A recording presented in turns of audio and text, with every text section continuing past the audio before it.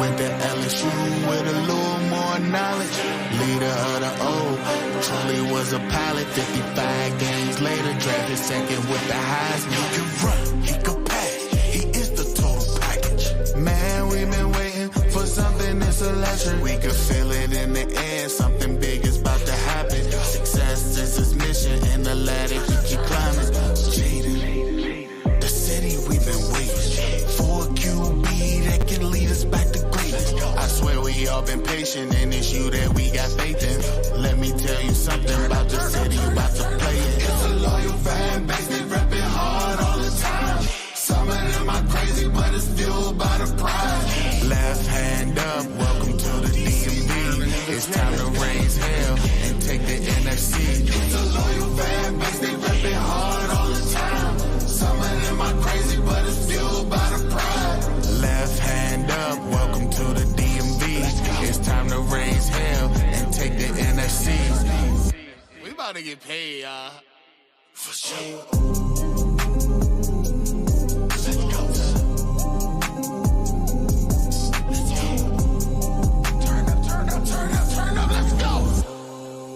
See That Your Feelings show is brought to you by Rude HVAC Equipment.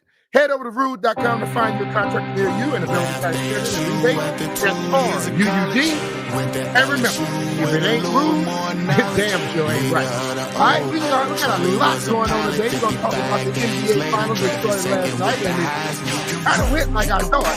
But we're going to see if that can happen like that for the whole series. We can feel it in the air, something big is about to happen. Success is his mission, and the ladder keep climbing. And now Monday, I swear we all been patient, and it's you that we got faith in. Let me tell you something about the city you about to play it. It's a loyal fan base, they reppin' hard all the time. Some of them are crazy, but it's fueled by the pride. Left hand up, welcome to the DMV. It's time to raise hell and take the NFC.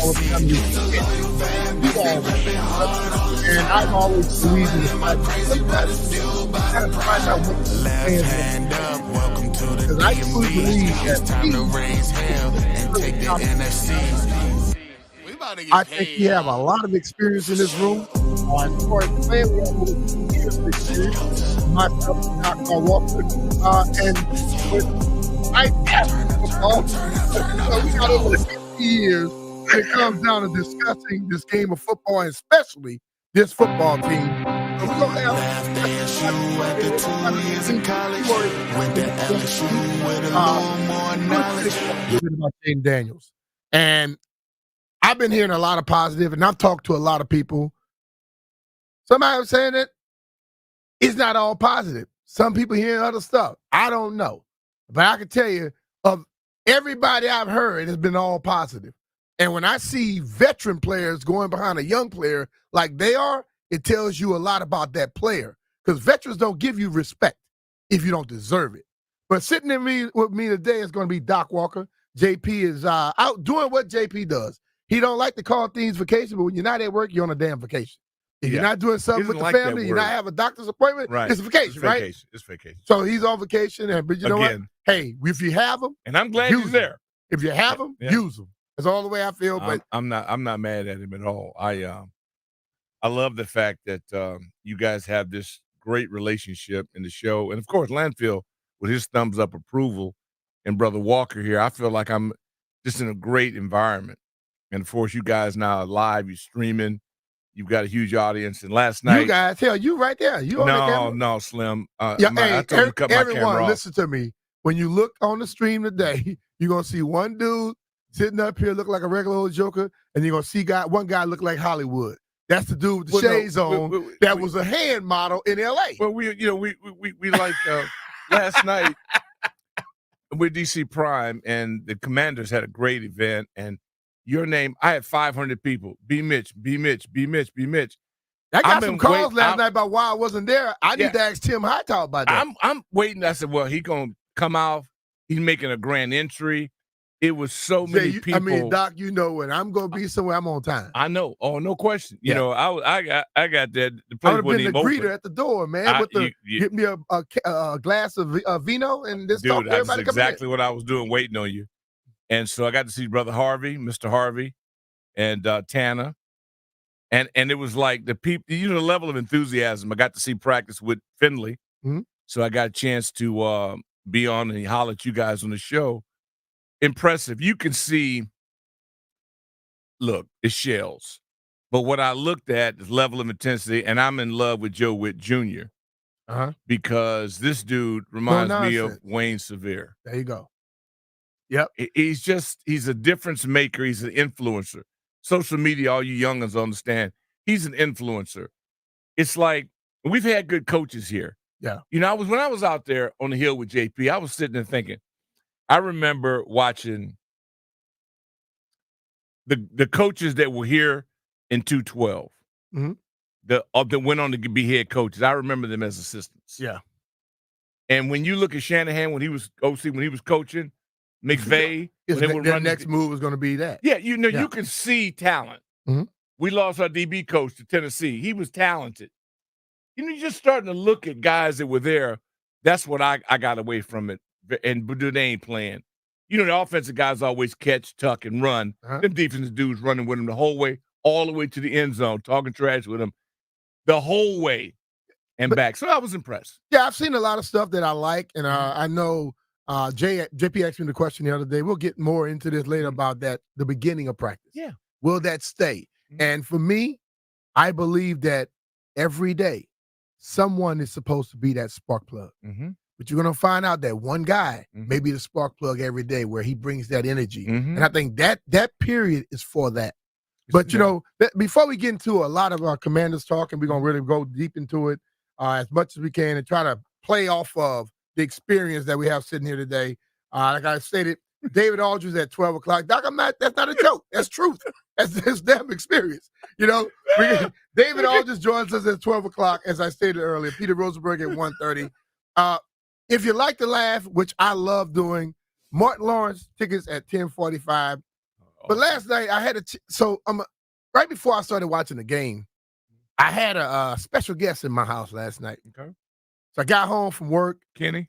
No. Okay. Little guest about this tall. Name is Bryce Mitchell Matias. Lil B. Mitch. Oh. So it was my first time actually physically holding my grandson. For the first time. Bro, let me tell you one thing. Donnie Simpson told me, bro, grandfather love is more than anything else in the world. Now I was like, yeah, okay.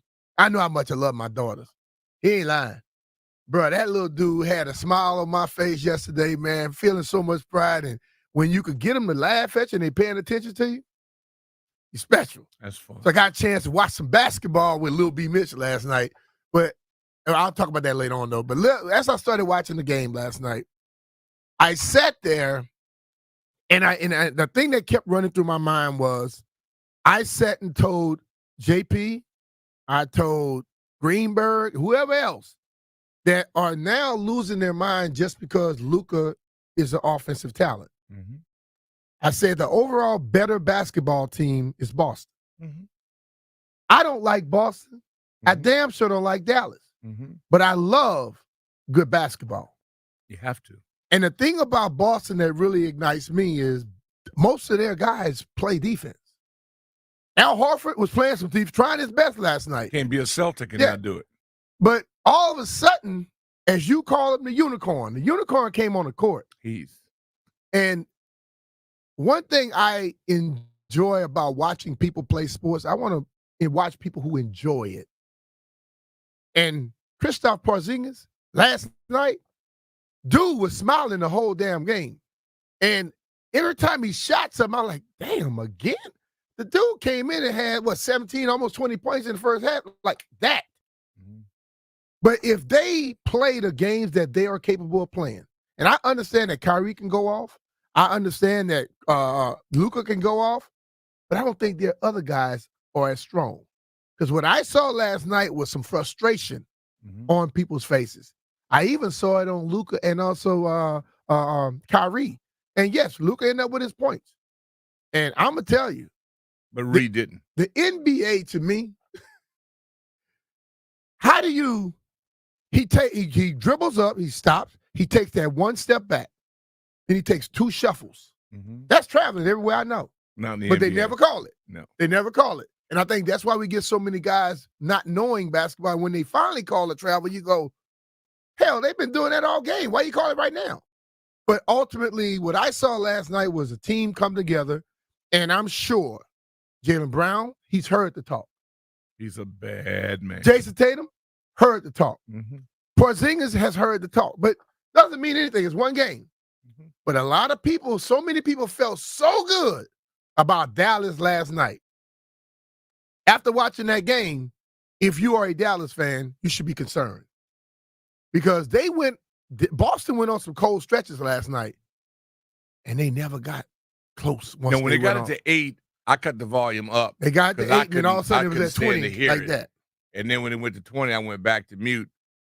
And my phone, because I forgot, Doc. Austin's You're a Lakers fan, so you probably cheering for Dallas last night. No, I wasn't cheering for. I'm not hating, but Austin, he's a Celtic fanatic. Oh, your son, I got it. So he's sending me Porzingis pictures, and what I do is I send him the logo of Dallas. So the whole time, but I told him, congratulations. I want to see good sports, and that was Porzingis. His enthusiasm defensively, how could I hate? When old guy came down and was finna go to flush it, and I was like, he about to get flushed on. He blocked that. How many blocks he had last night? 4 or 5? Yeah, he was Man, a terror. And the Bruin Holiday, he had 3. And 3? And White, he altered some others. Yeah, no, yeah. They put on a display at the Garden. And if you like competition, you can't hate on that. That was an exhibition, man. That was fantastic. All right, so if you want to look at a big 3, we're gonna go Brown. I'm gonna go 3.5. I'm gonna go Brown. Hell, we gotta go. You're gonna have to go 4 because let's look at their starters. Jason Tatum last night had 16 points. Yeah, but he had 11 rebounds, 5 assists, and he was playing some D. Okay, mm-hmm. He had some turnovers that they have to correct down the stretch because he seemed tight. Mm-hmm. Let's go, Jaylen Brown. Dog. 22, 6 and 2. Mm-hmm. He had 3 steals. All of them he stole from Luka. Mm-hmm. Okay? The dunk was just stupid. Oh, bro, he goes at him. Mm-hmm. Horford, 10, 7 and 3. Mm-hmm. Holiday, 12, 6 and 5, but pure canine. Was more important on the defensive side. Mm-hmm. White gave you 15, and your 6th man coming to give you 20 and 6 with the 3 blocks on top of it.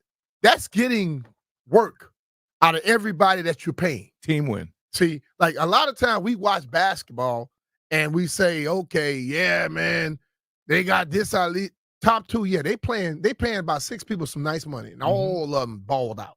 Yeah. Yo, remember we were talking and I was like, it's that well-oiled machine. Mm-hmm. You ever had an old car and then you give it that oil change and then it's that high mileage and it just take off? Porzingis was that high mileage added to the oil change. So I sat there last night and I can't wait to ask David this question. I asked this yesterday. I forgot who we were talking to basketball yesterday. Does he have to be healthy for them to win? I think if he's healthy, it's automatic Boston. If he's not, that's a problem. Because I believe that he is good enough and talented enough on both sides because he gave, what's the dude with the crazy hair from Dallas? The Dookie.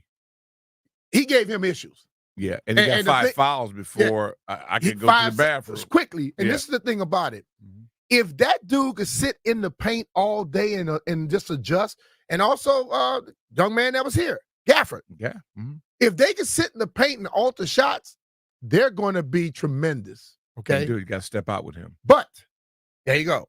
He brings you from that damn. And I don't know how good they are covering somebody outside. But the thing about Porzingis, he pulls up on any damn body. Anybody. He was 7'4". He pulled up on any damn body and just let it go. So last night was what it could be. But we know one thing about it. Luka not gonna die. Kyrie not going away. They coming. They'll be back. They coming. But they're going to have to get more out of their other guys. Automatically, we know Luka and Kyrie going to give it to us. Mm-hmm. But they're going to have to get more out of the other guys. And this is when team begins to show up more. What you're getting from the other guys. That's what That's Shaq gonna make said. a difference. Shaq popularized it, but it's like being on the road. When they go home, they'll show. They have got to play their behinds off. Because you can't go back to Dallas down 0-2. Not with the alien back, healthy. Mm-hmm. It could be trouble. I'm not looking for a sweep. I need 6 minimum. Well, I just for the entertainment. Listen, this is what I believe. If you're in the NBA and you're in the finals, if there is a sweep, then you need to adjust the way that you seed the teams. Because it should never be a sweep in the damn finals. I agree. See, I just listen. Basketball, the talent is there on every basketball team. And I believe that sweeps should never happen in the finals. Unless the referee messes up. Yeah, after last night, we have to stop the whole Boston. I don't know if they're battle tested. I don't know if I didn't say that. Too weak. No, not you. I'm just saying the conversation that's going around because they showed last night they came ready to bump and it showed. I was scared to take Boston -6 yesterday because I thought it was going to be a closer game. They came out there and bumped and made Dallas, right? You didn't see Porzingis. I took Boston. Okay. But you didn't know what Porzingis was going to bring. He's like a tire. Until it blows, you don't know what's going to happen. Yeah, he was better than I thought he could have been. We talked about Porzingis. Mm-hmm. Don't forget White. We talked about White. White ball bandit. Since that boy shaved his head. Yeah, Brown. That look he had was But terrible. I think the most important person on that team may be Holiday. Oh, reason is Bruin is down the stretch. Solid. He is not getting flustered. Mm-mm. Down the stretch, he's slowing it up. He'll do that little hesitate, take it to the hole. He can body. He can shoot threes. Mm-hmm. He plays D. Mm-hmm. So you got a guy who's battle tested on both sides, both ends that can get it done. Mm-hmm. So I mean, what you're seeing is they have multiple guys who can get it done. Mm-hmm. And let's be real, Kyrie has gotten it done. And Kyrie is that guy where if he comes in mentally ready, he's good. Big if. But he can be off at any time. He's an alien. Oh, he's I don't even know what you call him. But it's one game. Yeah. And we all know it's one game. See what he did to Hartford on the baseline. See, JP lucky I didn't take that bet last night. He'd be owing me some damn money. But I wanted to let him off. He tried again. I'm going to take it. I'll start being his bookie for him. Because he likes JP ever win? See, this is the thing. He likes to zag. He likes to zig. When you zag, he wants to zig. Yeah. And a lot of people, like, the gamblers, this is what I do. If you're so great at it, and I'm not just putting this on JP, I'm talking everybody that like to gamble, about how good they are. Mm-hmm. Kevin been doing it for years. Oh, yeah. If you're still going to a job every day, you ain't that damn good at it. Let's be real. But they're also addicts. You fluctuate back and forth. Yeah. Now I would think most guys who think they're good probably even throughout. Yeah. Or they probably down 100 or 100 They to wouldn't 1,000. care because they're doing it because they can't stop. But see, when I hear people tell me, this is what the bookies want you to think, this is what Vegas wants you to think, I laugh my ass off. Because what Vegas wants you to do is just make sure that they keep making money. Exactly. And if everybody in the house, one thing I know, when I played CeeLo, I was the house. The house never loses. Right. You might lose to a couple people, but in the way the rules are set up, the house is going to win most of the time. Mm-hmm. That's why. Lanford, you been to Vegas? You've seen pictures though. Doc, you been? I know. Jeff, been to Vegas? Yes. How big are their houses? Well, the ones I seen was like no. I'm talking about those hotels. Oh, every one of them are big, huh? And they get bigger by the year. You know why? Because you think you beating them, and every time you get them a little cheddar, they take their money and they keep running. Tropicana. I was there. Really, the first time I was there, the Tropicana was big. You look at the action, how it's grown. Sammy Davis Jr. First time you went to Vegas, Tropicana was the big hotel? Oh, yeah. What Rat year was Pack that? was 52 there. or 65? No, I mean, no, come on. It was You 70s. saw the Rat Pack? I didn't say it. You said it. I'm just telling you. You saw the Rat Pack. Frank Sinatra, Sammy Davis Jr. and them dudes in that run. Now, I'm a teenager. I didn't get in, but they were there. Listen, bro. At some point today, I am going to pull from you some of that knowledge because Well, I love old Frank. Vegas. I loved it. Sammy. Sammy, but guess what? I never was around when they were performing. Well, no, you weren't around Vegas. because you might have been born then, but I'm just telling you. That's what I'm just saying. That's why I got to pull from that. And okay, this is not being funny. This is truthful. truthful. Yes, it is. It's Dude, always about first that. First of all, hey, you hear me talk a lot about the uncles and the old dudes. I learn a lot from people, and that's my thing. Look, the thing is to have seen the power of that group in old Vegas, which now it's still viable. Oh, the old horseshoe. They still making money over there. Still making a ton over there, you can go get you a steak and lobster dinner for about $15, $20. That's right. So the old part of Vegas, it was some good memories. All right, it's me, Mr. Finley here. We're going to take us a quick break. Louis Riddick talked a lot about Jaden Daniels. We're going to listen to the clip and talk about that a little bit too, because what I've heard, and this is what you want to hear. When you have a young quarterback come in, you want him to be a guy who's willing to work. You want him to be a guy that can influence veteran players. Yep. I can think back to being in the 9th grade and becoming a starter on my varsity team. I thought it was the 5th. No, 9th grade, fool. And when you step in that huddle, you can't step in there scared. And that's the same thing he's doing right now at 22, 23 years old. He got some 30-year-old and older looking at him, and he has to be sure of what he's talking about. Well, listen to Louis Riddick. Give you all our take. 10:45. Make sure you remember Martin Lawrence tickets. Be Mr. Finley, 106.7 The Fan. We'll be back.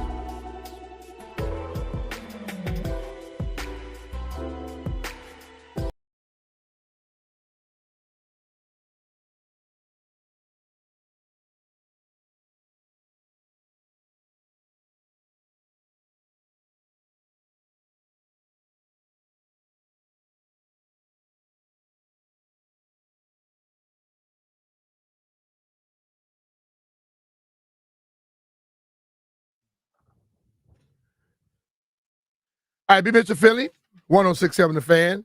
Sitting in with me today is my guy, Doc Walker. And, we talk a lot. As JP say all the time, this show we discuss a lot of football.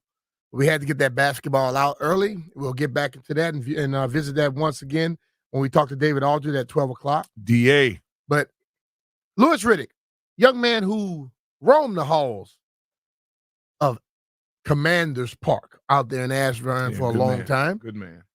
Louis Riddick is now on ESPN, and he does a lot of talking. When I think Louis is one of those guys who is kind of no nonsense in the media, where a lot of people in the media, they try to drum up controversy with clicks. Louis basically tells you exactly what he thinks. He played this game. He was on the management side. Now he's talking about it.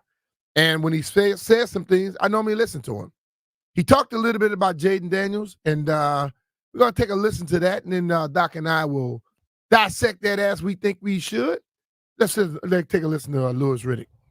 Look, it's hard not to get super excited, Kevin, about Jaden Daniels, and I think everyone knows how I feel about him and how he accepted the challenge at LSU, mastered it, became the Heisman Trophy winner. He's going to accept the challenge now of playing on a football team where 3/5 of the offensive line is going to be new.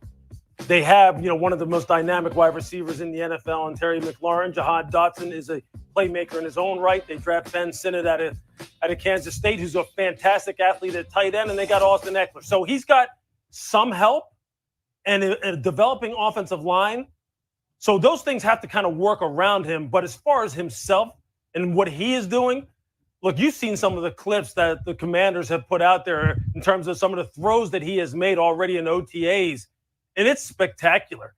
And I've had correspondence with people down there who have said, look, very rarely does the ball hit the ground. He puts the ball exactly in where it needs to be put. He can throw with touch. He can throw with velocity. He is a student of the game. And he is someone, I think most importantly, Kevin, that the players will gravitate towards already. They want to be around him. They want to be accountable to him. They want to do better for him. That's pretty damn cool. He is going to take that town by storm as everything else around him grows along with him. I have 100% confidence in that. That's Louis Riddick talking about Jaden Daniels, and I am on the same side as Louis Riddick, and I'm going to probably tell you the reason why I'm there. We automatically know the guy has talent, okay? And all the things he talked about are surrounding Jaden Daniels with the offensive line is learning. Okay, cool. Yeah, he has weapons. I'm not saying they're the best weapons around the NFL, but he has some weapons that can help him out. Mm-hmm. But the one thing that he said that I am amazed, that I love when they talk about young players is SOTG, student of the game, okay? Most young guys come in his position where he was drafted, think they know every damn thing. I'll give you two people. Michael Westbrook, when I was here. Yeah. Robert Griffin III, later on. Yeah. But Robert had an unbelievable year that year. But that took his mindset of thinking, I know everything, even farther. Mm-hmm. But Jaden Daniels is a guy who came in with I'm willing to learn, and I'm going to show my teammates. Mm-hmm. And I think at a quarterback, I'll give you a guy, Brett Favre threw more interceptions than anybody in the NFL. But when people talk about Brett Favre, they praise him. His teammates loved him. Why? He was working his ass off. He was a guy that did not go around with the quarterback mentality like, oh, I'm better than everybody. He'll get in the face and he'll fight people. Tom Brady, you can hate him all you damn want. Tom Brady was loved by all his teammates because Tom Brady was in there first. He was the last person to leave. And on the football field, you knew he was going to be prepared. That is what this young man is doing. And the thing that kind of pisses me off when I hear folks, because he had an incomplete pass or he threw an interception in practice. Patrick Mahomes does that too. Joe Montana did that too. Mark Rippon had one of the best years ever, did that too. But this is the time you learn and you try to get better. So if you're going to start judging a young man in his rookie season because he threw an interception in OTAs, then you're a damn fool and don't understand football. And if you feel a little some kind of way because I said that, Scarlet Dog will holler. So learn some more about your craft. But the ultimate thing is he's learning now. And when he makes mistakes, cool. But when he does some things that you don't expect the young guy to do, you got to get praise for that. And that, I think, what Louis Riddick is saying, that, yes, gonna have some growing pains. He got some people around him that can improve, but he has the right makeup of a person that can be successful in this league. We don't know if he will be or not, but why am I going to start trying to knock him because he hadn't done nothing to be knocked yet? Yeah, I would rather see my quarterback stressed in practice and not the game. I'd rather have 14 people on defense against that kid in practice. That might be a good thing to do. That yeah, because I want the environment to be more difficult for him, so the game is easier. I was impressed with what I saw, in that they are stressing you doing actualities, distance, time, under a clock, red zone, situational things, and with the clock running. The more I was impressed that they could implement that much this early, because you want to test them mentally. You play quarterback. Who's the one person that they need to have to be able to do that, to be able to implement it early? Yeah, because he will limit.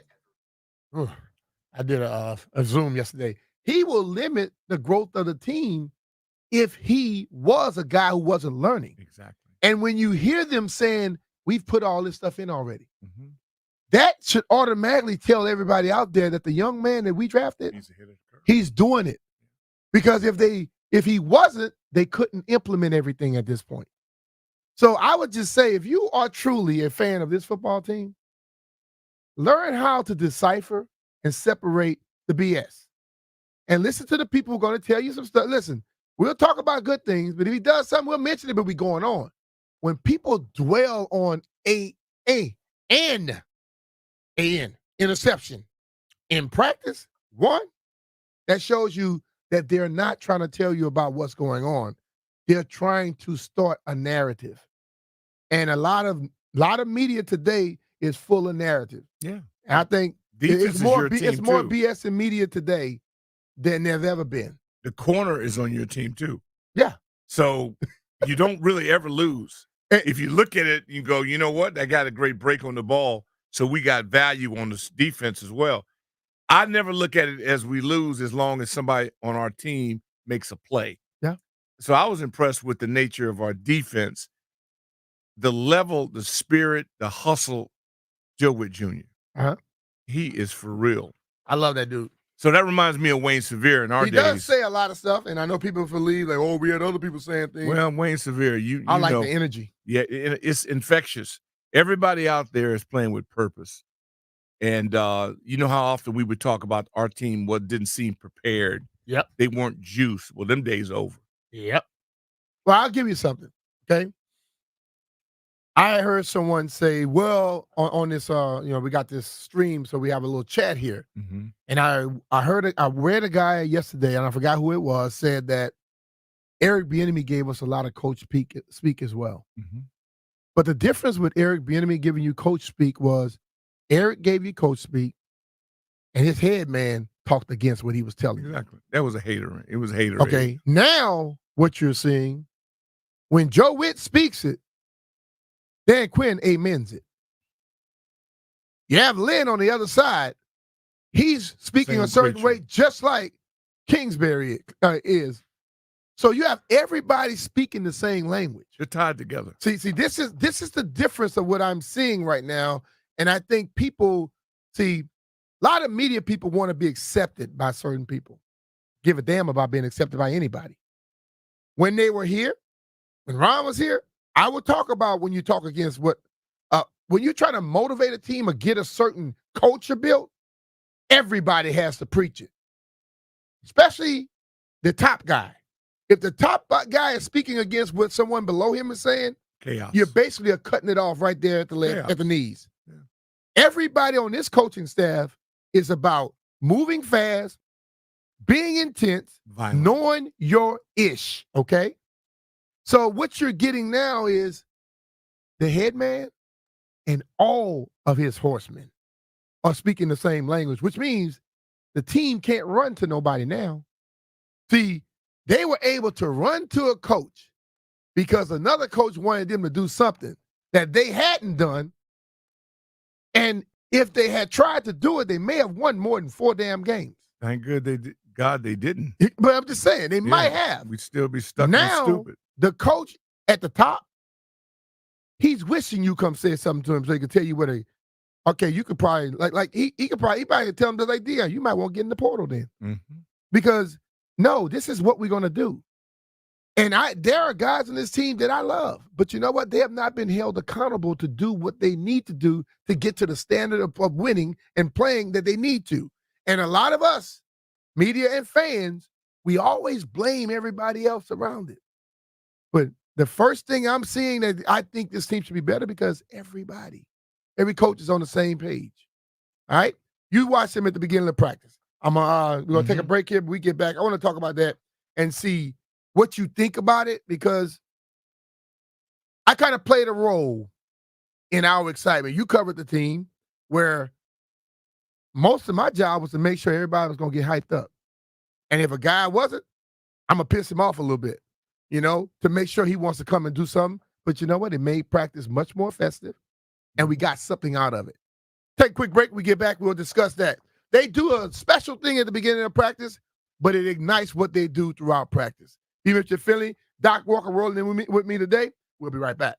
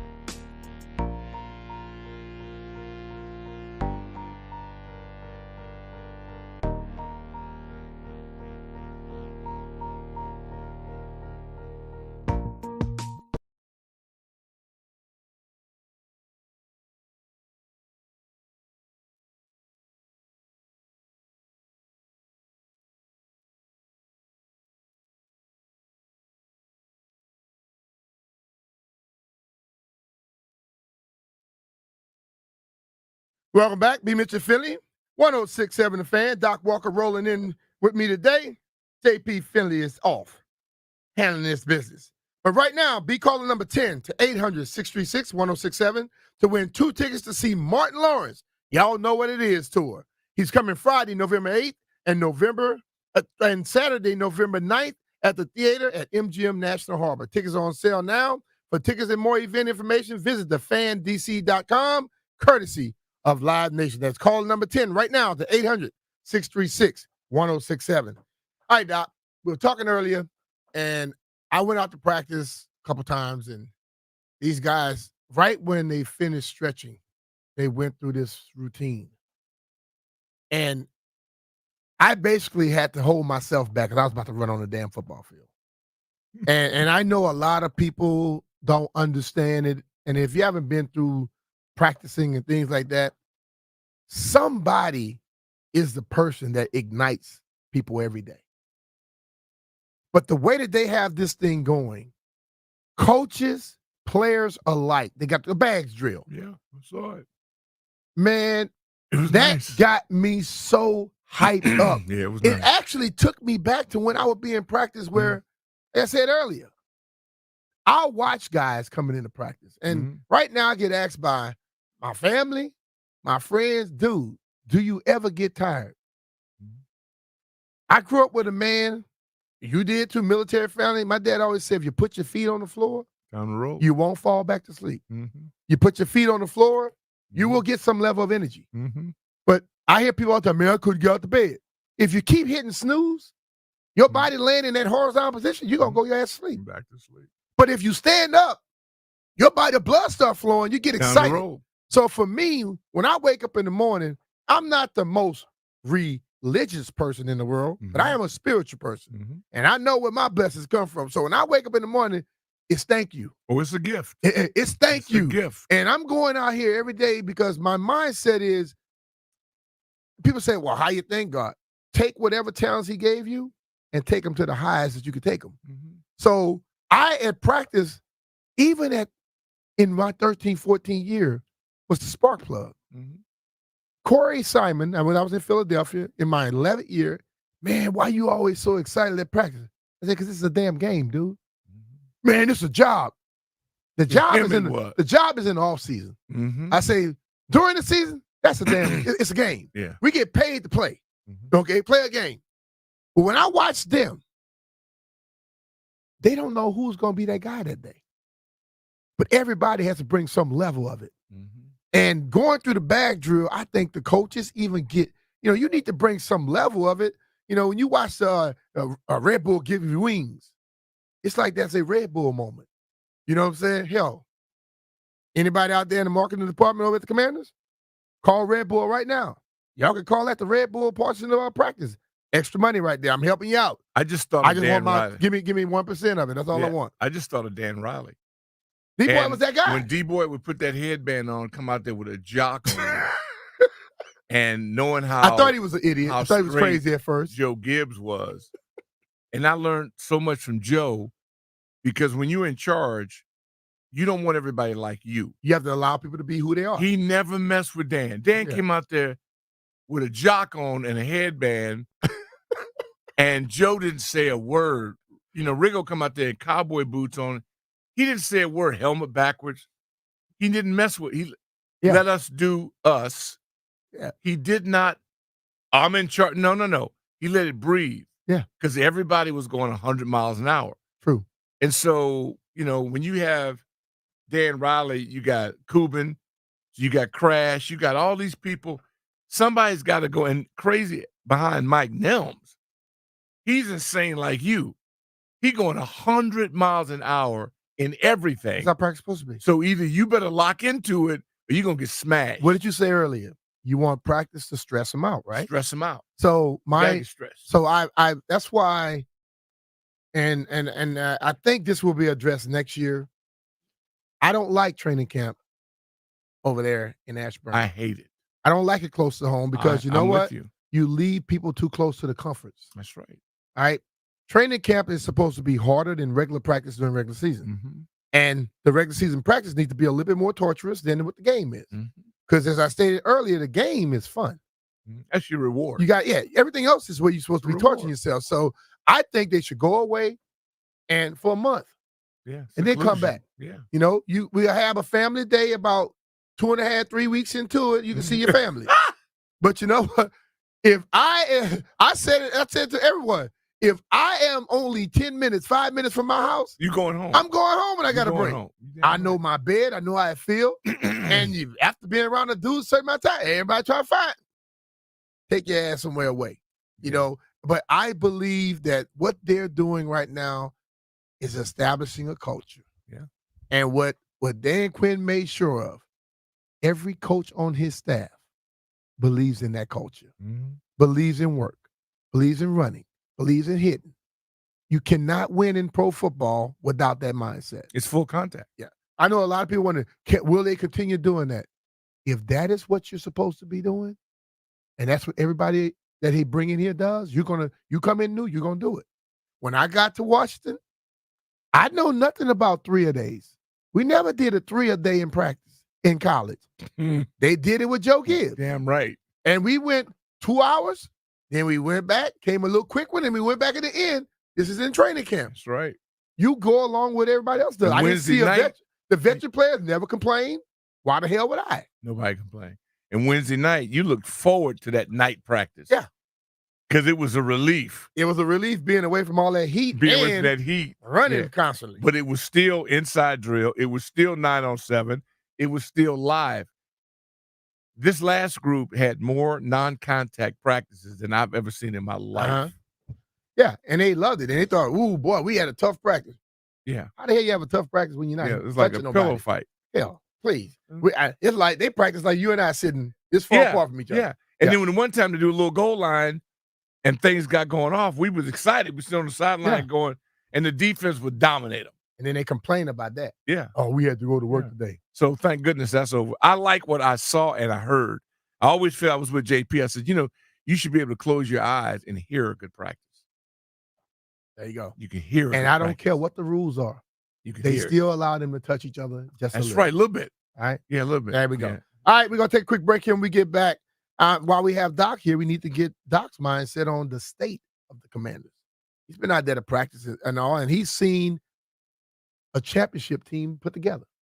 You've experienced it. You've seen it. I covered your team. Do you think some of the stuff that is going on now can enable something like that? I'm not saying we'll make it happen. No. Can enable. Right. All right, but hey, it's Brian Mitchell here. And I know a little something about performing at the highest level. On and off the field, I've always demanded excellence. And if your HVAC system is less than excellent, you need Rude. For over 100 years, Rude products have been manufactured to the highest quality, and they have some of the best warranties in the business. So stay cool this summer with the help of Rude. You can live in complete comfort knowing Rude always provides trusted, long-lasting solutions. To find your local Rude contractor and get a free estimate, go to Rude.com. That's RUUD.com. And take my word for it. If it ain't Rude, it ain't right.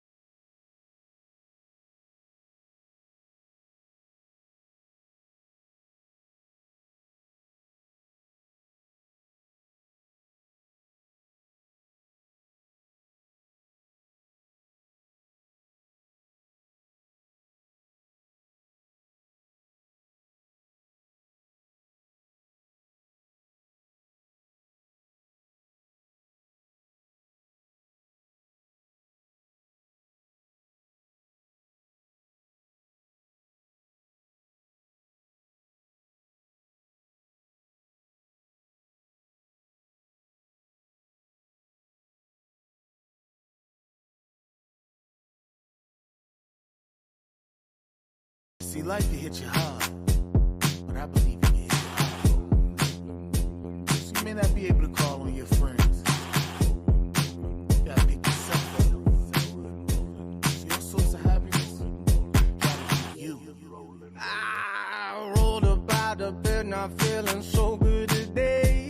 My job is cutting hours, bills gotta be paid. Oh no. Just keep. Oh no. Just keep. Just keep. And then I realize that it's all in my head. Life is what you make it. You can die when you're dead. Come on. Live on.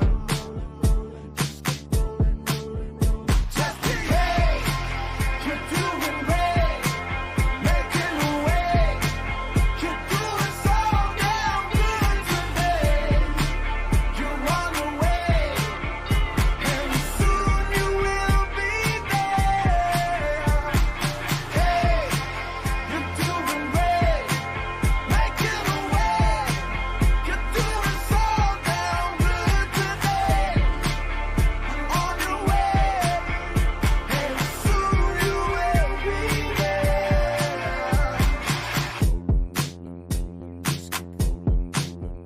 Just keep rolling, rolling, rolling. When it comes to my life, I'm the one who's in charge. Try to level up my class, cause I wanna live large. Come on. Live on. Well, the dealer's passing cards, I got one up my sleeve. They're surprised I'm winning hands, cause I make it look easy. Come on. We live on. Hey, you're doing great. Making a way. You're doing so damn good today. You're on your way.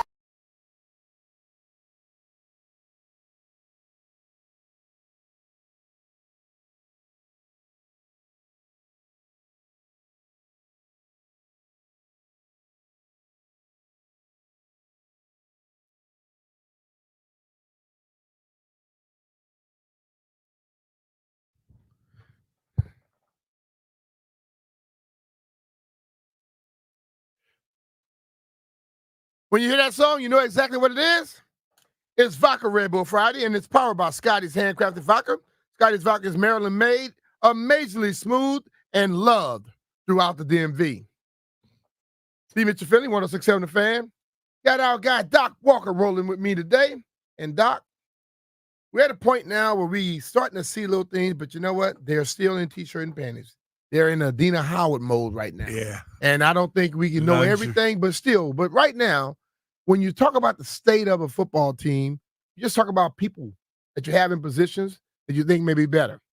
I ask you this question. Is this football team at this moment better than they were last year at the same moment? The t-shirt and panty stage.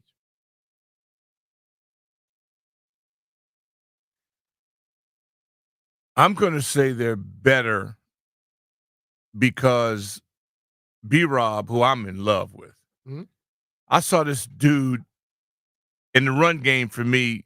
I think their ultimate success is going to be how they run the ball better than they've run it. Okay.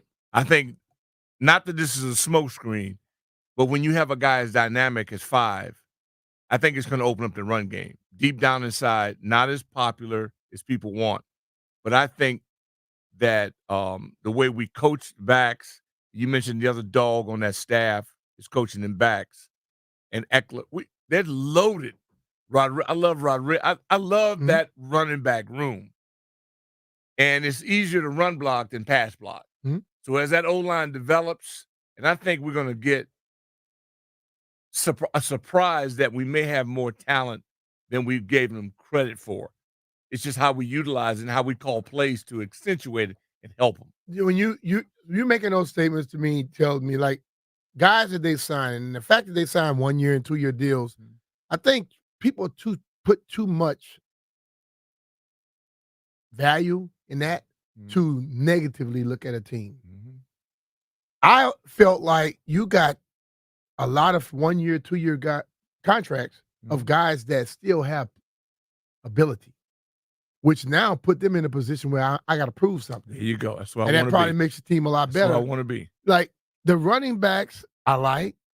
Linebacking core, like. Oh, yeah. You know, offensive line, when Landfield sent me this thing yesterday, we'll get into that a little bit later on about the ranking of our offensive line compared to a lot. It's not great, but it's better than some offensive lines that I look at and I think they're very good. Yeah. And, you know, and it's one person's opinion, but we'll go through it.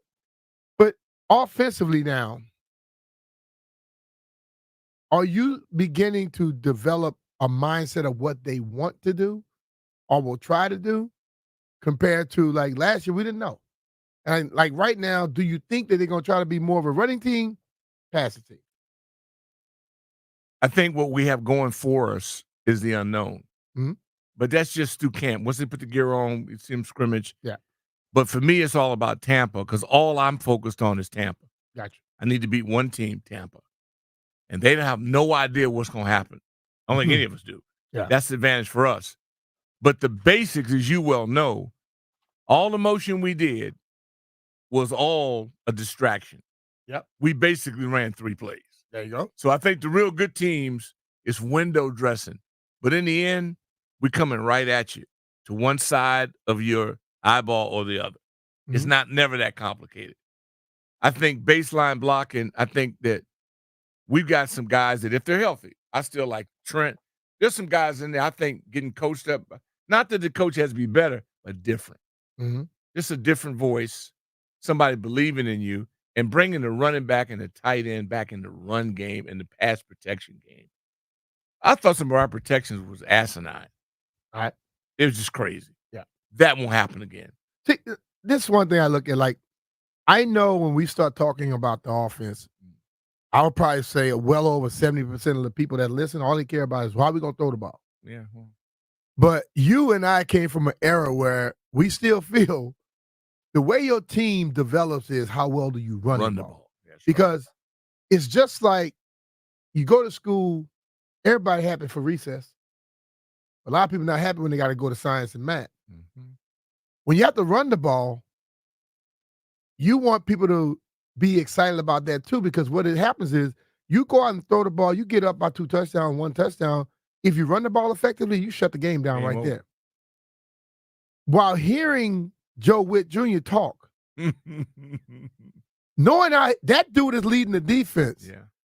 See, most people hear that and they just get excited about the defense. I get excited about the offense because I know that you have to match that intensity in practice. So the offense, like you said it, when they went when they used to go 9 on 7, the defense whooped the offense ass.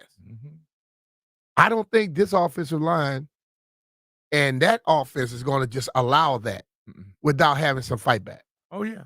So the offensive line gets better, which in essence make the defense better. I mean, the offensive make the offense as a whole better. Yeah, and whenever your quarterback is a threat to run, he don't have to run, but he's a threat to run. Your offense has a chance to be, just like Philadelphia is so dangerous. Yeah. Because you mess around and not account for him, you in a world of trouble. True.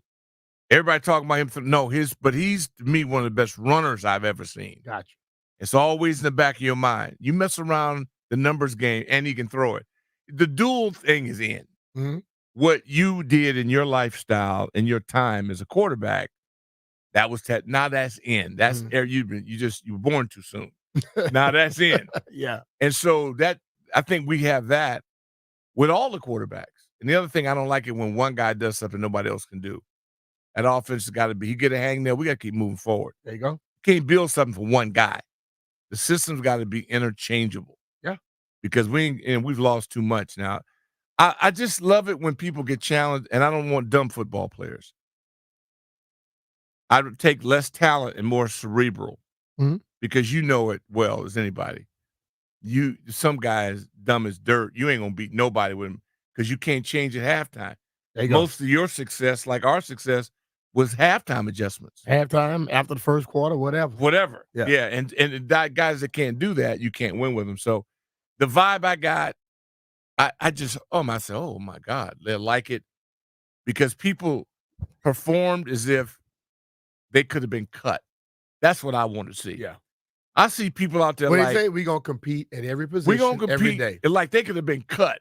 Mhm. I need to see desperation, not taken for granted. We had guys, I'm getting the bag, running around like they had already done something. They ain't won nothing. Mm-hmm. That's done. I saw hungry. I saw, man, I want to make this. Yeah. Like it used to be. Tight end position is now as glamorous as any position in sports. Mm-hmm. They brought in Zach Ertz, a guy who has experience. Great field. And based on watching him out there right now, running around, he seems to be healthy and whatever. Mm-hmm. They drafted a kid with 4th-round Senate. Mm-hmm. Love him. They have other guys. I loved them in college. From last year who has shown they could be very good in practice. Mm-hmm. Never get to the games. Mm-hmm. Do we have enough at the tight end position to make this offense sexy enough? Yeah, like you know, they'll have to be healthy because, you know, it's going to have to be like back in the day when we used to say Stone Ages, you can't make the club in the tub. There you go. I love 80s. He's back. He's healthy again. It's whoever's healthy. Mm-hmm. It's a survival pool. We're taking the guy who's there and we're moving forward. That waiting on love the talent. I can't wait on nobody. In other words, it's time for him to take ownership of his own stuff and say, this is who I am. I'm going to do that. Because, listen, man, I don't believe, and I said every year that the players have to take ownership in this team. You got a coach, but it's not only his team. It's more your team than his. He got guaranteed money. He has guaranteed money, and your money depends on him. So you better show what you're about. Yeah. And I believe too many guys sit around and think that they are on scholarship, that they're going to be here no matter what. And even in college now, that's starting to be wrong. Well, that NIL is going to be a whole nother conversation because people are going to realize the thing that always blows my mind is how casual guys can be on a last place team. Yeah. Daniels is there first. Hell, he ought to be trying to move people out the way to get in the door. Yeah. Why is he the only? Why is one guy doing something on a last place team? That blows my mind. Everybody else should be doing it. There ought to be a traffic jam getting in that place at 6 a.m. Mm-hmm. So that's what I sense now. That urgency thing, man, that to me, one time I saw, I'm going, okay, that's clear. It's clear. The defense on the D-line, I think everyone is so concerned about who's going to be pass rushing. I think they have a lot of confidence in Allen and Payne. They draft Newton in the second round. He is a guy who everyone said had a first-round grade, but he had the little foot injury. That seems to be something that's going to be minor, not nothing serious. Go get it fixed again. Take your time. So not going to waste my time on discussing them. We've been discussing the D-line for the last 5-6 years. Yeah. But they improved linebacker and the secondary. Mm-hmm. What are your thoughts on those two positions right now? I think Wagner, he's as good as any we've had so far. And well, I think it's like your partner, coach. Captain. What London Fletcher brought, it's the second coming of it. There you go. It's a grown ass man who can still outplay you, and he's a coach on the field, and it's what Fletch. So I'm gonna show you what to do, then make sure you do it. Yeah. So you better beg him to play 2 years for you. If you can beg him to do that, you will be blessed by it. You got to hope he don't need this, but you can beg him to get 2 out of it. You'll be better off. The secondary over the last, I would say, 4 years, we've always discussed not being in the right place, blowing assignments. That's your fault. Not knowing what to do. You lost your best coach in secondary because you didn't know his contract was up. There you go. Now, they have a coach and also have Jason Simmons running the pass game coordinator for defense. Guys that have done some damn good things over the years. The last 2 interception leaders were with Dallas. Diggs had 10, 11. The next year, the other kid come back and get another. That's 10. all they talk about. Who can we make better? All right, Forbes. All of them. Everybody want to talk about Forbes' size. But if you have a talent level, your size won't be discussed. This guy was known as a ball hawk. We just threw him out there, and then when he didn't do well, we kind of benched him and act like it was his fault, not any of our fault. Can they make him get closer to what he was in college instantly than he was last year. instantly. Mhm. Because, there's a reason why Nick Saban coached secondary. There's a reason why all the studs in the game, they coach the secondary. Well, I know what Nick Saban said about Sanders-Field? Mm-hmm. Yeah, his Best favorite player in the draft. That's right. He's a little dude. And he went against him. He's a little dude. Dude, I love his excitement. Yeah. I love his intensity. Just being around him. We were at he the likes event with having him. fun, but dude can play some football. You saw it at the benefit that we were at with the Rocket School, prep school. Yeah. His body of work is already on tape. He's a champion. He earned the GOAT's respect on film and went against him. Yeah. And people were questioning here. My best coach on my staff defensively has got to be in the second. Pettibone. Mm-hmm. Defense, coach secondary. Mm-hmm. I can't experiment in the secondary. Only Especially complete in this day and idiot. age where the game is ran by the pass. Exactly. So I can't experiment with a friend of the family running that. I got to have the best I have. Yeah. Well, we lost ours. We lost them to another NFL team because we didn't understand contracts. Okay. It tickles you. Somebody think you're making this up. No. This all really happened. Totally. And so what I'm saying is that kid's been his size his whole life and done pretty well with it. Mm-hmm. He's going to be okay. I'm going to ask you a question because I had a young lady, Hannah Lichtenstein from the Commanders, hit me yesterday, and she's doing this special, this podcast they're doing, and she wanted to know about special teams. Why is it that we always talk about offense, defense, we don't get a lot of love when George Allen did it? Well, we talk special teams all the time. Joe Gibbs did it. Yeah. So she was asking those questions like, how would you fare in the new kickoff return era today? I said, I would absolutely love it. You'd kill it. Because I was able enough to get up to top speed quicker. And if I got through one line, I'm gone. I can break tackles. And it's going to come down to that. And she said, well, what do you think is going to happen with, I said, the guys that have always been serious about special teams, Izzo, who's their special teams coordinator now. You saw they coaching it. Dave Tobe. Oh, crazy. Anybody that John Harbaugh's on their team. Full speed. I say those teams are going to still be good because I was sitting here watching some tape last night of the UFL, and I'm watching the schemes. It's one wave. Once you through that wave, you can go.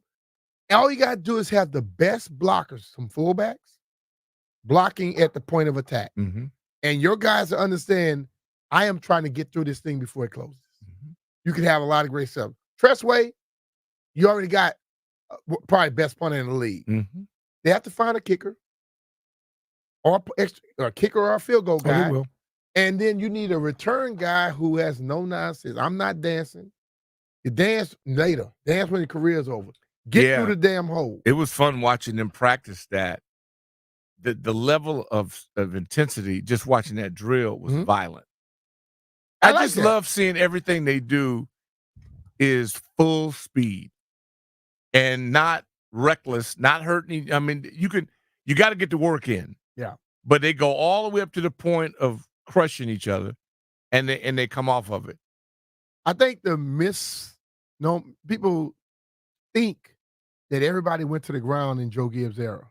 Right. He did full speed butt up. Yeah. Which means you wrap your arms, lift, and let him go. Good. They didn't take him to the ground. No. And that is still legal today.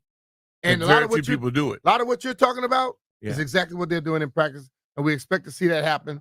I'll take us a quick break here. When we get back, we're going to talk a little bit about the offensive line rankings. And when I start thinking about good offensive lines, I think about running backs that get it done. Christian McCaffrey just got $19 million a year. You would think that his offensive line is exceptional. They're ranked 19. We'll discuss what the Commanders are ranked when we get back. But hey, it's Brian Mitchell here. The NBA Finals are here, and FanDuel is giving you a chance to win alongside the champions.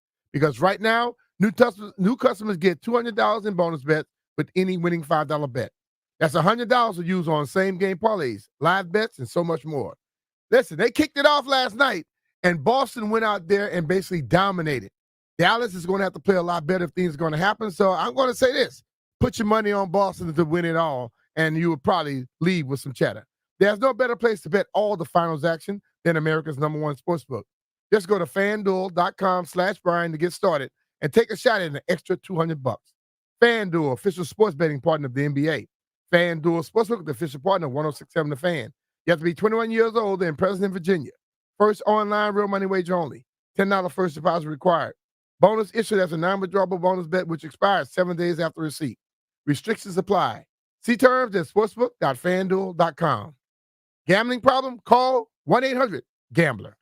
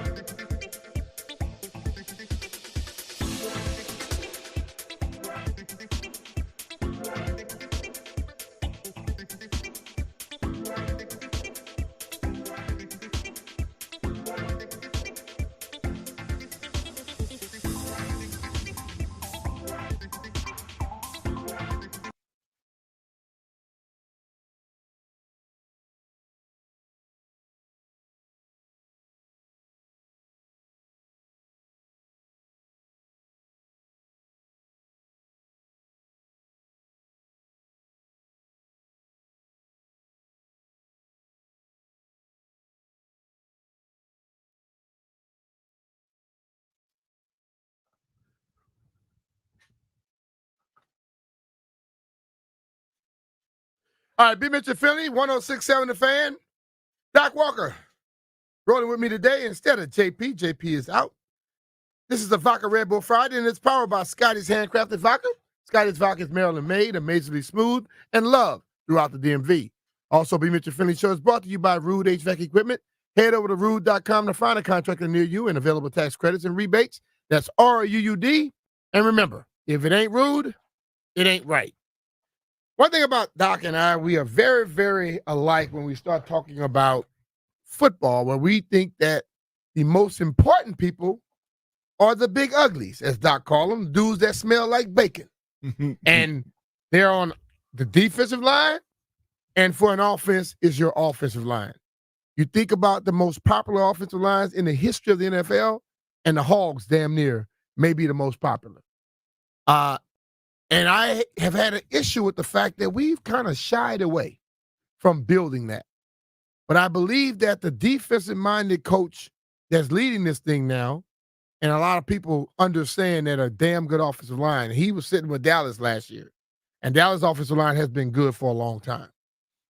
I mentioned before we went to break about the 49ers, and you look at what Christian McCaffrey does, you look at their Mr. Irrelevant quarterback and what their offense does, and all of that work happens because of their offensive line. Kyle Shanahan likes athletic offensive linemen that move around. They can get people out on the open space. You got Trent Williams, who will pick a guy off and one-on-one with a linebacker or a defensive back. Killer. Trent may get him. Killer. They are ranked 19th, okay? And when you start seeing like that, I'm like, okay, 19th out of 32, not exceptional, but they do have an exceptional talent on their team. They have other guys that play. And this is, as I stated earlier, this is one guy's opinion. It's not everyone's opinion. One guy opinion. And when you start to look at this, I automatically assume and had to start asking the question, well, where are the Washington Commanders? But I'm going to throw some names out there of different people, different teams, to see where they are and see what you think about it. So when you look at the best offensive line in the NFL, where do you think it was at? Best offensive line? Yeah. Besides Philadelphia. And I just think he's resetting himself, going all the way back on me. It's killing me. Best O-line outside of Philly. And Niners, Philly. The Niners are ranked 19th, as I said. Okay. I would say off the top, if not Philadelphia. Yeah. Since you threw out Philadelphia. Philly goes off the top of my mind, whether or not they produce they're that. ranked 6th. Okay. So closer than you may disagree with this person. Than Houston. the Detroit Lions. In Detroit, yeah. Right. Detroit is ranked number 1. Yeah. And I would have to say I would consider them top 5 anyway. Yeah. Because what they good. do as an offense running the ball and what they allow their quarterback to do, they're one of the top. Well, that's where their coordinator gets high marks from me. They undersold the fact that he had the number 1 pick in the draft as his quarterback. They always downplay that. But he is gifted, and I love the way he calls plays because he's hard to pick a pattern, him in a rhythm, because he thinks outside the box. I think he's excellent play caller, but he's also got great tools he's working with. Almost everybody that's really good has really good players. Number 2. Who would you think? Well, see, the Packers had a lot of people who had success that don't just come to my forefront are Green Bay. See, the thing about it is a lot of this stuff we're looking at, they're ranking the offensive line itself, not the team. And that's what I think where people will get a little confused by. And I always think, because I think the Packers run the ball well. I know they had success with the young quarterback, but they have a good back. I think of people who have a good back and commit to the run. That's good. That's good without giving that a whole bunch of thought. You said the Texans earlier. Yeah, Texans. Well, number 2, Cleveland Browns. And another one. Number 3. No one would believe it because Aaron Rodgers got hurt last year. Oh, yeah. The Jets. Yeah. But Aaron Rodgers got hurt because his foot got stuck on the turf. Yeah, not because his offensive line sucked. That's right. They're not 3. The best pass blocker, but they can run. They big old number lumberjacks. 4, the Atlanta Falcons. Yeah. That's because they added some people. Yeah. Number 5 is Indianapolis Colts. Another one. And if that kid didn't get hurt, see, I think he's not being spoken about a lot. He's 250 pounds. The quarterback. That boy is. He's an athlete. He's an alien. Yeah, Richardson. The Eagles are ranked 6th, and they lost probably the best center in the NFL. Mm-hmm. They have Becton and Malata. Left tackle. 2 of the biggest dudes you want to see in your life playing side by side. I saw him come through the park when he was a free agent. He was in Washington. They let him leave. I was sitting in the lobby that day. He bent. Malata. Yeah. He bent down and walked in the door, and I was sitting in the lobby, just sitting over there on my laptop. And I looked up and said, "Oh my God!" And they let him get away. He was in the building. Well, I'm trying to gradually get us to where the Commanders are ranked. Yeah, and I don't think it's where it should be or where it's going to end up. But it's better than the San Francisco 49ers. Believe it at that. Wow. If it's in the top 20, it's in the top 20. I'll just tell you. I'm stunned. All right. The Denver Broncos are 7. Kansas City Chiefs are 8. I can sit here and say I don't know really if they are 8th ranked, but I think they have a quarterback who gets rid of the ball so damn quick. It's like the Bengals. I'd be curious as to where they are, even though they played a lot of with the backup. Yeah. You named Green Bay. They're number 9. And Bakhtiari did probably play. I don't know if he played 2 games. He was hurt a long time. That's my point. All pro left tackle. Well, young man, Caleb Williams went to Chicago. They're number 10. They're surprising because they're not like a team that, believe it or not, that sucks. They got the first pick. They're going to be dangerous unless he's RG3. Yeah. If he's not RG3, they're going to be beast. They have receivers. They have running back. They got everything. The offensive line is there. Okay, this thing reset itself again. Get on back down here. Interesting. I gave you what I gave you last. I gave you Green Bay last, right? Yeah, Green Bay, Cincinnati. You mentioned. I'm gonna give you. I'm gonna go quicker with this. Tennessee is 11. Carolina is 12. Wow. After watching them last year, I think the guy might be a little something wrong with him because Carolina sucked last year. But that shows you how fine line. Yeah. Yeah, the Bengals come about, I think they were like 13 or 14. And that's with the backup quarterback most of the season. Yeah. You have not mentioned the Steelers. The Steelers? I haven't gotten to them. And only one team out of the Norris. I haven't heard you mention 13, the Ravens. The Raiders, 14. Yeah. 15, the Chargers. 16, New England. Wow. 17, the Rams. 18, the Washington Commanders. And this Top is 20. more like because Tyler, as Dan called him the other day, badass. I've been calling him that since day one. I didn't know that they called him that in Dallas. But be honest. They say he's going to be a lot better, and that should make them better. Mm-hmm. You have Allegretti, Mm-hmm. who's a maniac. Mm-hmm. Cosme showed you what he's capable of last year. Wiley. Yeah, and I think Lucas is good. I think Lucas is better to me than Leno was.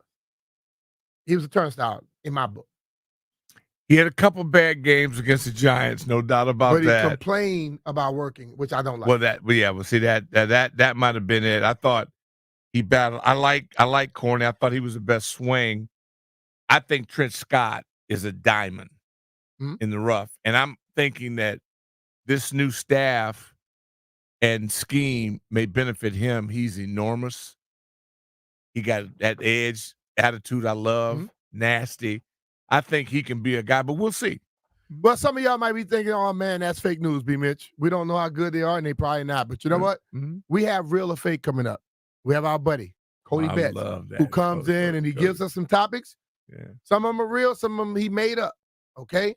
And he gets us a lot. He's good. Doc, you went perfect from 4-1. Yeah. Chris went undefeated. Let's see what happens today. Cody Betts joins us when we get back. Real or fake? B. Mitch and Finley.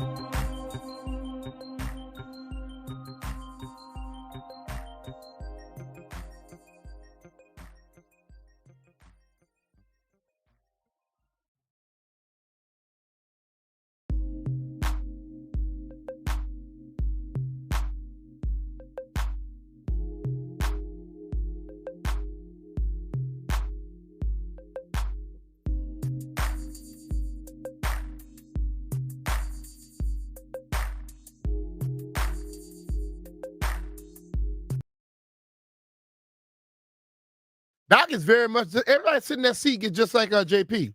They like to take their time coming back into the studio. Doc is having a conversation over there talking to everybody on the other shows. But joining us right now, as he does weekly, well, he's been doing the last few weeks, our buddy, Cody Betts, to take us on a real and fake journey. Cody, take it away, baby. What up? What up? What's How is happening? everybody over there? We good, man. What's happening with you? All right, all right. Is Doc there yet? Yep, Doc's here. 5 and 3D, brother. I had to go change all right. outfit for you. I had to get dressed up for you. All right, all right. So I'm going to give you guys some headlines. You guys are going to determine whether they are real or I made them up. Here we go. 74-year-old woman pronounced dead, found breathing at funeral home. Real. I'm going real. Fake. Fake. How can you be found dead breathing? Yeah. She was found dead, but once they took her to the funeral home, she started breathing again. Yeah, I don't know about that one. All right. All right. Number 2, partially nude man crashes into Martin County Jail, throws rubber snakes. Where is Martin County? I feel like that's an important question because if it's Florida, I believe it. I'm not going to disclose the state. I'm going to say yes then. I'm going yes on that. That's crazy enough to be true. Real for Doc, real for Landfill, Fake for Jeff. fake for Jeff. I'm going with Jeff on. No, I'm going with the other guys. Real. All right. Third one here. Scuba divers find 25 kilos of suspected cocaine in the Florida Keys. Real. I'm going Real. real because Real. they rushing from Cuba and everywhere else, man. Yeah, Gotta go real. real with that one. Real. What you got, Landfill? That one just seems so obviously true that I'm actually going to say fake. Here you go with that damn zig-zag and stuff. No, guess, I'm with, yeah. part of me wants to go with landfill, but that's just that's a layup. All right. All right. Next one. Pennsylvania crossing guard arrested, charged with supplying middle schoolers with narcotics. Yeah, crossing guards don't get paid a lot. That's real. That's real. I'm going real with Actually, that too. saw I'm that going story. real. I'm Everybody going real with that one. real. Oh, my goodness. All right. Next one. Colorado man's life saved after metal chain blocks bullet to the neck. Real. It Real. can happen. Fake. I don't buy it. I went real on everything. I'm going fake on that. All this stuff sounds like it could be real to me. It could Jeff, be where'd real, you go? but a bullet, metal chain, I go real. It can happen. Yeah. Yeah, it can happened one time to me. No, and I'm a joking. choke chain. Now, a bullet. All right. No. That's everything there, Cody? Yeah, that's all 5 of them this week. All right, Cody. So let's see what happened. You tell us what All was right. real, what was fake. All right. First one here. 74-year-old woman pronounced dead, found breathing at funeral home. That one was real. All right. I got that one right. Everybody else got it wrong. All right. Next one. Partially nude man crashes into Martin County Jail, throws rubber snakes, and that one's real because it happened in Florida. Yeah, of All course. right. I got that one. And Landfill got it. Doc got it. Jeff did not. I'm 2-0 right right. now, brother. I'm 2-2 too. No, you're not. Scuba divers You're 1-1. find 25 kilos of suspected cocaine in Florida Keys. That one is also real. I'm 3-0, baby. Yeah. That had to be real. You missed that one. Doc and Jeff got it. That had to be real. All right. Pennsylvania crossing guard arrested, charged with supplying middle schoolers with narcotics. It have to be real. It was real. Got to be real. 4-0, baby. Got to be real. Got to be real. Everybody got that one. All right. And then the last one. Colorado man's life saved after metal chain blocks a bullet to the neck. That one was real. Bam! 5-0. Damn, Defense. okay. We don't need to know what the rest of y'all were. I went all real, bro. So, Cody, you figure you'd just get us today when you throw it out there, but I did. That's the first time I've ever done all real. I thought I could get y'all. Hey, well, thank you. Because I good won. stuff, Cody. Anybody want to speak? That's good stuff. No, congratulations. I mean, I destroyed y'all today. I followed Landfill today. Doc was 3-2. Jeff was 3-2. And Landfill was 2-3. I was 3-2. You were 2-3. Mm. You went fake 3 times. It was all real. I feel like you're miscounting there, B. No, I think you can't count. I think you taking on JP's persona today. Might be. But Cardi, I'm still. Where do you find these stories, dog? How do you just find? I would love to hear. Because JP I need do to that. know what's your real reason that you are like. It's good stuff, man. You I are like intrigued by all this craziness. You didn't even have a freezer in here today. Right, you're right. So some of these actually people are starting to send them to me on Twitter, which is really cool. That helps me out find some different locations and stuff. But other ones, I'm just sitting on the internet, sitting on Twitter all day and just looking around. But if you don't want us to believe something, just don't get us stuff from Florida. Yeah, Everything that happened in Florida, that was good. everything from Florida, we all believe. Yeah. With the chain I love it. I love stopping what's the going bullet, on that down was, there. That was weak. All right, well, thank you, Cody, man. We appreciate Thanks, man. you, man. That was good stuff. Yeah. Have a good weekend, y'all. All right, that's Cody Best joining us on the BetQL guest line. Sports betting has come to Maryland. Don't place that first bet without checking with BetQL. BetQL analyzes every game to find you the most profitable betting opportunities. Get 3 free days of BetQL access by downloading the BetQL app or visiting BetQL.com. We're going to take us a quick break here, and when we get back, we're going to be educated a little bit because this man knows his basketball. David used to cover football as well. The dude knows sports. David Aldridge from, follow him on X at David Aldridge, DC. You can also follow him on The Athletic. Let's take a break, and we'll be back. Be Mitchell Finley, 106.7 The Fan.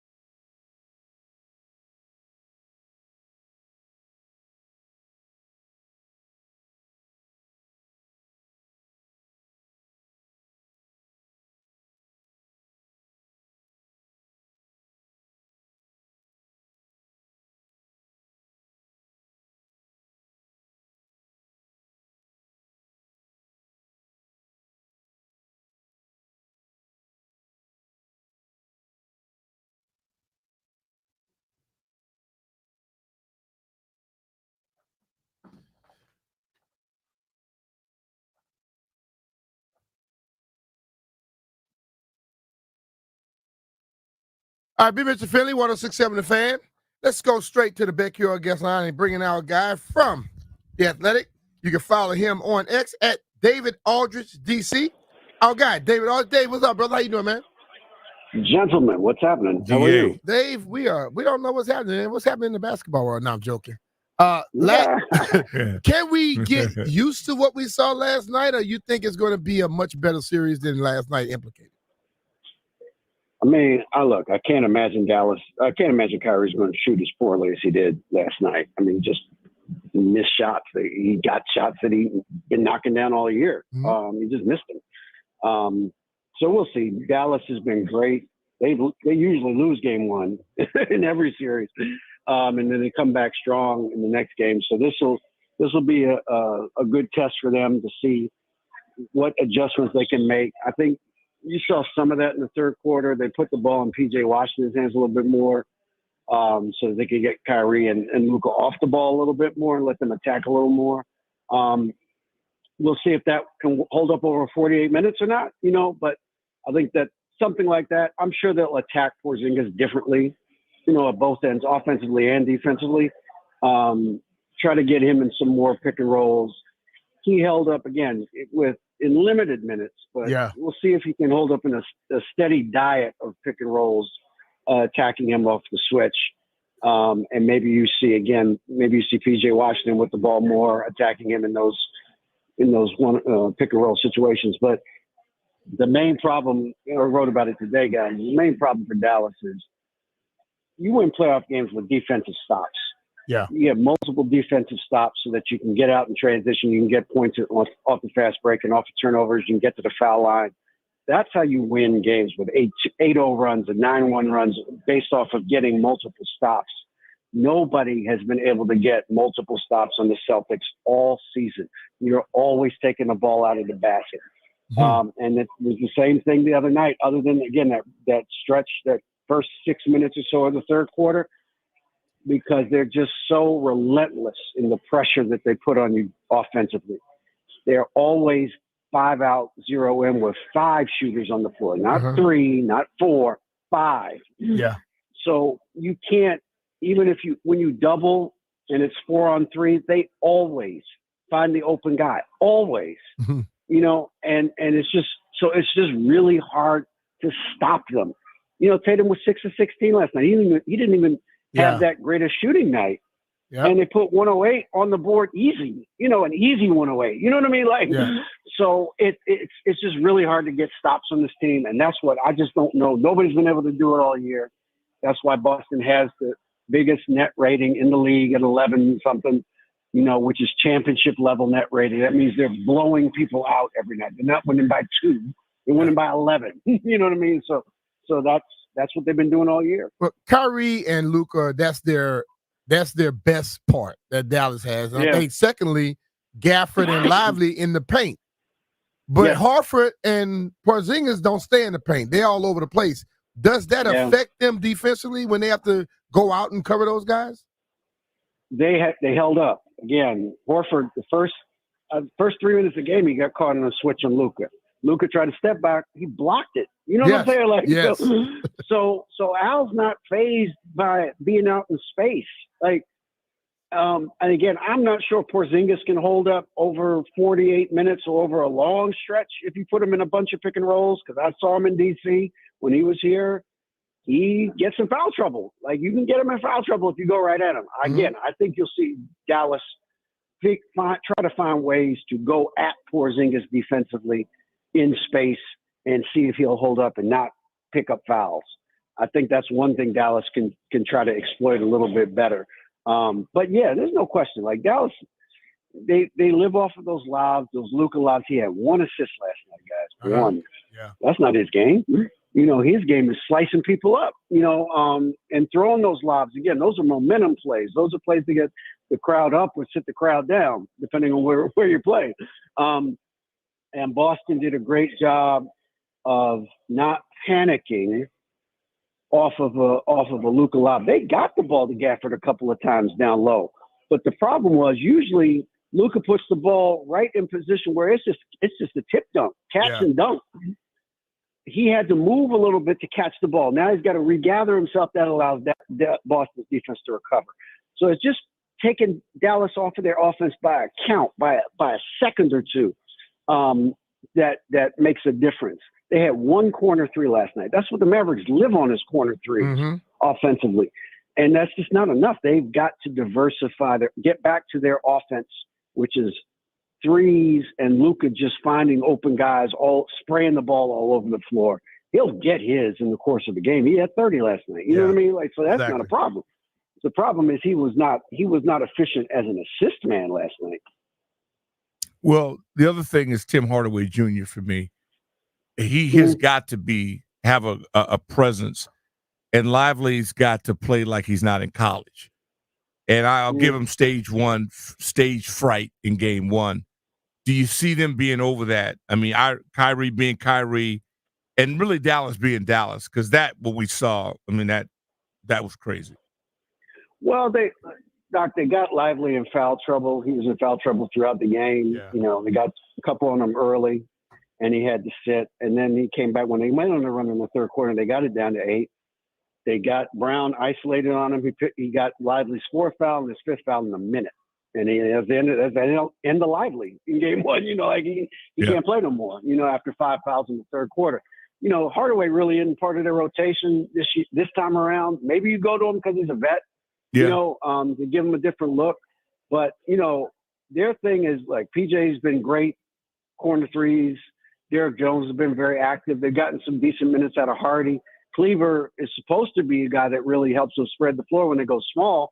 He didn't really do very much last night. So those guys have to do more. And if they don't, maybe they do take a look at, you know, go deeper into their bench. But they made Kyrie and Luka one-dimensional last night. They just made them scorers. Now, they're both great scorers. And again, Kyrie missed some shots he's not going to miss. Yeah, he's going to make those shots going as the series goes on. And that will impact the series as well. But Dallas is really at its best when those two guys are not just scoring, but also creating shots for other people. And they didn't do that in game one at all. But when I look at this thing, I think Boston is the better team. But if Dallas were to win the series, what would the narrative be? I mean, look, it would be a big upset. I think, you know, all due respect, Dallas has had a great run. They've been the hottest team in the league the last 6 weeks. You know, the trades, getting Gafford in Washington really impacted their season. Lively's been terrific as a rookie player. It would be a big upset because Boston's been the best team in the league all year. 64 wins. That's a championship level team. You go 64-18. And yeah, they've been lucky to a certain degree in the playoffs, but nobody cares.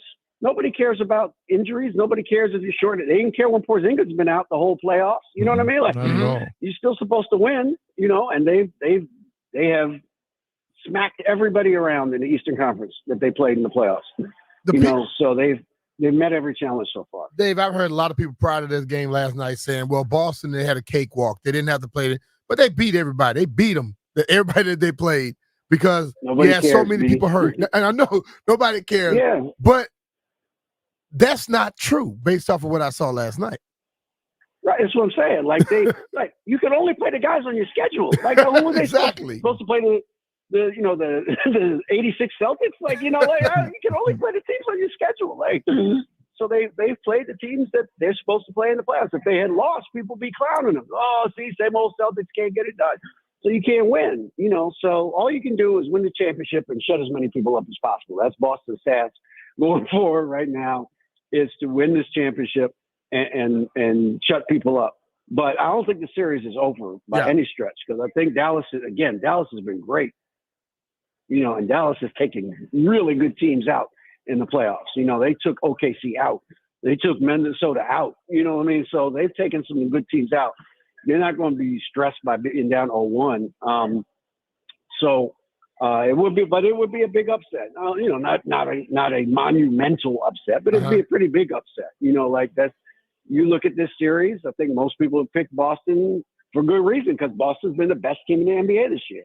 And usually in the NBA, the best team wins the championship every year. If they go down 2-0, Where do you put those percentages then for Dallas and for Boston as well?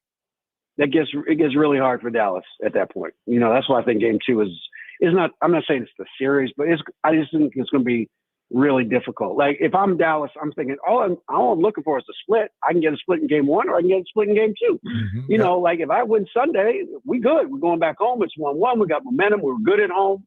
I feel okay.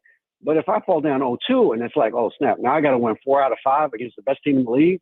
That's tough. Not impossible, but that's tough. You're asking a lot now, especially if they're playing well. And Boston again played very well in Game 1 last night. Other than that, like 6 to 8 minute stretch to end the first half and to start the second half, where they let Dallas get back in it. But other than that, they pretty much controlled the game. Yeah, this is where I really am anxious to see how Jason Kidd manages this team. I think he's brilliant. Also, with Kyrie making the comments, I honestly think he's so aloof that he didn't even realize he was saying, that place wasn't even loud. I don't even think he's conscious of what he's saying, nor do I think it will matter because he'll be in such a zone. I just think he's built for this to get through it, or he's not.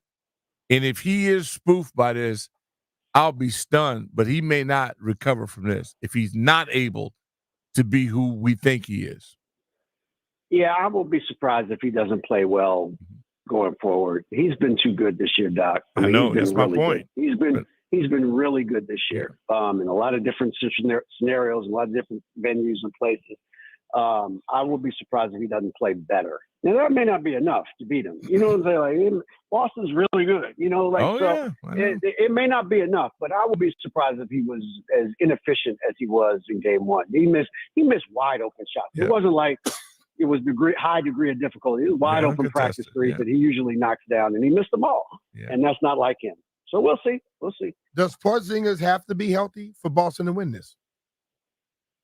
It makes their margin of error a lot bigger, right? Like could they beat them without an effective Porzingis? Yes, but it's harder. It would be a lot harder. They'd have to everybody else would have to really play well. Like they could get away with Tatum going 6-16 last night because Porzingis was 7 or 9 in the first half. Yes. You know what I'm saying? Like, yes. So they didn't need it, So that's why I won't be surprised if they keep bringing him off the bench because they say he's not on a pitch count in the minutes, but I think he is. He has to be. He hadn't played in 8 weeks. You know what I mean? Like you can't just throw a guy out there for 40 minutes after a calf injury. Those things, because if you heard it again, now you're out the whole series. Now you missed the finals. So I think they're going to be careful with it, with the minutes. Al, you can trust Al Horford. Al's a vet. Yeah, he's been in a million playoff games. So, and he started a bunch of playoff games for the Celtics over the years, including this year. So, there's no thing. You're not losing much starting him. So, if you play him the first 6 and then you bring Porzingis in, so you cut 10 to 12 minutes off of Porzingis' mileage every game, and he can just ball out like he did in Game 1. That's probably the best way to use him right now. We're talking to David Aldridge on the BetQL guest line. Dave, let me ask you this question. Like, the stars need to play in these type of games, but every once in a while, somebody shows up and they take some pressure off of them. Who has to be that guy consistently in Dallas? And, well, Porzingis is one of the stars, I would guess, if he's healthy. Who can be that guy? Like White last night, I think he played well. Well, yeah, Derek's been great all year. Derek's been a tremendous player. One of the things that all Boston's guards are great at is the baseline crash for offensive rebounds. They do it better than anybody in the league. They did it 2 or 3 times again last night. And it's just, again, they spread you out so far. It's just hard to get to them. Like as soon as the shot goes up, they're crashing baseline if they're not the one shooting. So if it's Tatum in the corner or Brown in the corner or Horford in the corner, those guards are crashing and it's hard to find them, so they never stop moving. And that's why they're really, really hard to defend because they're always moving. Everybody's always spacing themselves out, finding the gaps. That's why a guy like Jrue Holiday is just such a great addition for this team because he doesn't need the ball. He knows where to go. He knows where the space is. Every possession, he goes to the open space. And if it doesn't matter if he shoots or not, you have to go guard him. And now he's going past you, and you're in rotation again, and they start it all over again, and you're scrambling, and they get a wide open three. And that's what they've been doing all year, you know. So Derek White, Giroux from Boston always are good barometers amongst the non-stars. Again, P.J. Washington has to be more impactful for Dallas, I think, for them to have a chance, because he's been really one of their best players during this stretch. But like y'all said earlier, I mean, they got to get more out of Lively and Gaff. They got to get those guys some dunks. You know, that's the thing that gets them going. That's the thing that gets them jazzed up, and gets their energy back up. And they got to figure out how to do that. And again, I think it centers on when Porzingis is on the floor, they have got to attack him more effectively than they did in game one. And he was kind of very, very talented. Well, he was good at defense last night, because when the guy went in for the dunk, I was like, is he going to get fleshed on? No, he's an alien. Look, again, I saw him the last year and a half, okay? I'm telling you, and I told people this when they made the trade, and everybody's like, oh, no, I'm not sure. Porzingis is a hell of a rim defender. He really has gotten really good at it. Like he tapped a couple guys at the rim last night. He caught them good too. You know, like he knows how to do this now. You know, where you attack him defensively is not at the rim. Don't try it. You know, where you attack him is off of the switches. He wasn't being forced to do that. He enjoyed doing it. That's the thing I enjoyed about him. How about UConn? Are they going to need a new basketball coach? Is that move going to happen? And is Jeannie Buss, are they going to relinquish player control? I can't imagine a coach is going to come to coach a team and not control the incoming talent. No, I don't think so. I don't know. I don't know Dan Hurley like that. I'm not going to pretend like I'm, familiar with him. Like, I would, if I was him, Doc, I wouldn't want player control. I just want to coach the team. You know what I mean? Like, it's going to be hard enough going to LA, going to the NBA, learning the NBA, because you do have to learn the NBA. It is a different league. It's the best league in the world. Yeah. You know, you coaching grown-ass men now. You know, you're not coaching 18-year-old kids that you can yell at. See, he's just crazy enough. He may try it. I'm not saying he shouldn't try it. I'm just saying there's an adjustment period. Yeah. And you're coaching LeBron James and Anthony Davis. That's not easy. Like, that you've got to bring a certain cachet, a certain swag to your stuff to be able to get them to buy in. Like, they're vets, who and they've earned the right to be skeptical, of a new coach. So, but I think if anybody could pull it off, it would be Dan Hurley with his pedigree. Like, he's got a pedigree. He is a coach. He knows what he's doing. You know what I'm saying? Yeah. So, but I wouldn't want the extra burden. Now I got to pick the players too. No, y'all just give me the players. I'll do the best I can coaching, and we'll see if it's good enough. But I can't be now I got to make trades and do all that stuff. I'm not trying to do that, especially if I've never coached in the NBA before. It's going to be hard enough for me to learn this league. Okay. And I wouldn't do it. Coaching hire here in DC, did they make the right move? I think for where they are right now, I don't have a problem with it. I mean, they played a little harder under Keefe, once he got the job than they played under West Jr. And I think they're just trying to build habits right now. It's going to take a while. This team's going to look radically different in 18 months than it looks now. Personnel-wise, this is going to be a completely different team. So they need somebody that can build these habits of playing hard every night. These are things you have to learn. Like, it's not given. Most people don't have this when they come to the NBA or in any sport. You don't know how to be a professional. Y'all had to learn, right? Y'all came in, you had to learn. It takes a minute, right? So they're going to learn. I think Brian's a good guy to teach him. He'll keep it 100 with them. He'll be honest with them. He'll bench them if they don't play hard. If they keep making the same mistakes, he'll take them out. He had no qualms benching Jordan Poole, because he thought that would be a better way for Jordan to play at the time of the season. So I had no problem with it. You're not going to – look, nobody's going to take this job right now unless you give him the Monty Williams contract. You know what I'm saying? Like, right, yeah. You got to pay him historic money to come here for a good coach to come here. And I don't mean Brian's a bad coach. I mean a proven coach, a proven winning head coach of the NBA. You're gonna have to pay him so much money; it's not worth it. You know what I mean? Like so. So at this stage, Especially right I don't now. have a problem with it. That's what I'm saying. I don't have a problem with it right now. He's a good coach for them at this stage of the rebuild. Like you're just trying to get Koulibaly and the young guys on this team to learn how to be professional NBA players, to give second effort, to relentlessly work on your weaknesses and get better at those things. And they've shown some small signs of doing that this year, even though they were terrible on the one-loss record. They were terrible. I'm not sugarcoating that. But Avdia played a little better this year. I think Koulibaly showed some good signs. Kispert was much more efficient this year as a player. So they're young. The guys that may be around in 2 or 3 years, they all got a little better this year. And right now, that's all you can ask for. All right, Dave, man. We appreciate you giving us some time, man. All right, DA. All right, gents. Always right. a pleasure. Thank Appreciate you. Yep. That's David Aldridge joining us here on the BetQL guest line. Dave always brings some good information here and can talk about anything NBA. Hell, he can talk about anything NFL as well. He's covered all types of sports.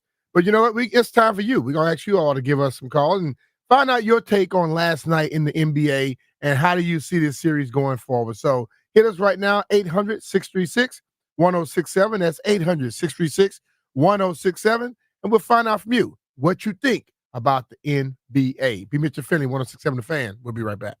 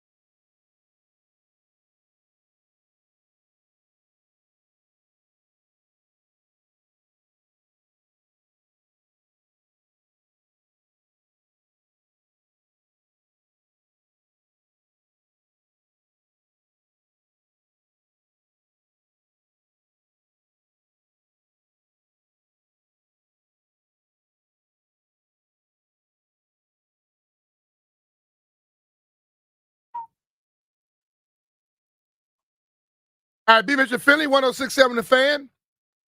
The B. Mitchell Finley Show is brought to you by Rude HVAC Equipment. Head over to rude.com to find you a contractor near you and available tax credits and rebates. That's RUUD. And remember, if it ain't rude, it ain't right. Also, this is a Vodka Red Bull Friday, which is powered by Scotty's Handcrafted Vodka. Scotty's Vodka is Maryland-made, amazingly smooth, and loved throughout the DMV. We're taking your phone calls right now on the Boston Celtics win last night over the Dallas Mavericks, and I want to find out from y'all, do you think this series is over? I know a lot of people said Dallas in 5. I think you might want to rethink that one. I don't know exactly how it's going to end, but I would say last night, JP has said, he said Dallas in 5, but I would say this. Boston made a statement last night for all the people that thought that they were just having an easy route, and it was easy. They just coasted through everything, and they weren't that good of a team. You fooled yourself. Let's go to the phone lines and find out who we have here, Landfill. John in Southeast. Let's go, John. What's happening, brother? How you doing? Good evening, fellas. I like everything y'all doing and saying. I think the series was very good. I really like what I saw. Dallas is going to come back and do what they do, and I like Kyrie. And our boy Gafford is going to reveal himself as a good player that he is. But the Celtics going to take it. The Celtics is going to take it. Uh-huh. Yeah, I look at it six games. 6 games, All Celtics. right. All right, man. Appreciate your call. Thank you. All right. Hey, B. Mitch, real quick. Yo. The Lady Misters need to fire their coach and reshuffle the deck. That's all. All right, man. Okay, well, they 0-10 right now. Something's not working. I can guarantee you that. They're going to have to figure that out soon. What's next, Landfill? We got Man Cave Nate. Man Cave Nate. Nate, what's happening? What's up, fellas? Hey, dear Dallas, Houston, we have a problem. Hey, they are in a whole world of trouble. There is no adjustments to be made. I said Boston at 5, and I'm sticking to it.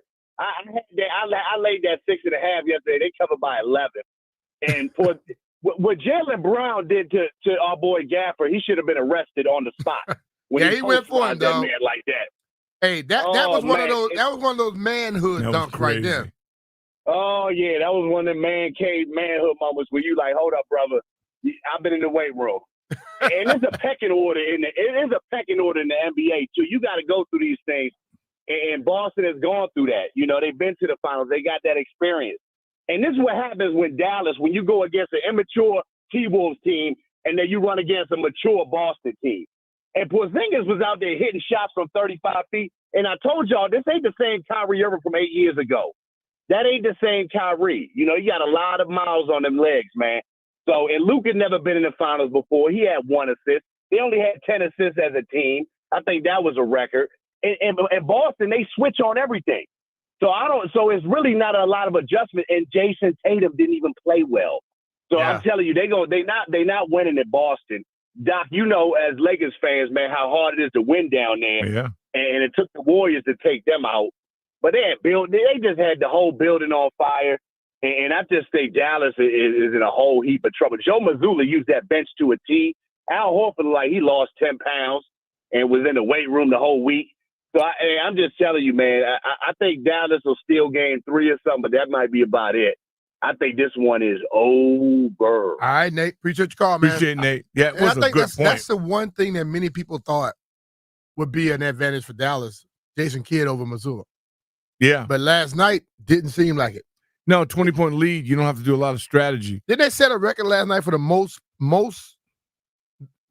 biggest lead after the first quarter in NBA Finals history? I would hope so. I think it was a lead last night. Yeah, I don't remember that being that large. The other point that our caller just mentioned, the tribute to Bill Walton to start this whole thing was riveting. Yeah.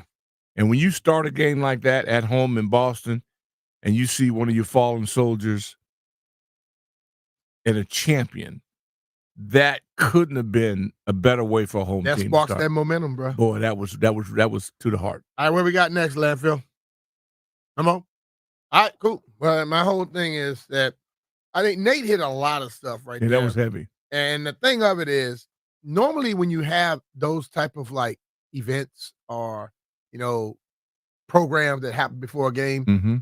it can take you only so long. Mm-hmm. And I was impressed that they were able to continue it even in the second half. Oh, yeah. Because, like, when they started to come back, you saw a point where Brown was like, nah. Yeah, they cut it to 8, and I told you I had it on mute. Yeah. I started to cut the volume back up, and all of a sudden, you're right. He said, it ain't happening on my watch. no. And Porzingis started laughing at people. Yeah. Look, dude is on your elbow. He just went up and shot over him. Yeah, he can do that. First time it was a short guy. Next time it was Gafford and somebody. Yeah, he didn't care who it was. He didn't care who it was. He was shooting on people. Yeah. And I think, that if they can have that, and this is what I would be. I've always been concerned with Boston where they will always give you a clunker. If they stay tuned in this whole series, it's going to be one-sided. They haven't done it yet. Normally, they give you a clunker. Yeah. But if they could, but I think, I would hope for Boston, let's say it like that last night Tatum not shooting well was their clunker. Mm-hmm. If he plays with the rest of those dudes, it's a one-sided matchup. They could be the all-star team if they're hitting. The thing with them, if they're off on their threes, they'll just keep shooting them. They keep shooting them. And they're a mid-range team. They could kill you with the mid-range game. David Aldridge touched on something where it takes defensive stops consecutively to beat Boston. Mm-hmm. They keep going. They keep the pressure on you. Mm-hmm. Dallas don't play defense like that. They didn't last night. And I think that's the thing about Boston. Boston plays defense. Mm-hmm.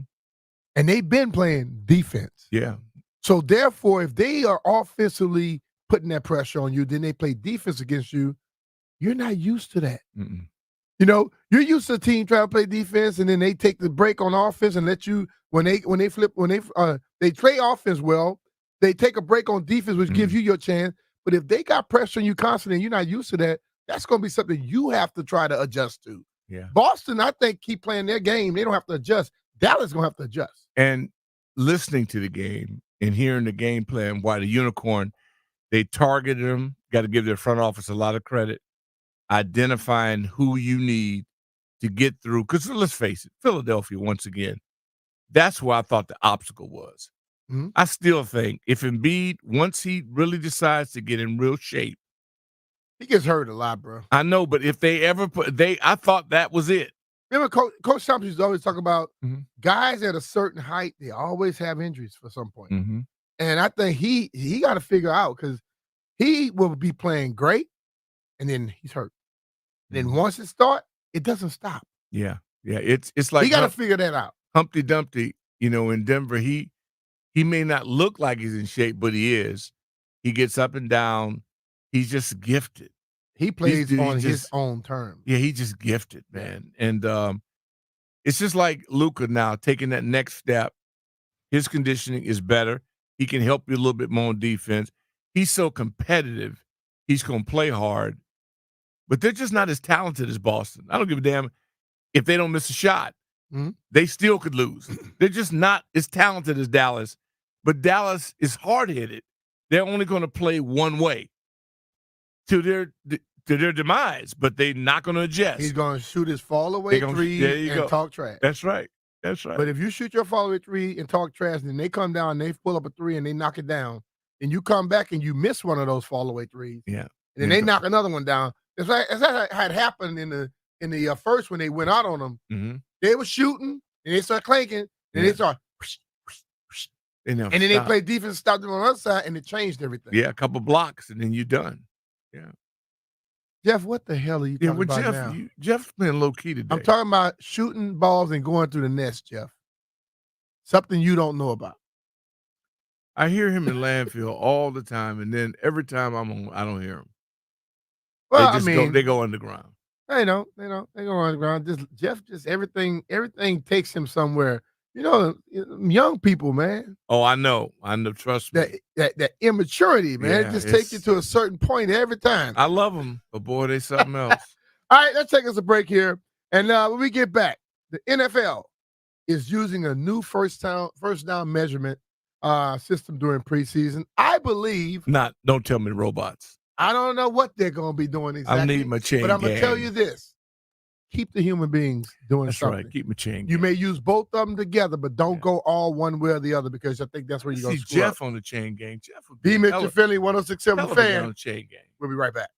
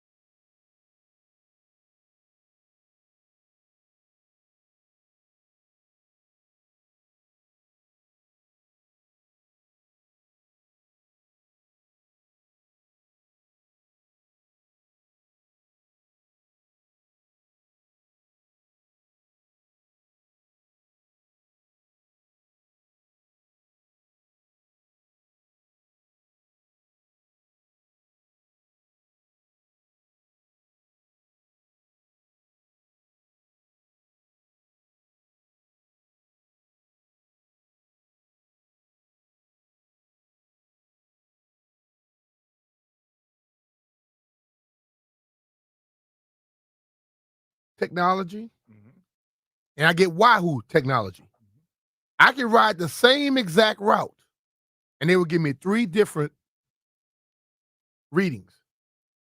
One gonna say I went a little longer or shorter than I did. One gonna tell me I had more height or whatever than I did. So the question I would ask is, we are watching frequencies get messed up in stadiums already with some of the speaking on a damn microphone. If you go GPS inside that stadium, everybody has a damn cell phone.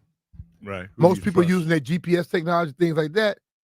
If that messes up something about a half an inch or an inch during a game in a crucial situation, at least now I look at the technology that they use. They tell you straight up on TV, don't look at the goal line on your TV and think that that's really the yard to gain. Why are you showing it?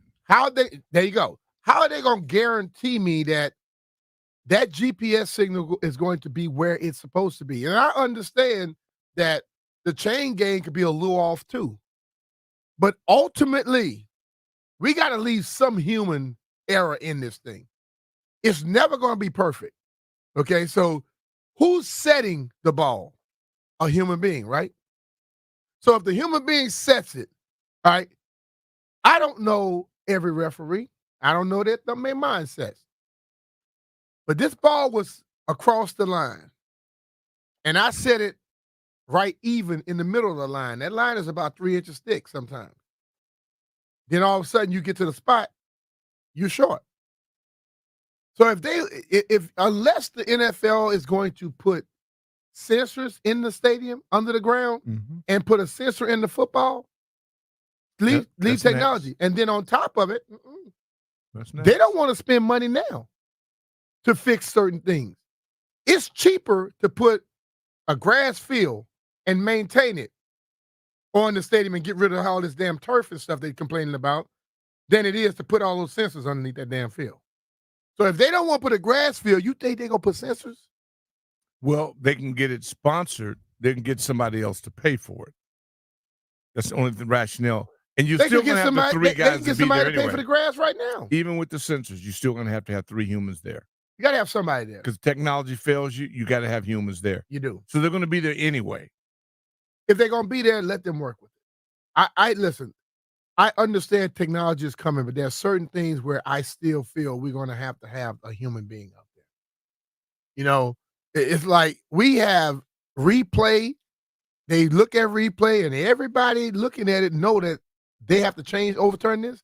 They come back, they don't overturn it. So what you say, you want the machine, because the machine is not going to have any feelings, or the machine is not going to think that, well, I don't want to make my crew look bad, because I think that comes up in the human aspect of it. But who's programming the machine? Well, I would just say this: the NFL. How about you have multiple people that work for you, set them up in the building, in a room, on game day, and you have 2 to 3 people that are looking at the same damn game around the league, and when there's a replay, send them something.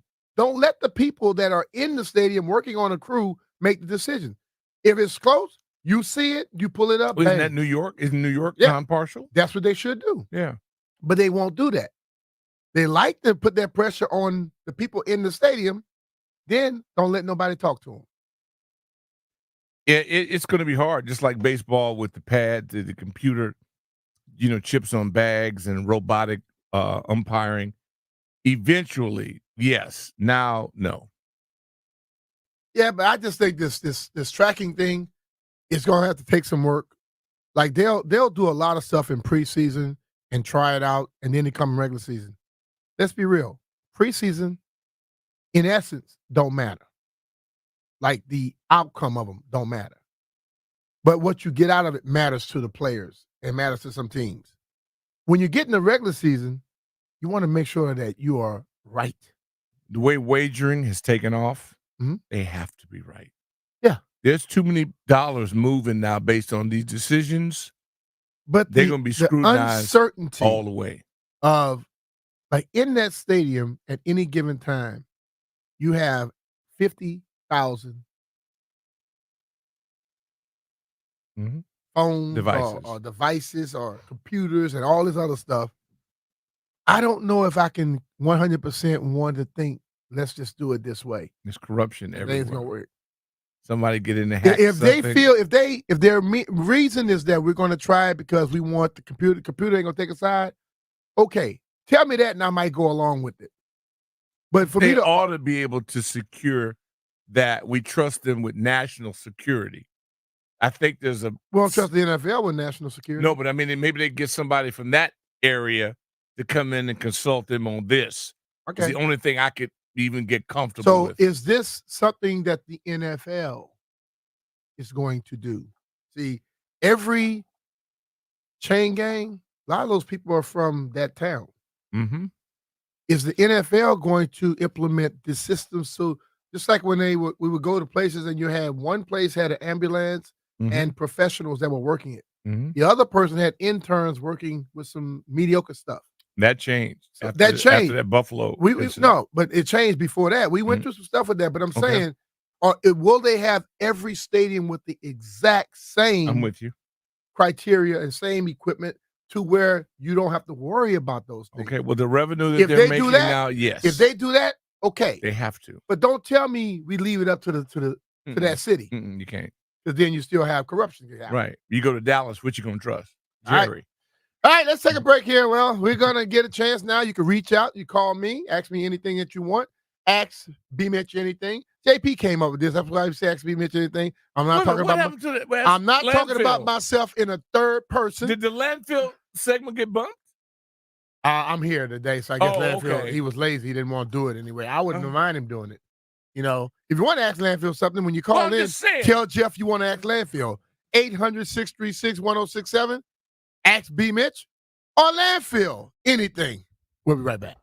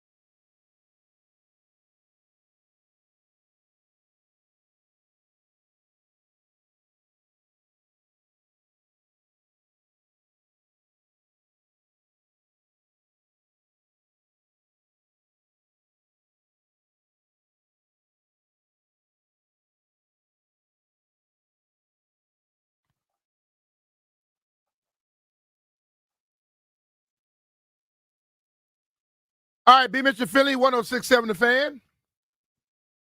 It is that time that we get every Friday. Ask B. Mitch anything. But you know what?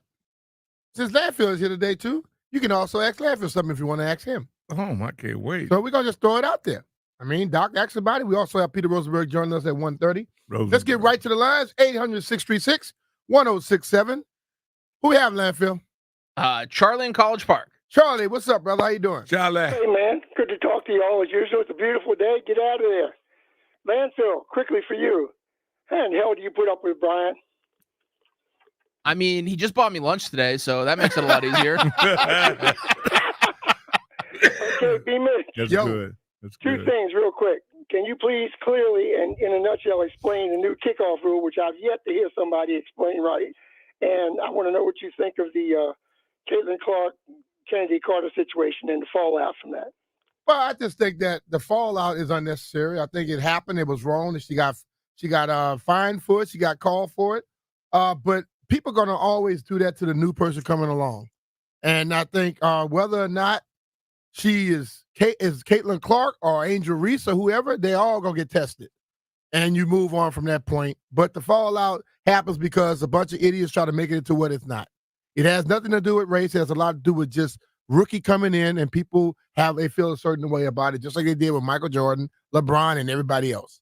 The kickoff rule now, people are lining up like basically 10 to 15 yards apart. Instead of running down the field and having the big collisions, you can still have those collisions in 15 yards. I don't understand them thinking that's not going to happen. And nobody can move until the returner catches the football. And once he catches the football, then you can go. And they're basically trying to take off double teams and all that type of stuff. But still, it basically, in essence, becomes what the game was at a little lesser pace. So they hoping that the collisions are down some. But as I say over and over again, has nothing to do with the concussion thing because those things are still going up. And you basically took the kickoff out of the game already 2-3 years ago. Yeah, and the wedge buster, that was the point of collisions that was insane. Right, they're gone. That's gone. Yeah. That was the killer. The rest of it is up. Watching the UFL, there's still been some excitement in it. You can still get returns. And you cannot take that out of the game. What guy who's going to hit it to where it's more now like a 60-70 counter. Right. So if you're hitting it right when your blocking is set up, it's perfect. And you get through that one wave, all you got now is a kicker. Mm-hmm. And it's exciting. So it's very exciting, mm-hmm. But there are some coaches, head coaches, GMs, special teams coaches that are lazy as hell, and they won't be very successful at it, and the ones that aren't will be very successful. Yeah. Amen. Who we have next, Landfill? Damon and Oxon Hill. Let's go to Oxon Hill. Check out D. What's up, D? What's up, D? Oh, good afternoon, gentlemen. Thanks for taking my call. Appreciate you, brother. And happy Friday to you. Same to you. All right. Mr. Mitchell, it's a two-part question, actually. All right. And it's sort of predicated anyway. My first question is, do you have any regrets in life? And the follow-up to it is, if so, what would it be? I have no regrets in life because I think all the things I went through, whether I made a good decision or a bad decision, has made me who I am today. You know, and I think a lot of times we do stuff and we second guess it, but instead of second guessing it, and if it was something that was absolutely wrong, don't let it happen again. If it was something that was right, if you don't keep doing the things to make that stay where it is, you're going to mess up on that too. So, no, I don't regret things that I've done. You know, whether it was good, bad, or indifferent, because we have to make mistakes sometimes to get to where we're going to go or become who we want to be. Yeah, learning experience. Yeah. Like my dad always say, man, I went through this so you don't have to go through it. I'm like, yeah, but that made you a different person. Didn't make me a different person. So I'm going to probably make some mistakes. He said, just don't let me find out. So, that's right. You know, told him later on once I left out the house and was living on my own. Yeah, away from him. Yeah. Right. All right, Landfill, who we have? Andre and Alexandria. What's up, Dre? Hey, B. Mitch. How you doing? B. Mitch and Doc, how y'all doing? What up, baby? Good, I have a question. I'm going to ask both of y'all a question for a reason. All right. Do y'all remember Twin Towers in the NBA teams that had Twin Towers? Oh yeah. Yeah. Okay. Why can't the Wizards get that with Edie and Cal L. Ware? I like both of those. I think you can go out there and try that today. The game does not work necessarily for the Twin Towers today. And I would say if the Twin Towers have to be not people that just need to set you up with the basketball, they have to be guys that can also use the basketball and shoot threes. Can they shoot threes? Yes, they can. Cal L. Ware. Look at his videos and look at his games, and then you'll see he can shoot threes. So if he's a 7-foot Daniel Gafford, they can shoot threes. So if he shoot threes, and can he handle the ball like Porzingis possibly can, or some of those guys? If he better can do than that, Porzingis. Huh? He could do that better than Porzingis. Better than Porzingis. Ball handling is better. Okay. So who's gonna be their point guard? Their point guard, Poole. I don't know if that's gonna be your point guard as you go forward. He make a lot of bad decisions. You know who played point guard at the end of the season, the last 20 games? Who? For the Wizards? Was it Poole? Danny Avdia. Danny Avdia. Okay, but my thing is, so you want the Wiz to go to a Twin Tower and nobody else in the league is doing that, and I don't think they're gonna keep up. Minnesota, where they at right now? Minnesota win. They calling in the show. they watching the game like you and me. They win because of Anthony Edwards. They win because of Anthony Edwards more than they do because of Gobert, because Gobert got butterfingers. And the other one is soft as butter. If Doc would say what Doc say, soft. I'm trying to talk like Doc. Soft. I love the way Doc say it. All right, but brother. you know it's hard to criticize the team versus the Wizards. I just think the way that they play now is different than what it was back then. Yeah, it is. And really, we might only be looking at 2 or 3 guys on this current roster that will be there in 2 years. If you're really serious about being a good basketball team. Yeah. True. They got to gut this thing, man. All right. I got a question from the chat right quick. Okay. Guy said, Jim D says, would you consider Bleep You Thursday the spiritual successor to S Talk that y'all used to do on 980? Kind of similar. Like the difference is that S Talk was more or less you were attacking somebody in particular that you knew was gonna call into the show, like Rev T and Big Jerry and Tony. They were going at it all the time. Bleep You is basically you're mad at something that happened to you or entity. So that person may never call in or whatever. Yeah. That's the only difference. But it's still about trash talking somebody. Yeah.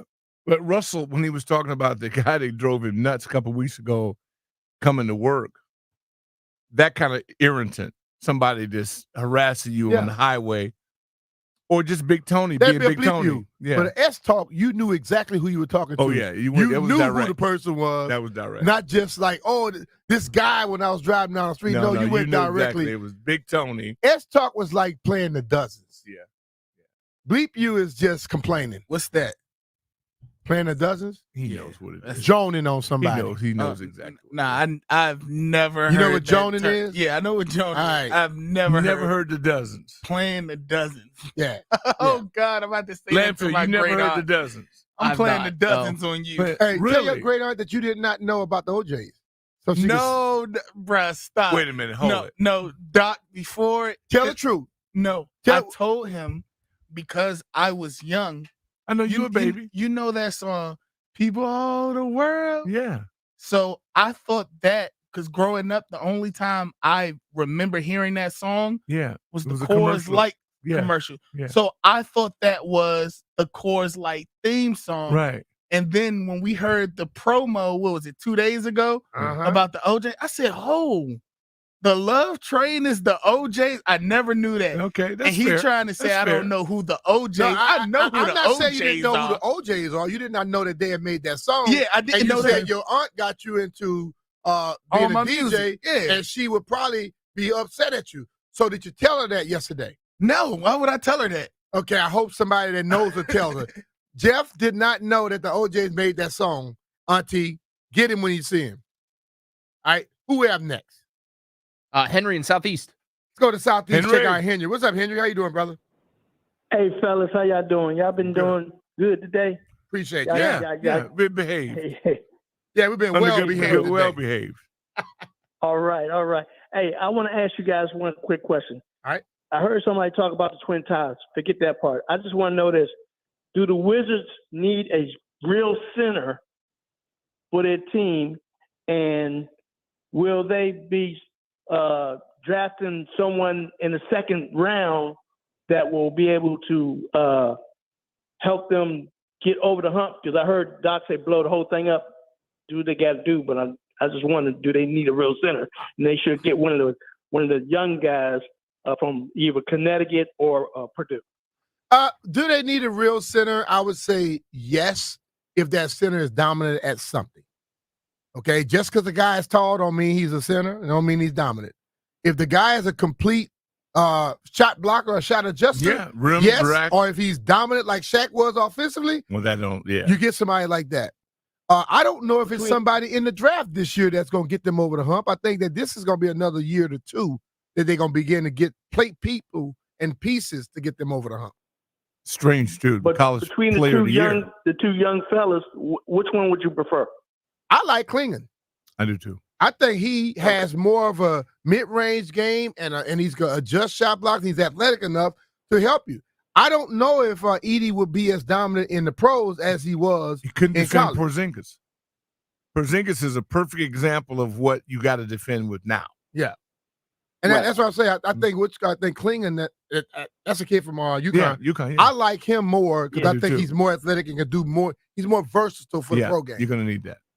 Because I really think if we get that, we can deal with the Sixers guy. We can, keep some of them other teams who have big guys who take over the middle. We can have somebody there for us to help us out. All right, brother. Thank you, fellas. Good deal. A lot of interest in the Wizards here, boy. Because this is a basketball-centric area, man. We're just dying for some competency, and it looks like it's like with the Nats. Mm-hmm. You got to believe in the structure in order to be patient enough to get to the next wave. And I think that's where we are now with the Wizards. We're willing to wait. We believe now that they're making the right decisions, and now we just anxiously have to wait through it. It's like watching the Nats last night. Seeing, great 7 innings just gone to waste, but at least we got the talent to get you through 71 pitches in 7 innings. Yeah. We just got to be patient. Got to be patient enough. But that's how some of these games are. But I think we look at everything like other sports where we want it to happen yesterday. Yeah, well, that ain't happening. Sometimes baseball and basketball, it takes a few years. Yeah. Let's go to the next one, Landy. Adam in Riverdale. What's up, Adam? How you doing, brother? What up? Hey, B-Miz. Glad the Doc's here for this one as well. One thing that's been bugging me for a while is, football is a very physical sport. But you hear teams get called, they're a physical football team. Yeah. So I want to know how you can not be a physical football team while playing football. Well, there are people who go out there looking to just hit somebody. There are other people who would rather talk the situation over. You have teams that are defensively, they're very physical and dominant. Offensively, they're very, very passive, or vice versa. When you look at a team like the Baltimore Ravens or the Pittsburgh Steelers and things like that, even the damn 49ers at this point, they are physical football teams. They play the whole game like that, special teams and all. But there are teams where the defense, passive, offense, passive, special teams, they're not trying to really do much. And that's why people say, now, everything about football is supposed to be physical. But then there are standards and there are stages. So if I give you a team that's a 10 and a team that's a 5, I'm going to say that the team that's a 5 is not that physical. The team that's a 10 is very physical.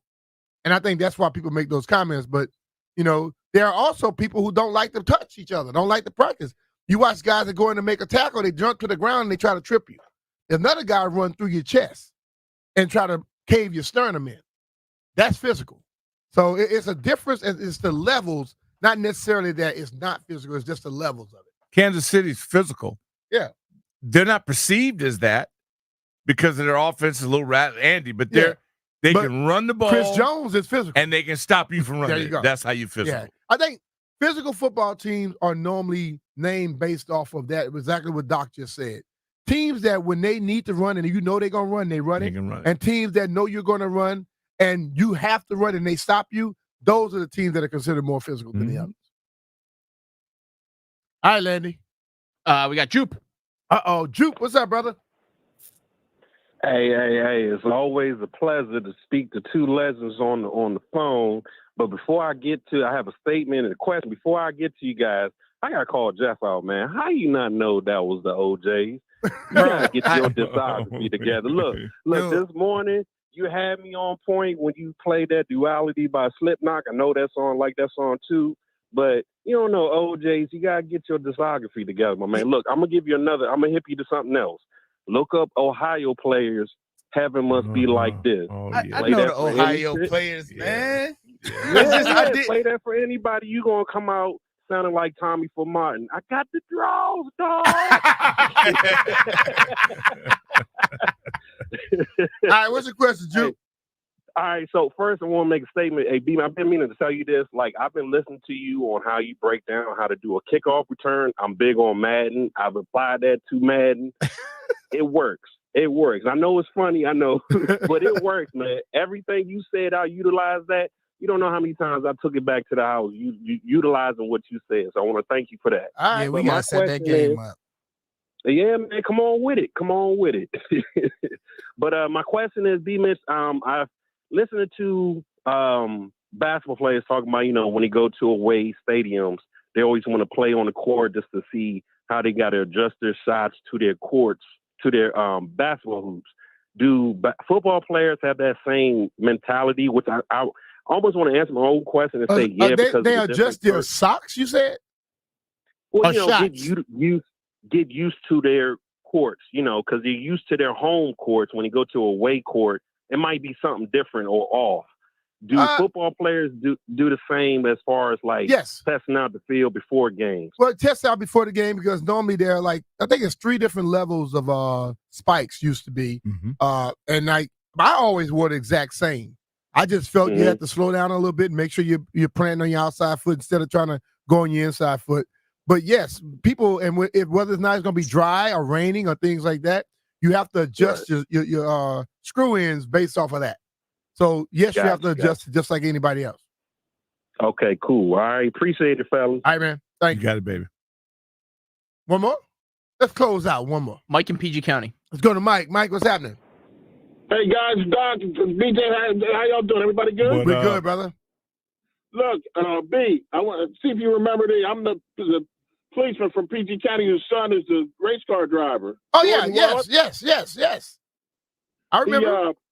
He got a second down in Miami, and he's racing in Montreal this weekend. All right. Good stuff. And in 2 weeks, he'll be up in Watkins Glen. Cool, man. If you got Peacock, the races are on Peacock this weekend. What's the Instagram again for your son? It's Racer_Jordan23. Racer_Jordan23. But, man, tell him I said congratulations on the second, and let's go get some firsts out there, man. Yes. Yes, sir. I was impressed by all that stuff that day, man. That was good stuff, man. Yes, sir. It's good for him, man. He's been working hard ever since we started him out in a pedal car when he was a little kid. So. Well, he don't have a pedal car anymore. He have that Porsche now. Thanks, B-Mitch. Y'all have a good day. All right, man. Appreciate you.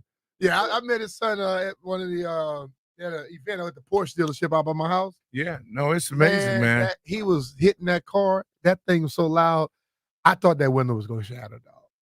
I thought it was going to shatter. Yeah, it's cool when you get to meet kids in that developmental stage. Oh, yeah.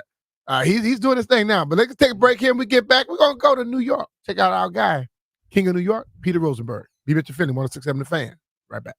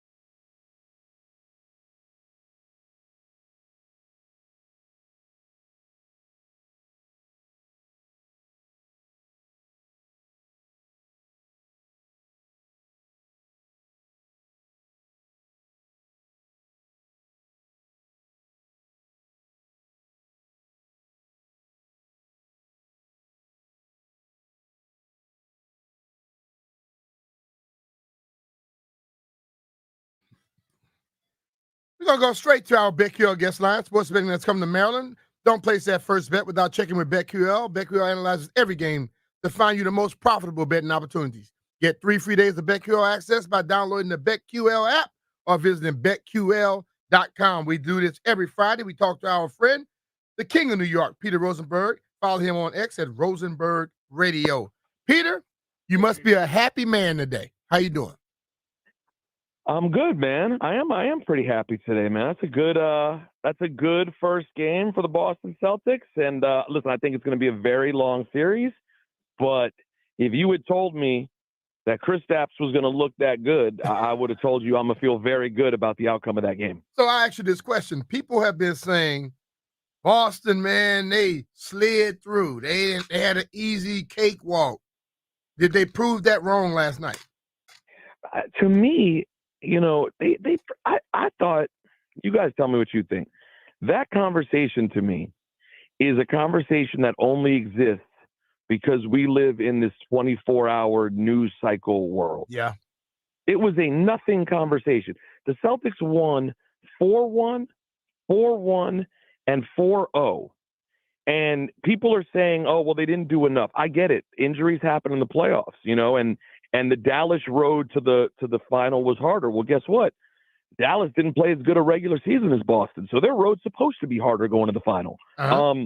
Boston did what they were supposed to do all year long. Then they beat some undermanned teams. And I will say that in the Indiana series, in games, actually in games 1, 3, and 4, as I put it, they sort of played with their food a little bit. Mm-hmm. But in the end, if you sweep a series, man, I'm just tired of people saying they didn't prove enough. It's like a team goes out there and they're rated number 1, and the other team they play is rated number 8, and they beat them by 40 points. Man, they beat a team they're supposed to beat. No, they beat them by 40. Do you ever focus on that fact? They handled their business the way they were supposed to.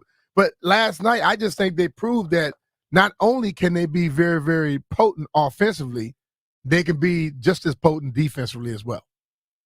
Yeah, it's a great point, and that was the main reason that Celtics fans were so keen on getting Kristaps Porzingis back. Now, Listen, of course, I'm not mad at the fact that the man was raining threes from 35 feet. Also, I'll take it. But it's the block of Kyrie Irving early. It was that block on the breakaway early. Yeah. He had a lot of moments, man. I'll tell you what, Kristaps, that guy, I know it's not you wouldn't attribute this quality to him maybe because of how injury prone he is. Mm-hmm. But that guy's got a lot of dog in him, man. Like to come back after being, knowing that he's a little bit tenuous and kind of day to day, and to go that hard on defense to me really was impressive, and to me was like adding another piece. Like everyone else, you could argue maybe got a little complacent through the playoffs. They all celebrated on the court after winning another Eastern Conference. Well, this guy hadn't gotten the chance yet. He was ready to get out there and smoke, and that's what he did yesterday. Well, one advantage you gain when you're injured, the frequency in which he understands how to recover, and he's clearly a hard worker. Yeah. So he never gets out of shape to the point where he's in great physical condition. And he amazed me how he can get up and down and how aggressive he is. This dude ain't soft. No. I mean, he's long, but he ain't soft. He got some dog in him. And so he's ready to compete. And let's not forget, he's a former member of their team too.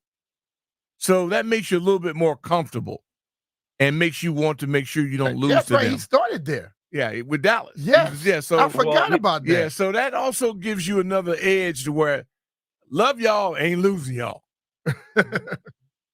Yeah, exactly. So, I mean, he has his own history with Dallas. And, I know Knicks fans are probably a little sick to see how good a player Kristaps has become. But the fact is, you guys know this well. We see it in football all the time. There are just players who are not going to, become the guy that they can in the location that they're in. And then you put them somewhere else, and all of a sudden everyone goes, well, where did that person come from? Well, organizations are different, and coaching staffs make a huge difference. I mean, maybe if Kristaps Porzingis was on this version of the Knicks, he'd be the same guy. But the version that was swapping coaches every couple of years, and that was a real mess and didn't have any culture, was not a good fit for him. And we all saw that when he got to the Wizards, for whatever reason, even though I think none of us would argue there's a great culture in Washington, it was a place that allowed for him to be the guy that he could become. And the Washington, unfortunately for Wizards fans, it ended up being the perfect stepping stool sort of situation for Kristaps, who now you get the sense, the way that that he's playing and the way that people react to him, you could see him being a really marquee piece of a great Celtics team for a few years. Actually, this question, when we see a team win like they did last night, we always just talk about the positive. Is it anything that you saw in that game that you feel needs to be corrected for them to not have issues moving forward? Well, two things. I mean, one is you can't ignore the fact that you got, I don't want to say you got lucky, but there is some sort of hex on Kyrie Irving in Boston. Uh-huh. We all remember him burning the sage during COVID. There's something in that building that does not jive with Kyrie. And my guess is, A, at some point that's going to stop. And B, it's certainly going to stop when they go back to Dallas next week, right? So you cannot go to sleep on Kyrie in any way just because he struggled last night. And, listen, from up 29 late in the second quarter to a single-digit lead early on or midway through the third, that's something you have to pay attention to. This Dallas team will come back. They did it earlier in this playoffs, down 31. They are a team that can come back. So you cannot get complacent when you're playing against two superstars of the level of Kyrie and Luka Doncic. Yeah, and I also think that Jason Tatum last night, 6 turnovers and shooting what was 6 of 16, didn't play very well. If he needs to play better, because I believe, as I was thinking, it was Jaylen Brown because he was making more money. But I think his reputation is riding on winning the championship more than it is Jaylen Brown. Yeah, I think you're right. I think there's a lot of pressure on Tatum. I think there are a lot of people who feel like he kind of goes away when the lights shine. And by the way, I get why people say that. If you only watch this team in the playoffs, or you really only paid attention to them in the finals in 2022, you would have a reason to think that Tatum kind of fades in the huge spot. And let's be real. Yesterday, he was not good. That was a Kristaps Porzingis, Jaylen Brown, Derek White kind of night. And listen, the Celtics team is deeper than people give them credit for because Derek White is one of the most underrated players in basketball. Yeah. That guy is just, you talk about a dog. I'm glad he shaved his head, though. Thank God. Because that front yard looked like a whole football field, dog. Yes, exactly. So now that he's gotten that right, you go look at his plus minus in general, and that guy's assist to turnover ratio. He's just a really efficient point guard. But the fact is, for this, obviously a title's all that matters. I get that. But I think in terms of Tatum sort of justifying the commercials and the hype and the being that guy, he's going to have to, and frankly, for them to win this series, he cannot be the guy that he was last night over the course of a 6 or 7 game series. Yeah. So I asked you this question, though, and it may be kind of weird. What's most important, him playing a lot better or Porzingis being healthy? Man, I think we got the answer last night, didn't we? Yeah, kind of. But yeah. I think if you end up getting a third superstar, because I don't know how you guys feel. Kristaps is a guy who on a bad night is just a nice defensive presence who creates some awkward matchups. On a good night, he's a third star on that team. Totally. So if you get that version of Kristaps all series, Mitch, that's why it's a good question. I don't think you need the best Tatum to win. That's a great point. Mm-hmm. Well, I'll say we have not seen the last of Mr. Irvin. He's going to react in a way is unpredictable, but I'll bet on him. And with wagering being what it is now and his popularity, I can't wait to see what the book comes out on it, because this guy is a flat out performer. And he was questioned like like Anthony was when he opened his mouth, Edwards, Mm-hmm. and accepting him as a challenge, it's going to be interesting because I don't know if he meant to say what he said about the crowd not being loud, but they're going to be loud next damn game. And I think we're going to see the best of him, the best version of himself. Listen, I'll say this. If we don't get a best version of Kyrie in this final, it would be a very disappointing thing for the series. Yeah, because it's gonna be sweet. I don't know if you guys have already had this conversation. This is the best 2-on-2. You could call it an NBA Jam matchup. You remember NBA Jam? Oh yeah, that was great. Great. This is the best NBA Jam matchup since blank. When was the last time? Because you could go back to 2022 and you could say you had Tatum and Brown versus Clay and Steph. Mm-hmm. But these guys, frankly, I would say that all four of these guys are better than Clay, as great as Clay is. Mm-hmm. All four of these guys, I think, are better than Clay. You could go back to LeBron and Kyrie versus Steph and Clay, but I still think that this foursome is better. It's this 2-on-2 matchup at the top of the card, the main event, if you will, of Kyrie and Luka versus Tatum and Brown. Guys, you could argue that this goes all the way back to Michael, Scotty, Karl Malone, and John Stockton. Whoa, man! Oh, that's a hell of a matchup up top. It is, but I think the one thing that can probably throw your guys over the hump, they play defense just naturally. The other guys got to go out their way to play defense because they are such offensive juggernauts that I don't think that the defense really comes with it much. No, the Celtics team is half defense. That is for sure. I mean, listen, that's the truth of Jaylen Brown. That's what Kristaps Porzingis is. That's what Drew Holiday is. We haven't even mentioned Drew Holiday yet. Yes. They are a team filled with defense.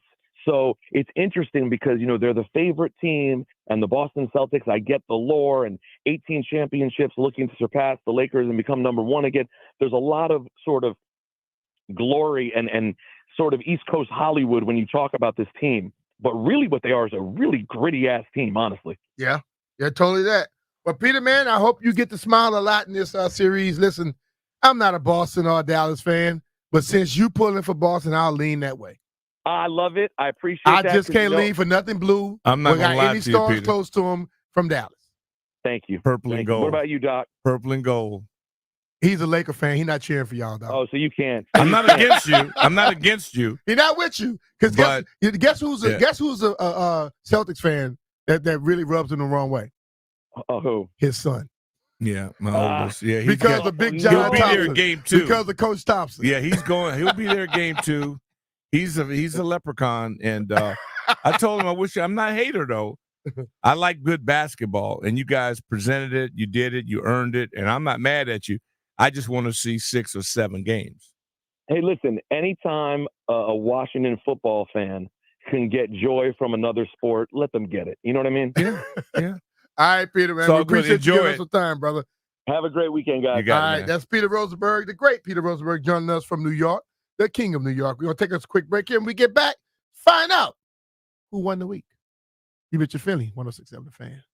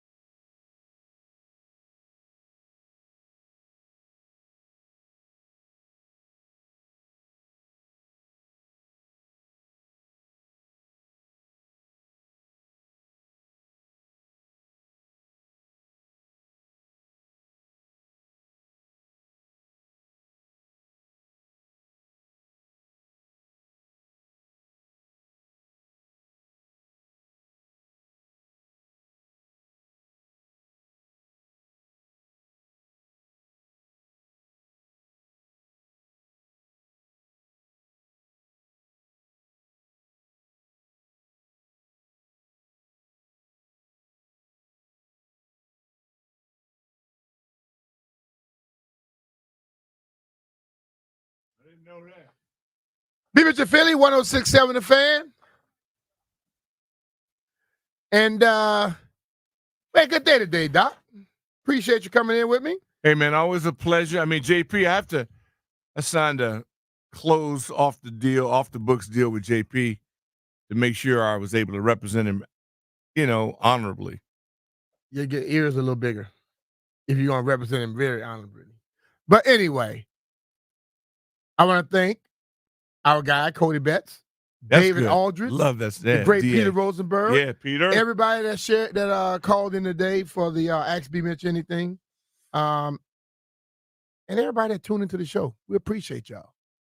But this is the time on a Friday, right around this time, we find out who won the week. And Jeff likes to smile when he wins. Not smiling today. Landfill, let's go to her here first and find out who kicked. Don't you get tired of winning the week? I rarely win.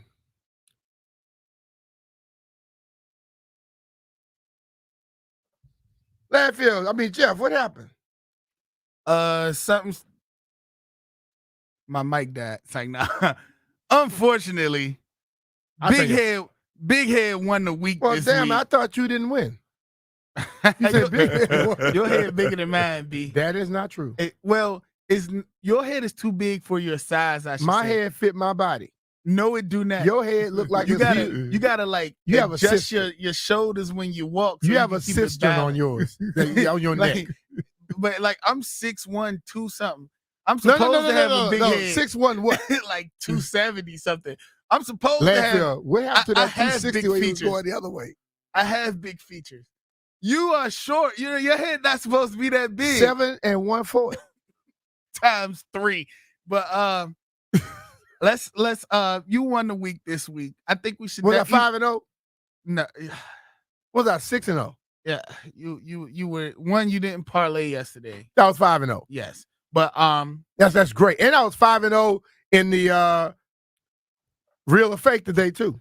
You just winning today. All I do is win. No Who matter you got what. this weekend? I think the Celtics are taking it back to Dallas. We don't bet on the weekend. We might as well talk about it, B. Okay, well, that's all we got. I'm going with the Celtics. I'm going with Peter.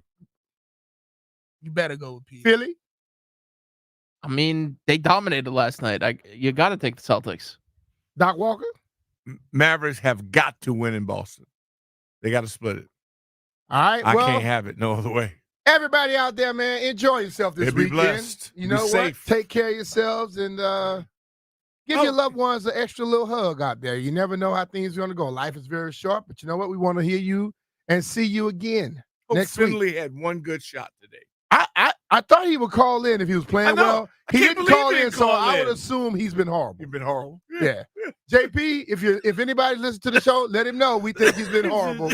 Or if you come back with a trophy, that means that guy who you say was playing as an 8, he was sandbagging. Yeah. We know you didn't carry anybody. That's right. Take care of yourself this weekend. God bless you all. We'll see you on Monday at 10 o'clock. Peace.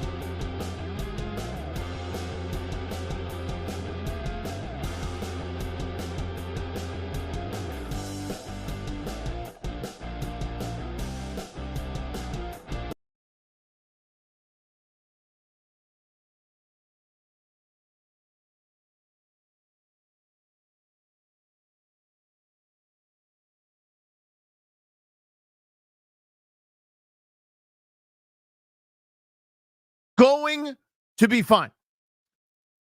Come check out the show. Hang out with us until 6:30. That's a lie. I don't want to start off by lying to you guys. It's more like 6:15. Nats are going to take over. They've lost a bunch in a row all of a sudden. Let's change that against the Braves, etc., etc. Keith Smith via Spot Track. Break down the finals, what we saw last night. We'll talk about that here in a moment. Get some finals chatter.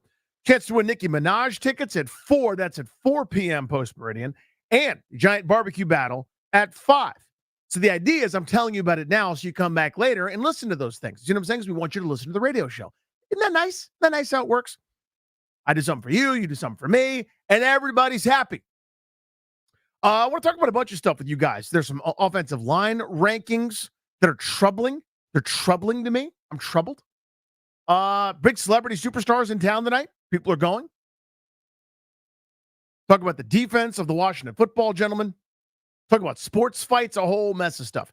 But I want to start here. Before we break down the finals from last night. Darius is here. Rhino's here. We're going to throw the ball around about the NBA finals here in a moment. I got a super quick story for you guys. I was downstairs in our office gym before coming up to the show.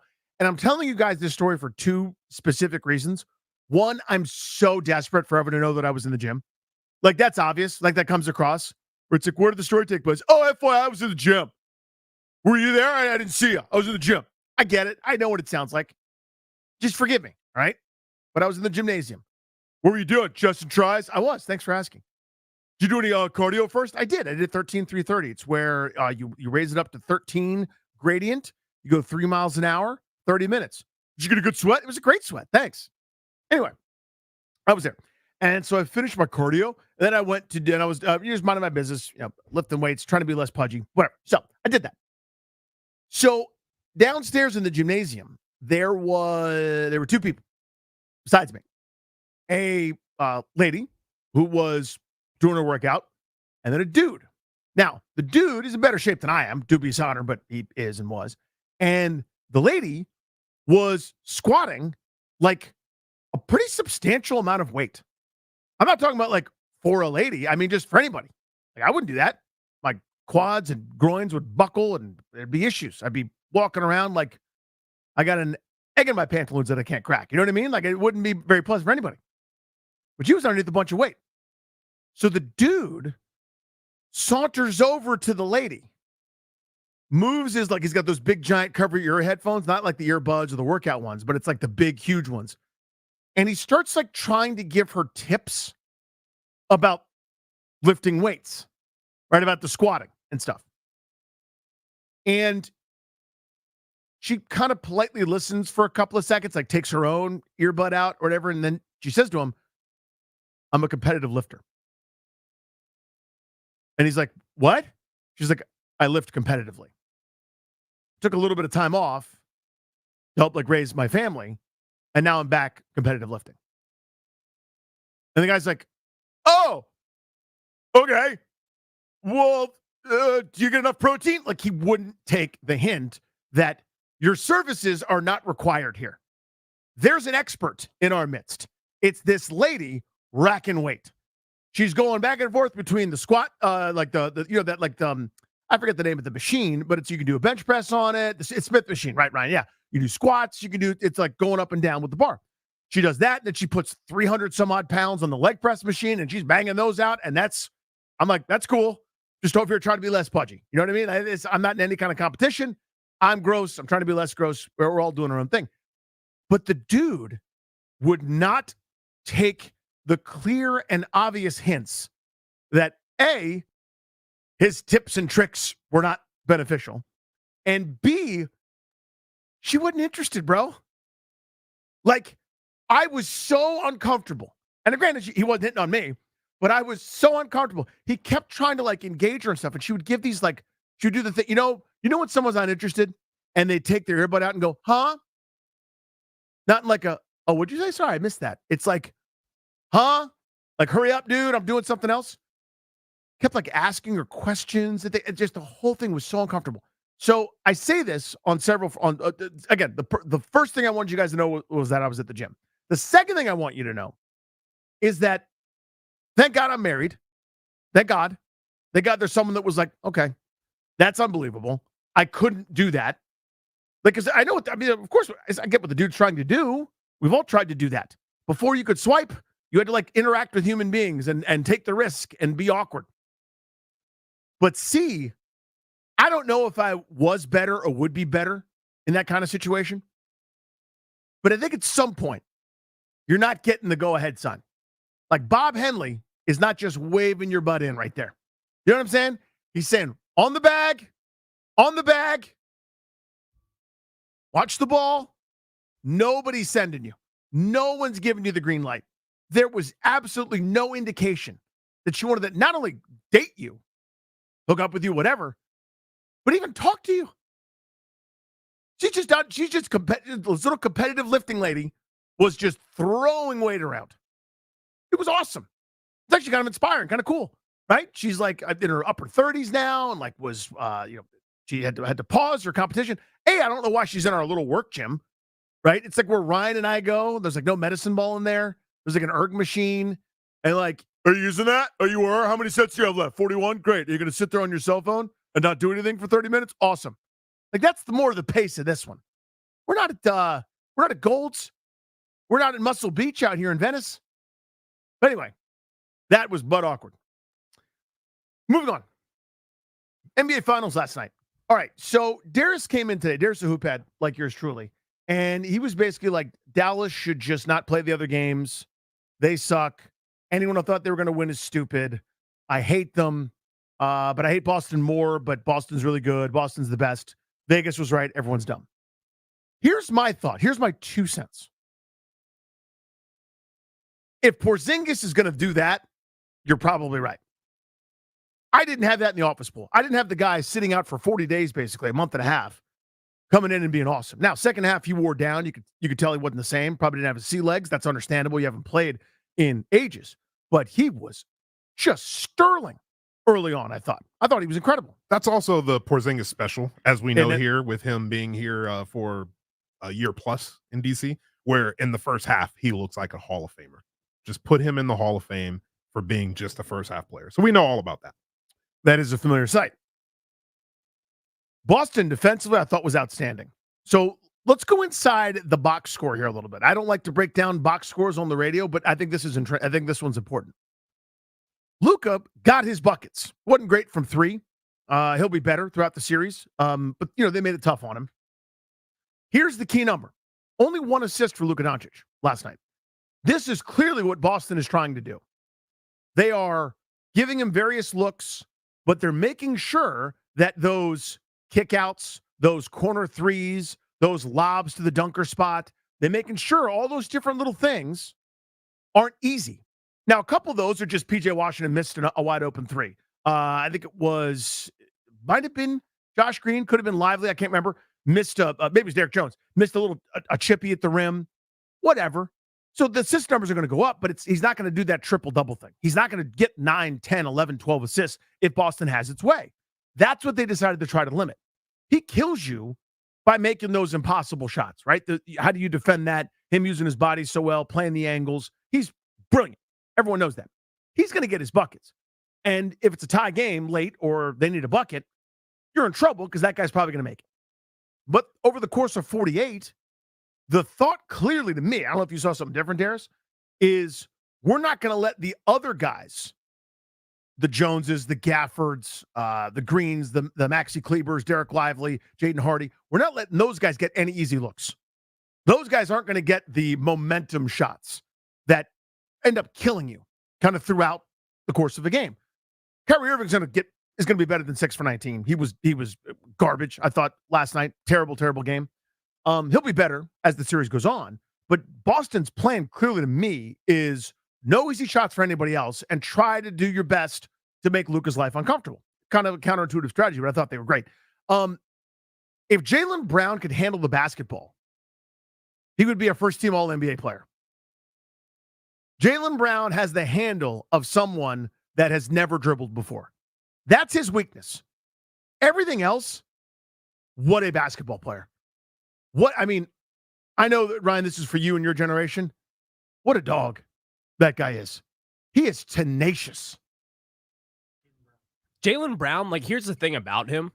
At this point in time, like, I keep on going back to this thought when I entered this series. So yesterday, I had my money on the Mavericks, actually. Oh, did you?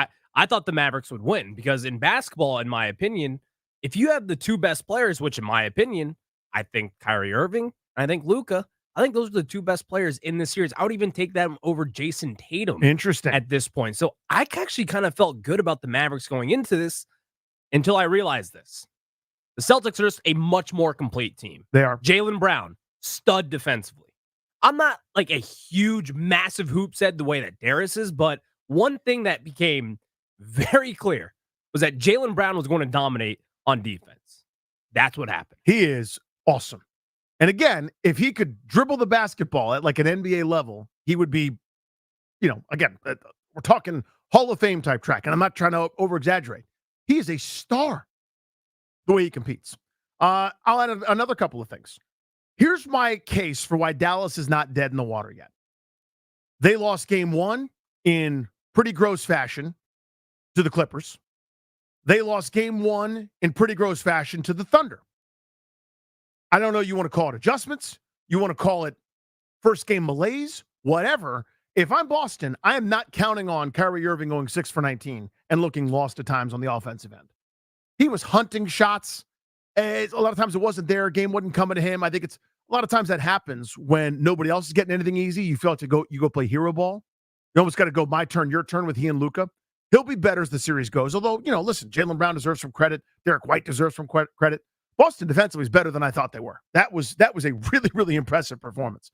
But again, I don't know that you can count on Dallas being that bad over the course of the series. But they've played poorly, and we've kind of gone, uh-oh.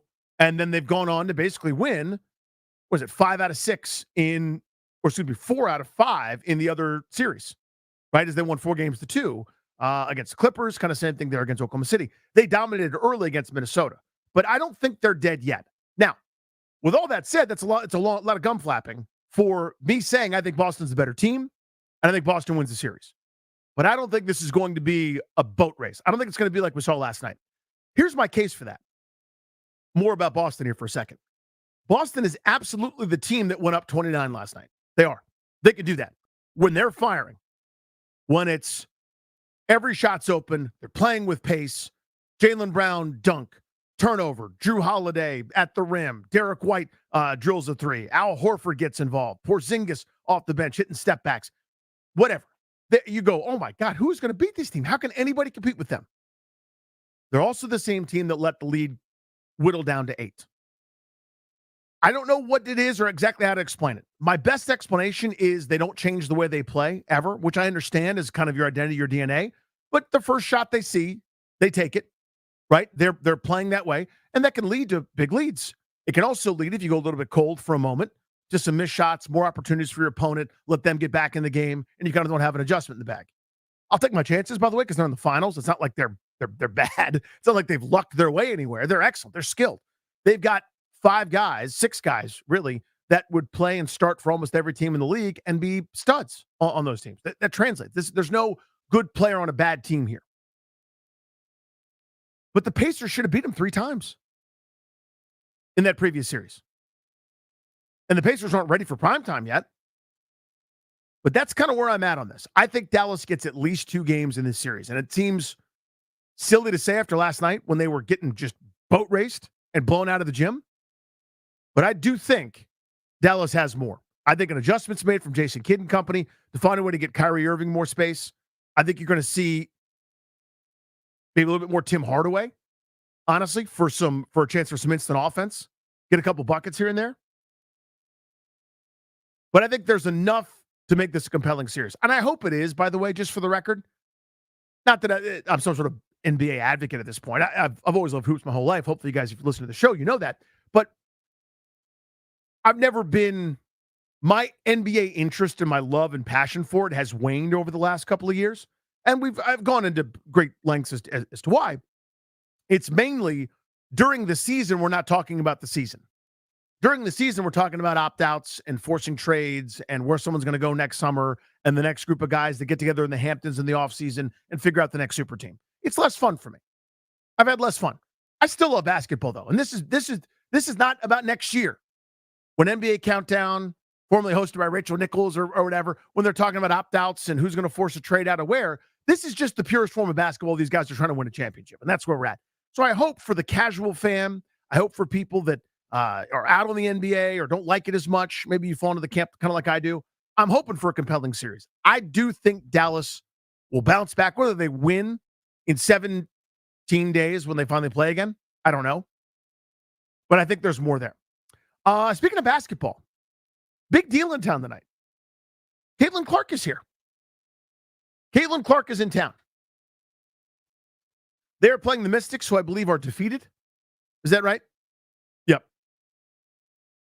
I am not, frankly, interested in breaking down the game. That's not really what I would do here. I'd be out of my depth. But I was talking to a neighbor this morning, talking to a guy that sometimes I see when I'm walking my kids to school. And he was like very enthusiastically asking me, hey, have you guys been talking about Caitlin Clark and all? And I said, yeah, a little bit, just as it pertains to some of the animus that she's feeling, the skyrocketing popularity, the attendance numbers. I mean, the last I saw, I think, average attendance for games that she's playing in is about 18,000. Games she's not is around 7,000. There's clearly a corollary there. We got causation probably, But they're in town tonight. And I believe it's sold out. You guys have seen that, right, Darius? Yeah. I believe the game's sold out. So here's my question for you guys. I want to talk about this. 800-636-1067.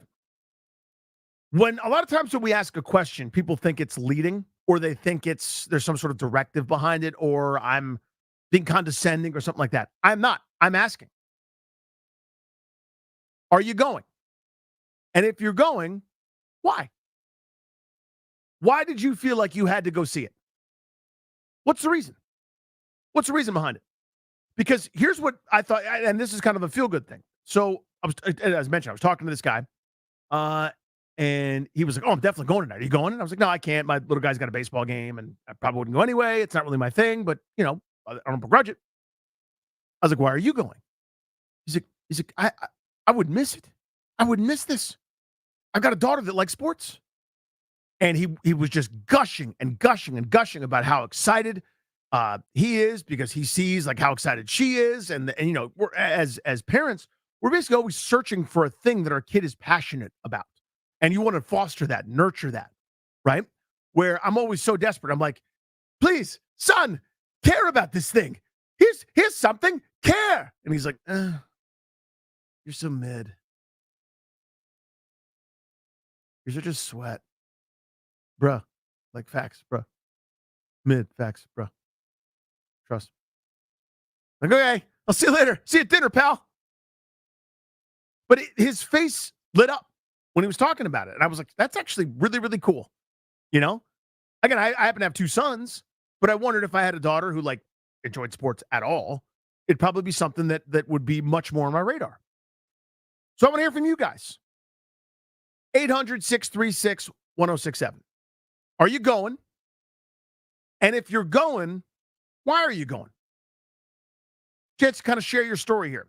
And, I guess there's also room for folks that, you may not have been able to get a ticket, or you couldn't go, you wanted to go. Like, why are you into it? What is it that's moved you? Because here's what's happened. She has taken the country by storm. Look at the Final Four. Look at the women's NCAA tournament numbers. Look at those television numbers are staggering. Each new round, each new game, they were setting a bigger and bigger and bigger and bigger record. People are in. People are interested. Are you? How come? What's the reason? What's captivated your attention about this? 800-636-1067. Caitlin Clark is in town tonight. Wondering if you're going and why. Next on The Fan.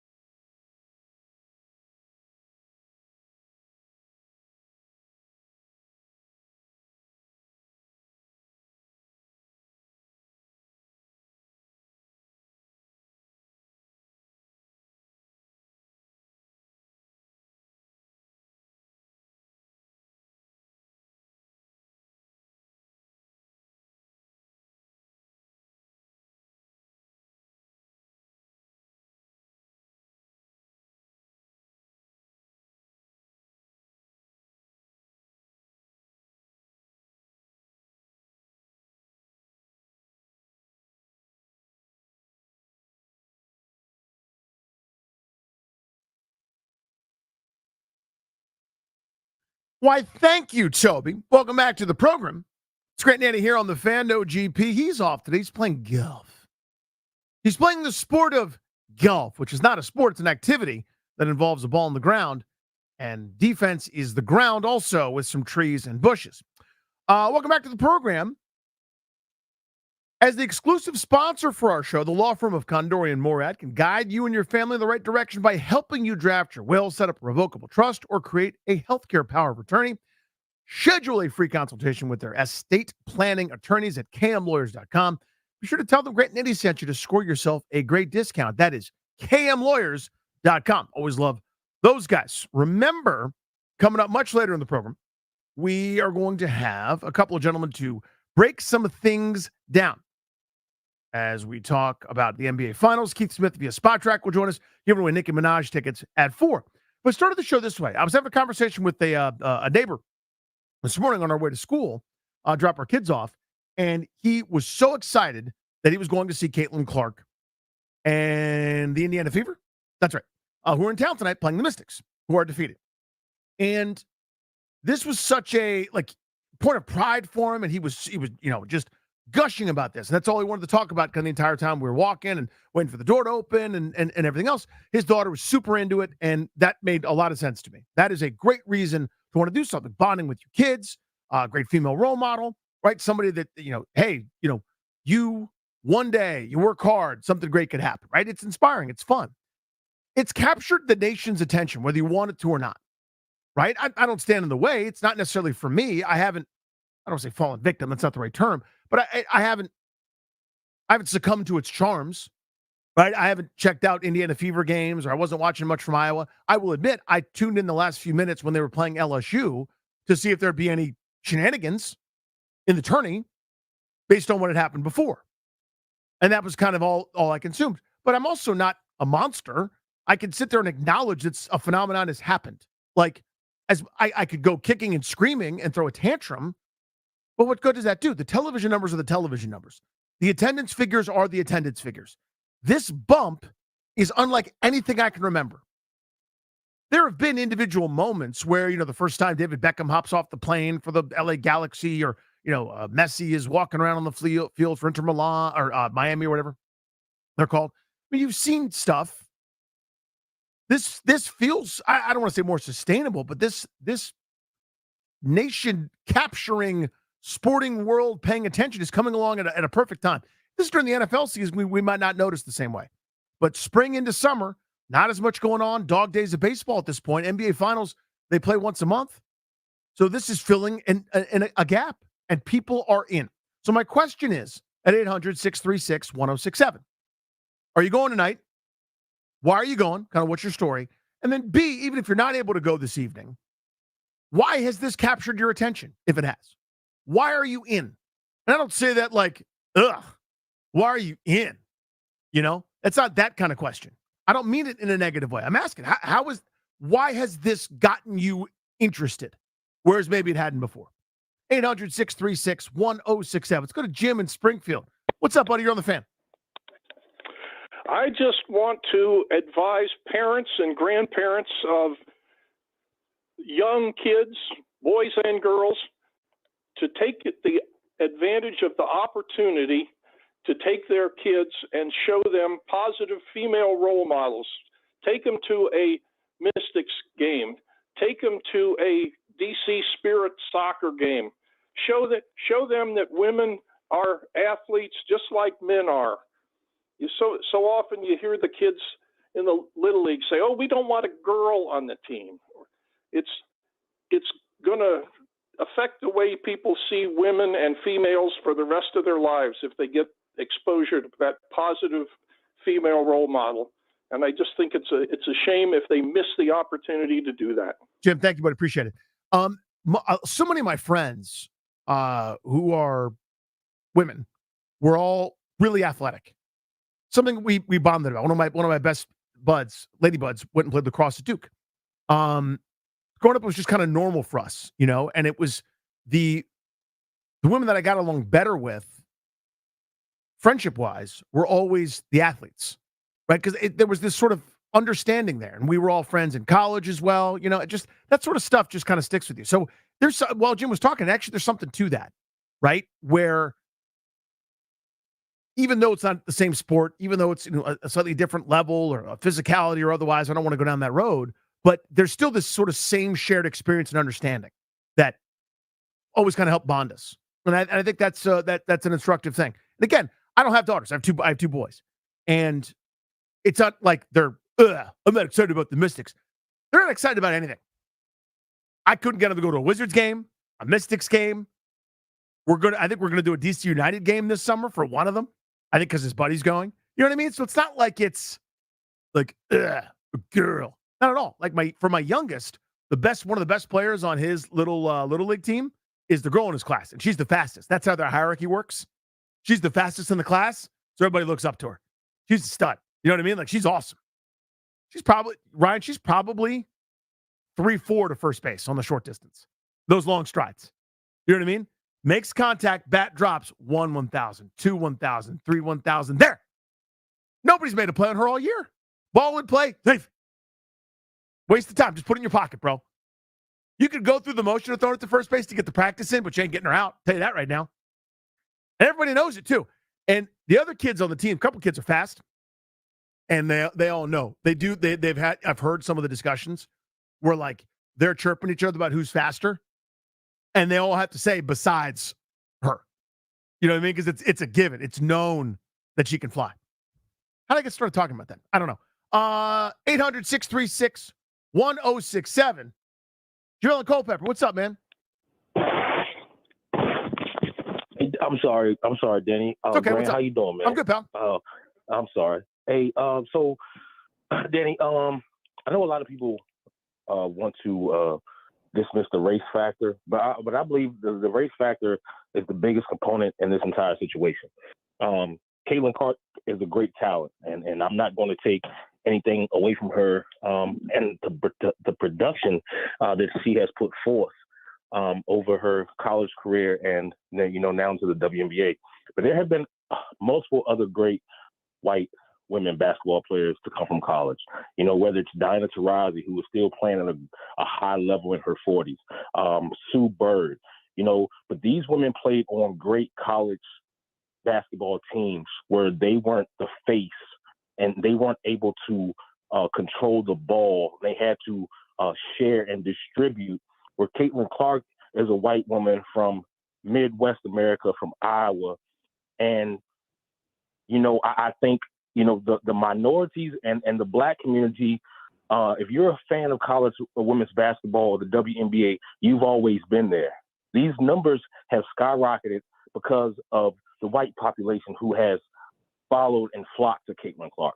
And there's no other way to distinguish that, because these are new eyes and new people who were never interested in women's college basketball or the WNBA ever at all, you know? And, you know, because she is the all-time leading scorer, which is rare. You can't take anything from her from that. But this is a new following because of the population in this country and the people who never, ever cared about college women's basketball or the WNBA who has followed Caitlin Clark. And she is the first woman to maybe simulate or be that type of player that Steph Curry was. And even Steph took a step, you know, for the smaller player. You don't have to be 6'6" or taller. You don't have to be he changed the game for sure. JaVale, I appreciate you, buddy. Thank you, man. Have a great weekend. So I actually think there's a lot of truth to that in terms of the numbers.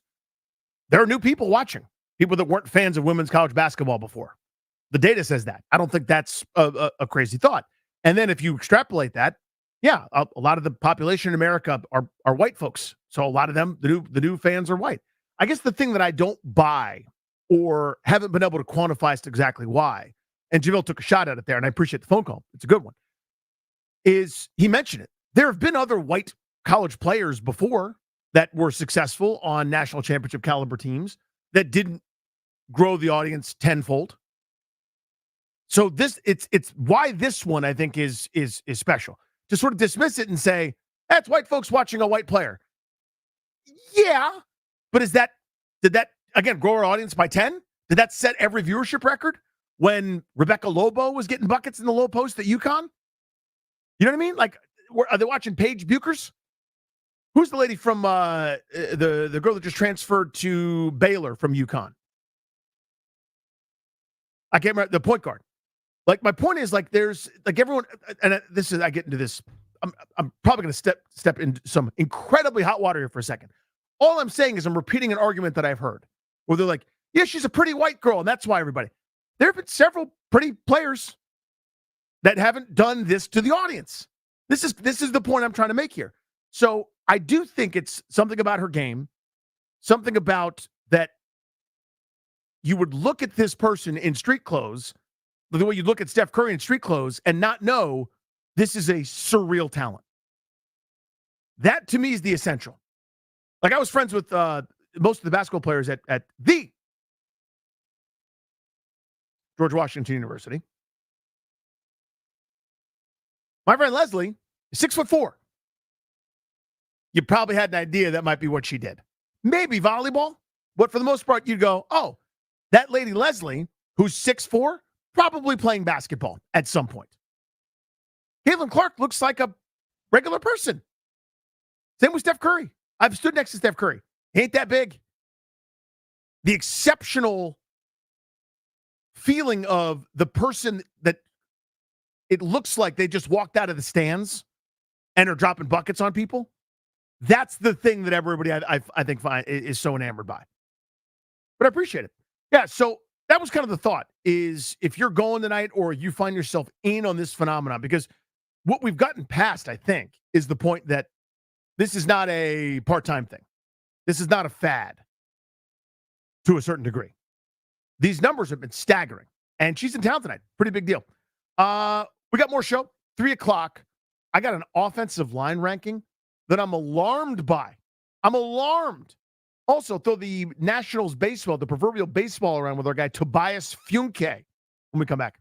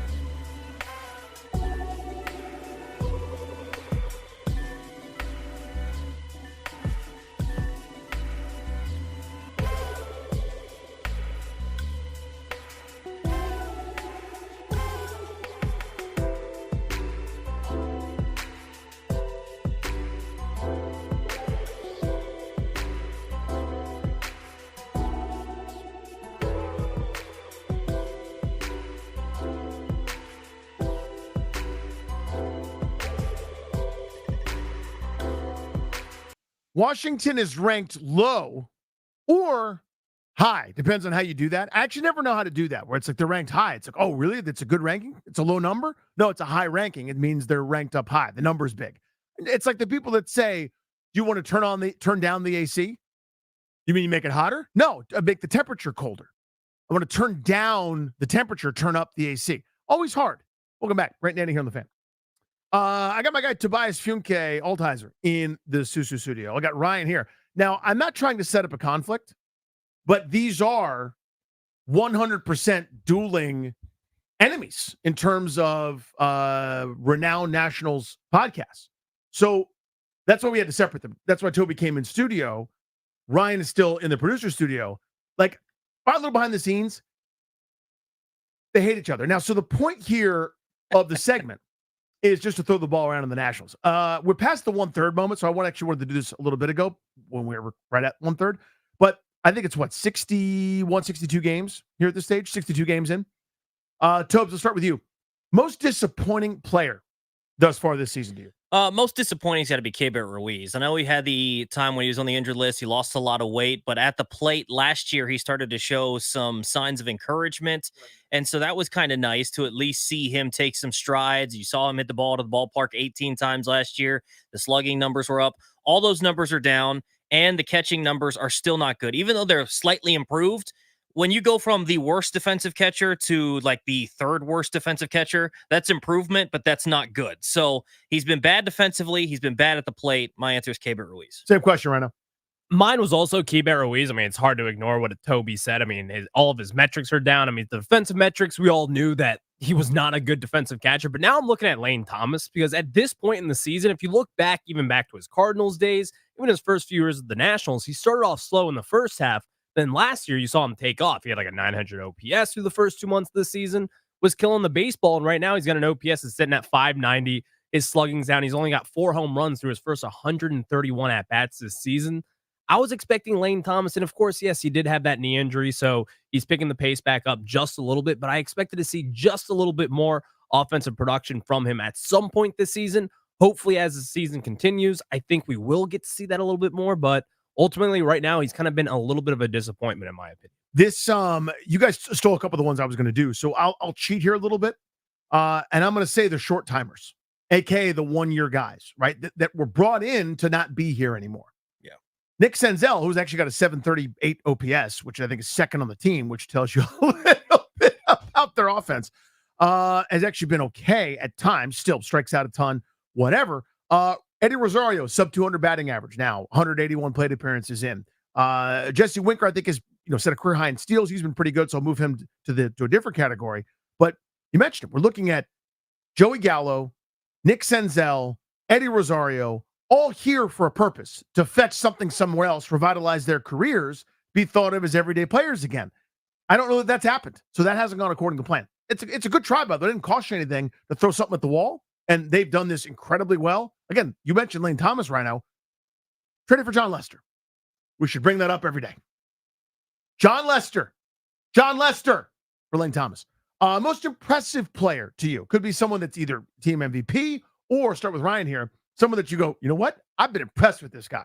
For me, it's Jake Irvin, because I kind of went into the season thinking that Jake Irvin could be like, hey, if he works out, he could be like a 4 or 5 starter on a pretty solid team. But at this point through the season, I think Jake Irvin could be like a middle rotation sort of guy, even on a good baseball team. And right now, I truly think that he has been one of the more impressive Nationals so far. He's got a 3.39 ERA.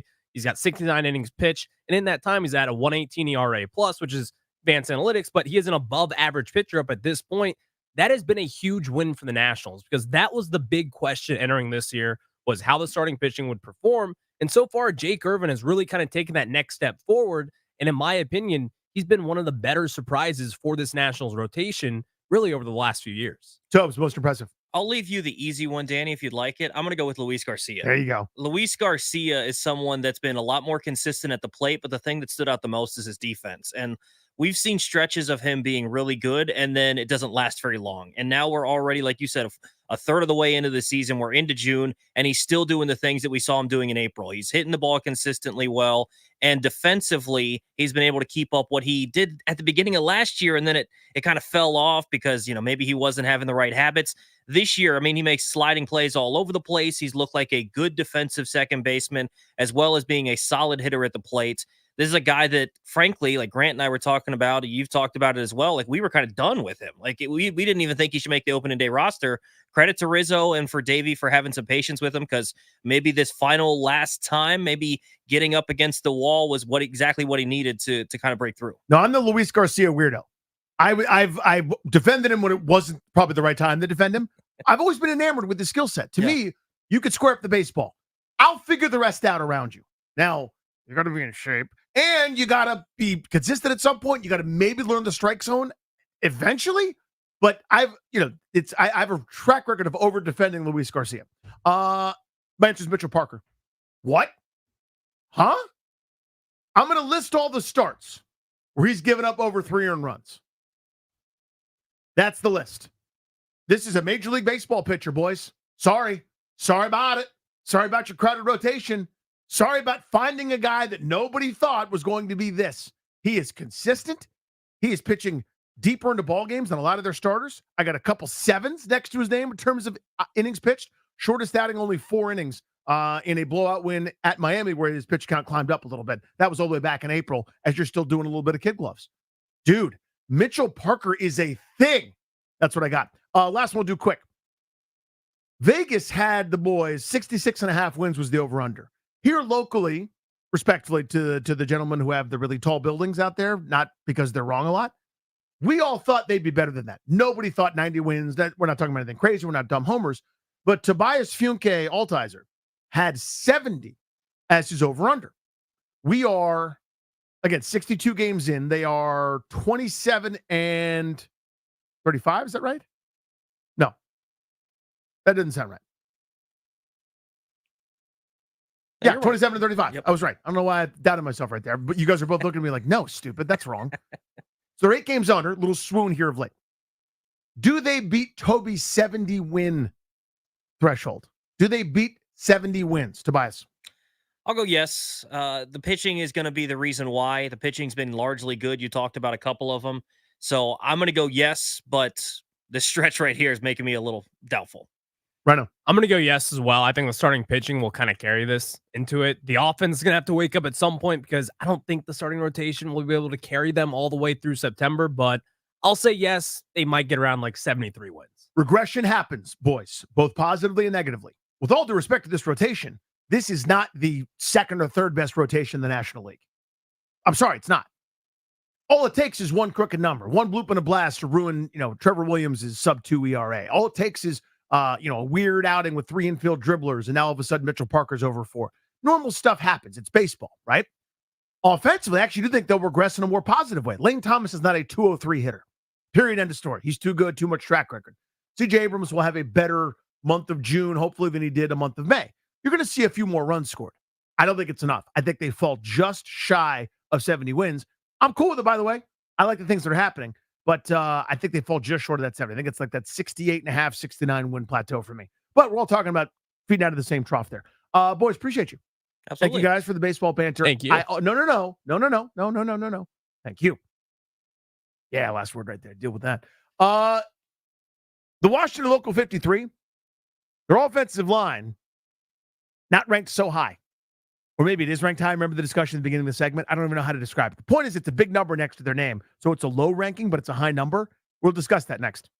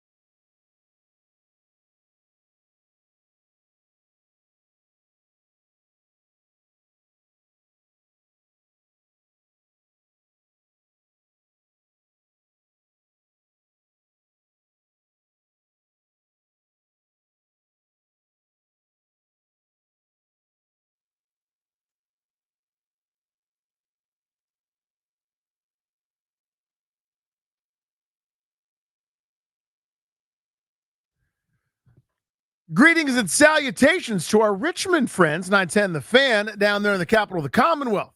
To the rest of you who've already been listening on 106.7 The Fan here in Washington, D.C., or nationwide. No. I'm not going to limit myself. Worldwide on the Odyssey app. We have international listeners, ones of them. Welcome back. It's great to here on The Fan. No GP today. Don't fret. I still got a show for you.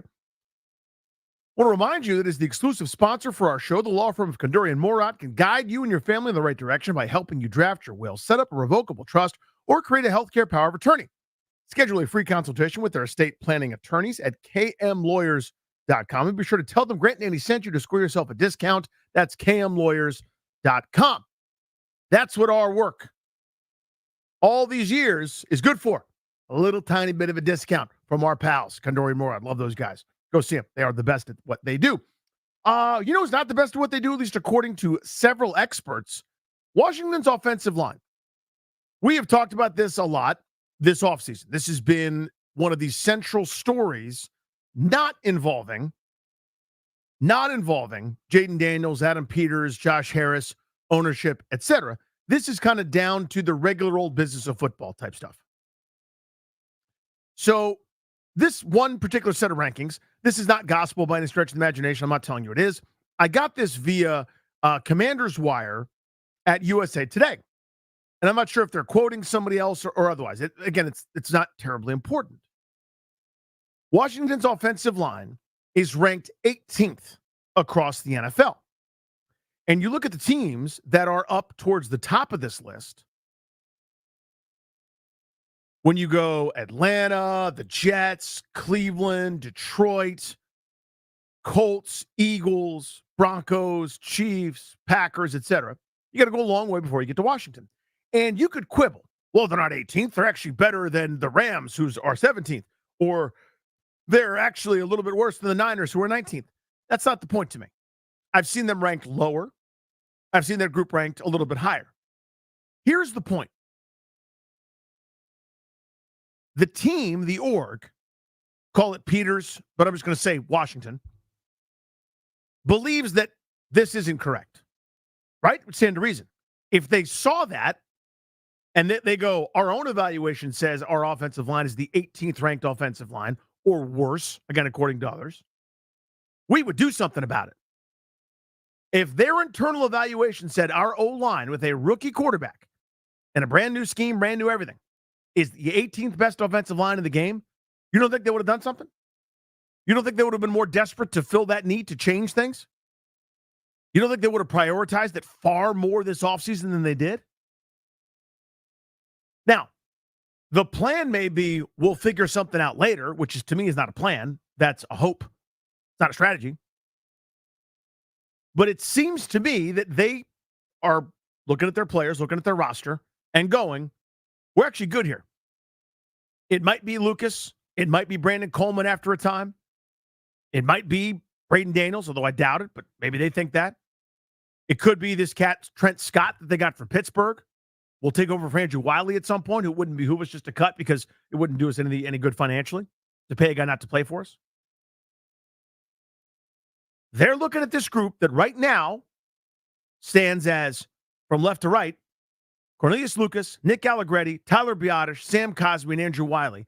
They're looking at that group going, not only is it good enough, which to me isn't good enough, by the way, but we're good here.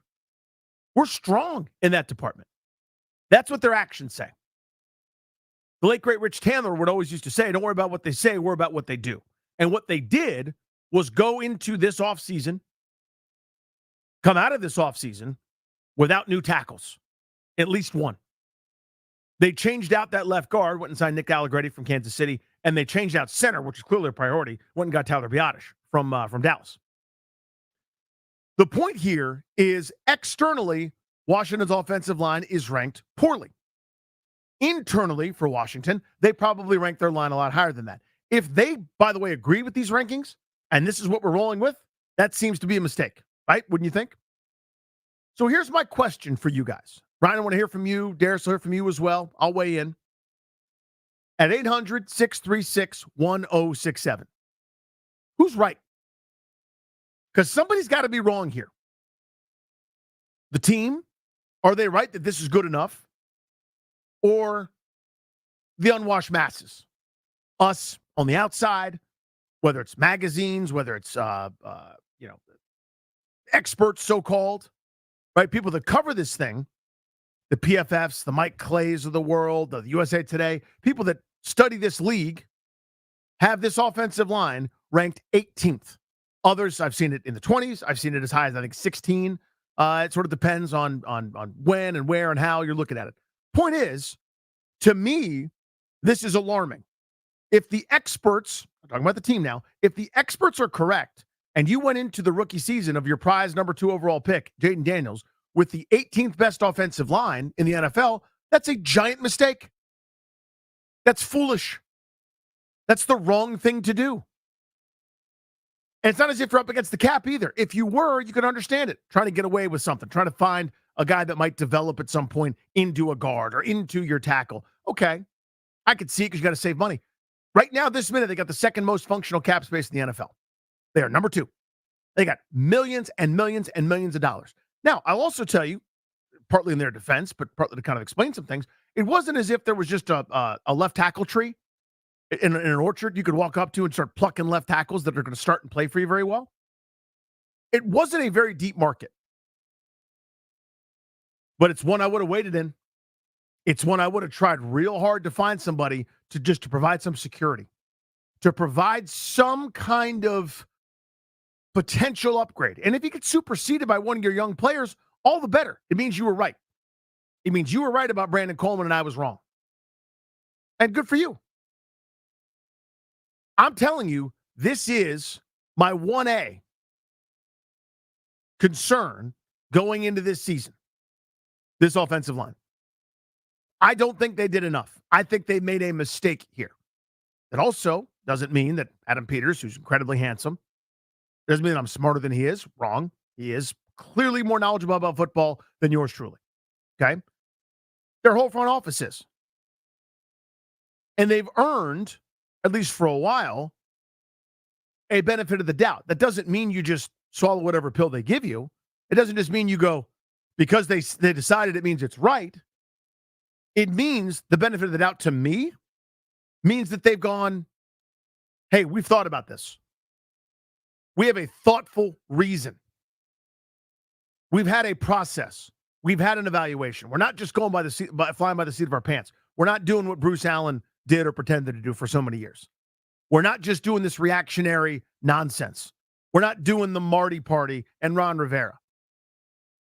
This is thoughtfully done. That's the benefit of the doubt to me, is that there's a reason. Benefit of the doubt to me doesn't mean because they signed him, he's great. That's not true for anybody. That's not true for any general manager in the history of this game. It's not. It doesn't work that way. It means we did it because here's why. And you go, oh, I could see that case. If you got to sit down and chat with them. Right? So who's right here? 800-636-1067. I'll say the industry, the football covering industry for short, or the team. Who's right? Industry or the team? You can probably guess my view on this. I'm part of that industry, I suppose, even though I don't cover football professionally. I just flap my gums about the team I love on the old Riddick program. This is my number one concern. I am raising my hand all offseason going, you guys, look over here. Look. Someone do something. And they were like, no, we're good, man. We're good. We got it. We're all set. We're going to be fine with Lucas. We'll be fine with Wiley. We're going to wait till the 3rd round. We drafted a guy that's already had foot surgery, a defensive tackle, part of one of our strongest position groups, and a nickel corner in the 2nd round. They did that. I don't dislike either of those picks specifically. It's not what I would have done. I would have said, the future of this organization depends on Jaden Daniels. What do I have to do to make him successful? And with all due respect, it's not maybe force another 3rd down incompletion once or twice. It's maximize and protect. Maximize and protect. That's more weapons. That's more safety. That's more weapons. That's more O-linemen. The best money could buy. I would have blown my budget this offseason trying to figure that out. Whatever I had to do, I would have done. I wouldn't let the Dallas Cowboys trade back and still land Guyton from Oklahoma. I wouldn't allow that. I would have done something about that. For example, I would have traded up and drafted him. See what I did there? I would have drafted Guyton, who didn't allow a sack and is still quote-unquote raw. Because I'm into athletic 6'7" monsters that you can't get around. That's me. I'm weird like that. 800-636-1067. Ryan, I'll start with you. Who's right here? The industry or the team? For me, it's the industry as well, because I've always been a big believer in this, like 100-year-long debate, that if you're going to be drafting a quarterback in round 1, you better have an offensive line around him. You better have weapons around them. I think the weapons that we have, I think there's a better debate there, but there is no debate with this.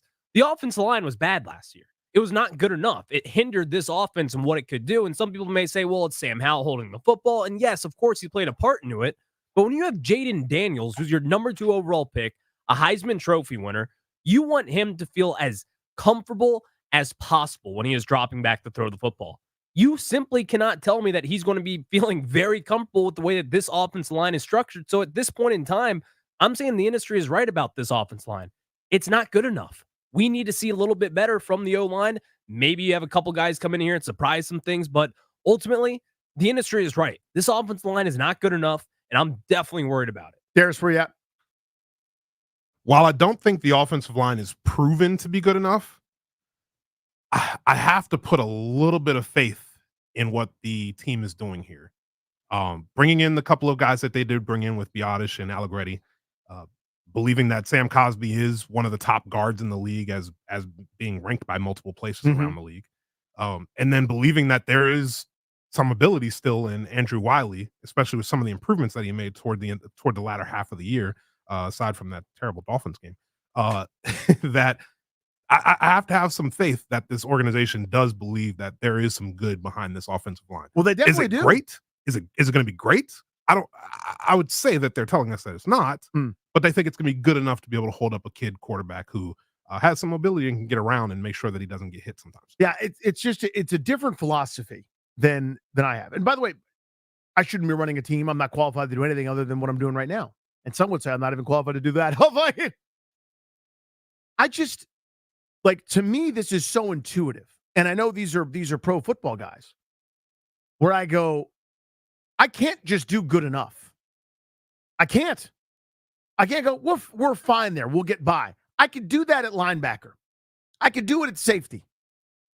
I could do it at a couple different spots that they're trying to do it. Like they're trying to do that at defensive end. They're going to try to get by with Dorrance Armstrong, who was more of a third down pass rushing specialist. Now they're going to make him a starter, quote unquote, in all likelihood, right? But they're going to try to get by with Cleveland Farrell. They're going to try to get by with Dante Fowler and KJ Henry and F.A. Obata and a bunch of guys, maybe Jamin Davis blitzing sometimes. They're going to get by there. Fine. At least at this phase. I can't get by when it comes to my kid quarterback. Now, if you got Pat Mahomes, you got to get by where you can get by, dude. You're going to have weak position groups. That group got to a Super Bowl and got boat raced by Tampa Bay because their offensive line was terrible. I don't know if you remember that. But I don't know if you remember the key part of what I said. They were in the Super Bowl. I'll take my chances. You got something special, he'll cover for it. Right now, rookie deal. Right now, this is ascending time. That group needs to be in the top 5, 6, 7, 8 without question. And they don't feel that way, it seems. And again, they know more than I do. So that's my question for you guys. 800-636-1067. 800-636-1067. We'll call it the industry, a.k.a. people that cover football, right? They're writing their rankings. They're doing their columns. It's June. This is what happens. Has Washington's offensive line ranked low. Commander's Wire, a.k.a. USA Today, has them at 18. Other publications have them lower than that. Some are a little bit higher. My point is, are they right or is the team right? Is the team correct that this line is better than everybody thinks and you guys are going to see? 800-636-1067. Your call's next.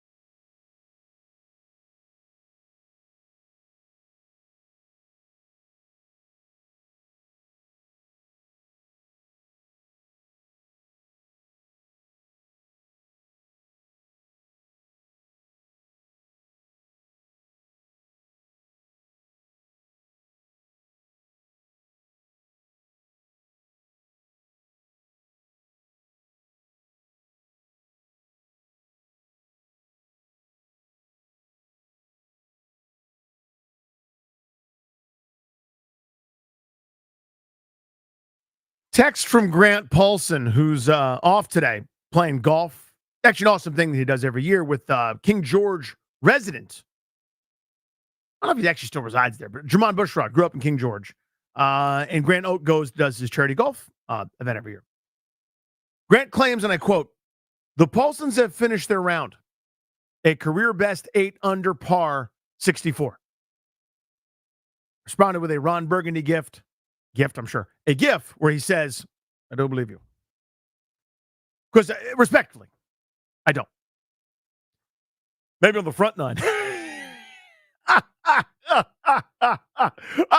Watch out in the woods. I shanked one. I really did. I hit the heel. Get legs. Come on, get up there. Anyway. Carry. Sit. Golf guys. Any hoodles. Doesn't matter the specifics of this one ranking here. Welcome back, Great Dan and the Fan, by the way. Did I say that part? Danny Ruya hanging out with you until 6:15. Then it's Nationals time. The industry, that is the folks that cover football, don't think too highly of this Washington offensive line. I'm in line with them. I think they've missed the boat here. I think they have not done a good job of adding premium talent to this roster in that spot. Some might argue you don't need that. And that's, by the way, a discussion. You upgraded at center over their carousel over the last couple of years, presumably. They feel better about their guard situation, which, again, was a carousel. Did you play for Ron Rivera in Carolina that time? So you'd think it's better. But to me, that tackle spot, I don't know. The team clearly feels they're good. Otherwise, they would have done something else, right? Stands to reason. So who's right? 800-636-1067. Vince Nakakik first up on this. What's up, Danny? Hey, buddy. Hey, so I agree with you, Ryan. You and Ryan. I kind of understand where Darius is coming from, so I would like to say, AP, great pickup, believing that he's a talent evaluated genius, but I'm very much on the same boat with you as far as the tackles. Very questionable. If they say Coleman's going to be a guard, I believe that. That's the same thing they said about Cosme. Cosme is trending to be an all-pro guard. My also biggest trepidation about the line is one thing if you bringing in guys who you say have a certain skill set, and you have Joe Bugle as the O-line coach. Rest in peace to him. But the O-line coach that we brought in was the biggest question mark of the whole coaching staff. So it's like, not only do we not have the best ingredients right now, but who's also cooking the ingredients? So I have a lot of questions on that. Hopefully it pans out, but I'm shaky. That is a smart call. Appreciate you making it. And that's the other part, right? The least heralded member of this offseason renaissance, right? It doesn't mean he's a bad coach. It doesn't mean that, that he can't do it. Bobby Johnson is the name in question. But the track record wasn't there like it was for the other guys. Joe Witt and Dan Quinn have made a member of their secondary the league leader in interceptions pretty much every year over the last handful. Dan Quinn's got some pelts on the wall, dude. That's the Legion of Boom. Who architected that? Bald guy, hat backwards? Him. Okay, fine. There's a track record there. There really isn't with Bobby Johnson. Now, was he given terrible ingredients? I have no idea. And Vince, in fairness, I think brought that up. There's the most questions about him, I would say. Cliff Kingsbury's turned into pretty good homework at times when it comes to offense, being innovative, right? So I don't know about that. But when you add in, it's the coach that you probably feel the least secure about. We'll find out a lot. Combined with an essential position group, combined with 2 of the 5 spots taken by guys that don't have a great track record for excellent performance. I don't know. Now, the one consideration, I'll try to advocate for the team here for a second. 800-636-1067. They know more than we do. They're more plugged in. They get it, okay? I wonder if they went, I'm sort of thinking this out loud, we got guys that fit Kingsbury. Go back in the day. Remember, if you wanted to play a line for Mike Shanahan, you were going to be smaller than most every other lineman. But you were going to pull. Oh, were you going to pull? As soon as that ball is snapped, you're going to drop step and sprint to the right, sprint to the left, get on the outside shoulder of whatever defender you were assigned, and name that Jag running back was going to put his foot in the ground and cut upfield for 4.5 yards. When it came to passing, you might get boat race sometimes with some of these bigger, stronger defensive ends or tackles. But that was a style that fit the Shanahan running game, okay? Maybe there's something to that where they think they've got fits. Hard for me to believe that a guy that fit what Eric Bieniemy wanted to do, who didn't fit so good, and Andrew Wiley, is still a fit also for Cliff Kingsbury. Again, I don't want to get away with it. I don't want to get by with okay. I understand it would have cost you a bunch of money for a dead cap hit to move on from Andrew Wiley. I'm not suggesting that. I am suggesting try to do better, especially because you got a kid QB. Kevin in Arlington. Good afternoon, buddy. You're on the Fan. Hey, Danny. Happy Friday. Thanks for taking my call. Yeah, the comment just made about, not having our skirt blown up by the selection of the new line coach is a darn good one. Mm-hmm. But let me start with the strengths of the offseason. I'm going to throw them flowers, and then get into my critique. They, I think, upgraded the interior O-line, especially if Coleman is a guard. And, that's the question I have off to the side is like, well, if Coleman isn't starting at left tackle, shouldn't we start him at left guard and get him, And anyway, that's going to be an interesting battle. So anyway, I think they're fine in the middle. And I think they're okay with, if Lucas were still a swing tackle, with Wiley, with Trent Scott on the right-hand side. But they clearly missed twice on the left tackle side when they didn't go after Tyron Smith, who Quinn knew from Dallas. They obviously thought they were going to get one in the first round, trade into the first round. They didn't want to block that spot. And, Smith had some injury issues, so they didn't go after him. They didn't spend money there. And then he ends up with the Jets, and now he'll be Aaron Rodgers' bodyguard.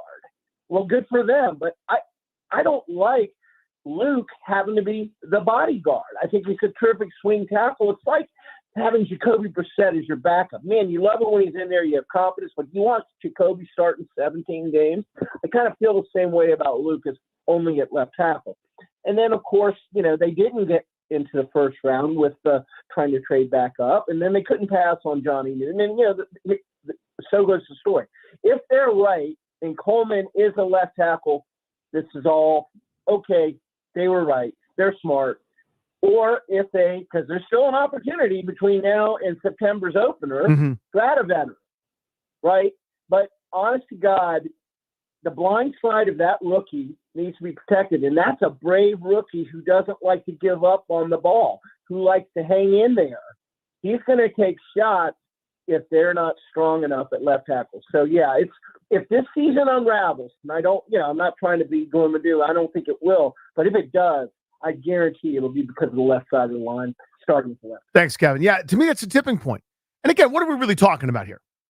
I don't think if the line works out, they're a 10-11 win team. What happens sometimes we talk about this in baseball all the time, with your Juan Sotos, your Bryce Harpers, your teenage phenoms that come up and are just incredible, it ruins everyone's eye line.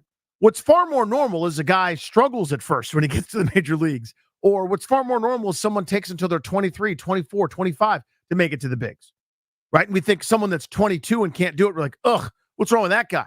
For every LeBron James, there's, 65,000 Denny Obvious that struggled as early NBA career players.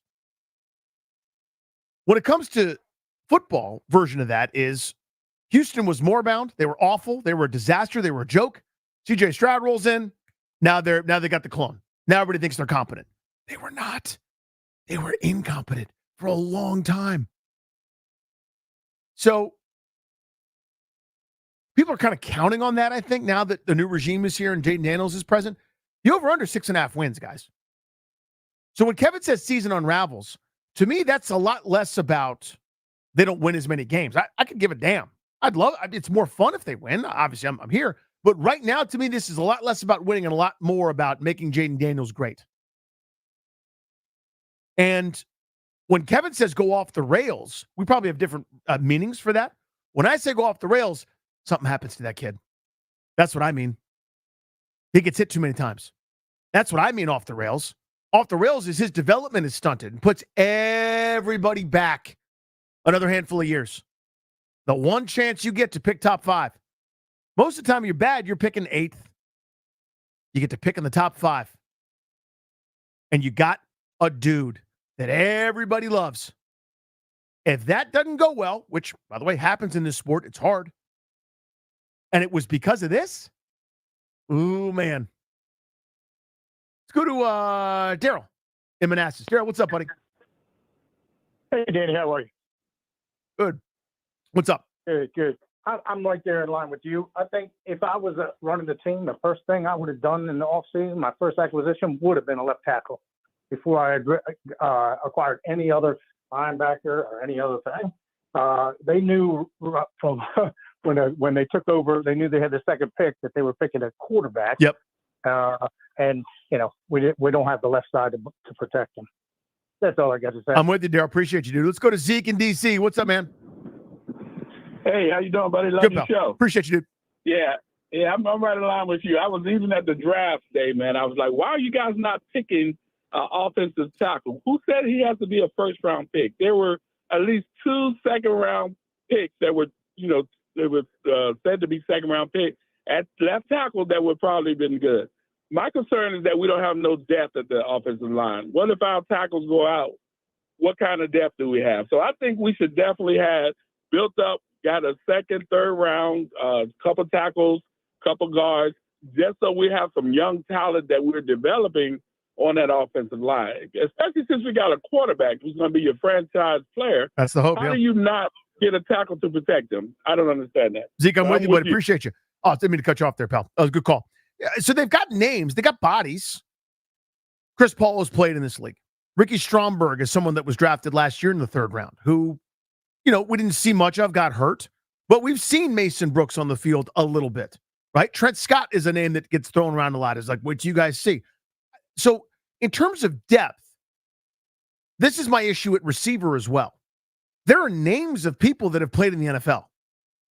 Dax Milne, Delmy Brown, Alameda Zacchaeus, Demir Burr, Jamison Crowder. Those are all names of people. So they have depth. But do they? See what I'm saying? Like, how many of those guys are difference makers? How many of those guys are other teams going, damn, I wish we had Delmy Brown? I don't think anybody is. And that's kind of where I'm at on this offensive line thing. The essential question here is, if the team is right, and wait till you see it, imagine how great that's going to look. Imagine this offense. If they're right in their assessment that wait till you see Cornelius Lucas or Brandon Coleman is a tackle and he's our left tackle, wait till week 5 when he takes over. If Andrew Wiley, or if it's Trent Scott, or if it's something I haven't even thought of yet, or if you get lucky and get on the Leno plan, which is somebody gets cut and you snatch them up. If it works out, to me, it was a gamble. And it would be, because that's what you're doing. Honestly, any decision you make is a bet. You're either betting that what you got's good enough, or you're betting that someone you sign is better than who you didn't sign, and so on. That's all this is when you make a choice like that. But if they're right, this could be something special. We go to John in Herndon. John, what's up, man? You're on the Fan. Hey, thanks for taking the call. Danny, I just basically agree always with you. I don't know what it is about you. John, well, it's probably, if I could say, John, it's probably because you're a brilliant analytical mind. It's like you're burdened with this level of genius, and nobody else sees it around you, but you know in your heart that it's there. Go ahead, please. All I can say is I got tunnel vision, and you're at the end of it. Look, of course I've got the worries about the offensive line. But from my perspective, first, the baseline is last year's coaching staff, where, as we talked about 18 months ago, why didn't you get linebackers? Why didn't you fix the defensive line? Mm-hmm. So any change is a baseline improvement. But then you put in Dan Quinn and Peters. I believe that with training camp comes and cuts are being made in other squads, and if we still are not comfortable with Marsh or what we're trying to do with left tackle, we'll see acquisitions. We'll see pickups, because these guys know that the line is critical for Jaden and its success of our offensive unit. So I have faith. I'm worried, but I'm not overly worried. John, love it. Appreciate it, man. Have a great Friday. So to John's last point, I haven't said this very eloquently. If that happens, okay, somebody gets cut and they snatch him up and he becomes their starter, that's good, right? Because you found a player. But it also kind of proves my point, right? That they're acknowledging what we've got isn't as good. That makes sense? So this is one of those, I know I'm creating a terrible scenario where they're damned if they do, damned if they don't, because in my mind, the mistake has already been made. And if they have to fix a mistake, I'm all for that, by the way. You don't just throw good money after bad. You don't stick with a mistake because it was your call, Ron Rivera. But what you do, or what that would mean is, hey, our previous evaluation of not only our draft picks, our process, our first round of the offseason, our free agency haul, or lack thereof in this regard, wasn't good enough.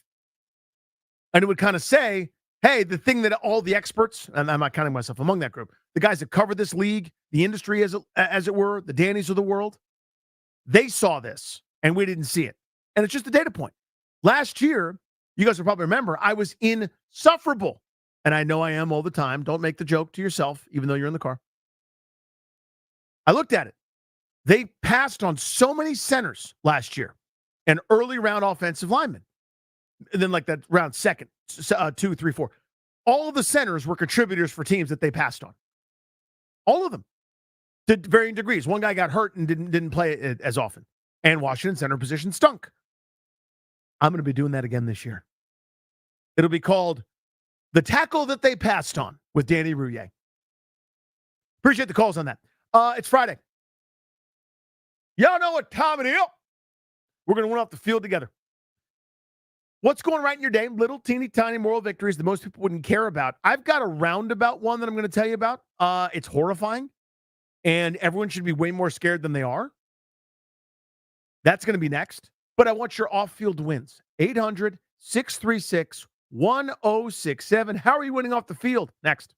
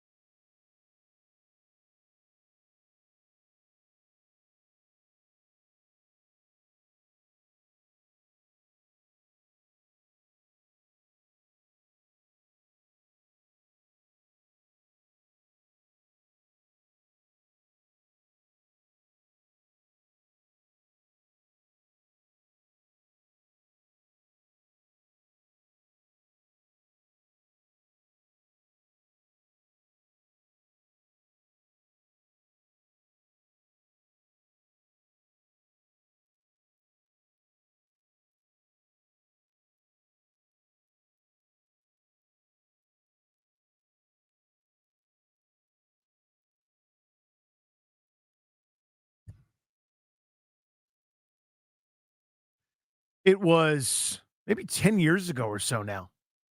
Old Bruce, in one of the rare public appearances and attempts at accountability, stood in front of an assembled group of reporters. And he calmly explained, you guys don't know how close we are. You guys don't get it. You outside the building, you outsiders, you media people, you fans, I scoff at you.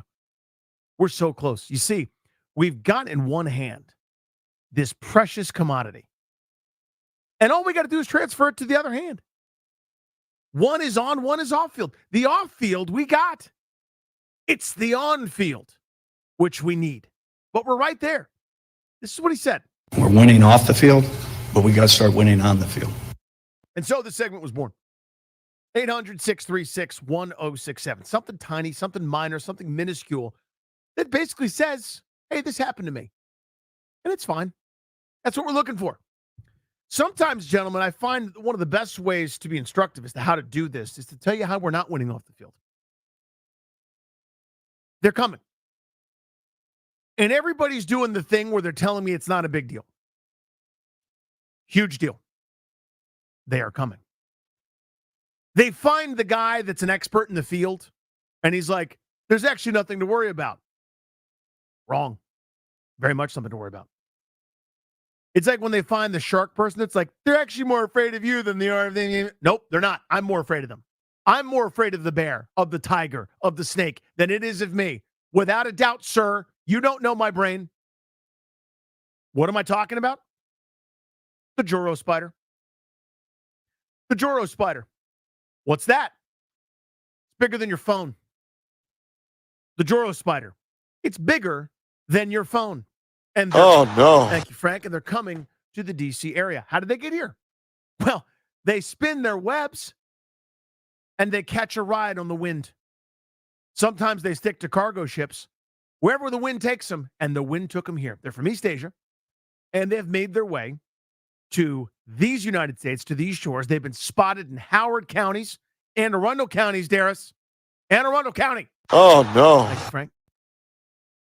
They are enormous, and they are venomous.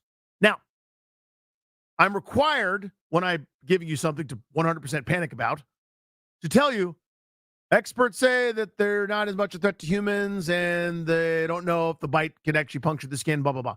But again, giant, highly venomous spider, invasive species, invading our area. They're riding the wind. I don't know if you guys have ever seen any of the videos of when this happens in Australia. Some hammered Australian guy looking up at the sky going, I look, the spiders are moving. Gary, look up there. All the spiders are going left to right across the sky. Look at that. They're going from east to Melbourne. They're going up to the Gold Coast there. Look at how far they're going. Gary. The guy was named Gary in this story. The Joro spider that looks like it's got a lot of colors on it. It's very venomous looking. It's very terrifying looking. It's got some red. It's got some yellow. And it's bigger than your palm. It's bigger than your phone. It's got these long legs, 8 of them, which is what makes it a spider.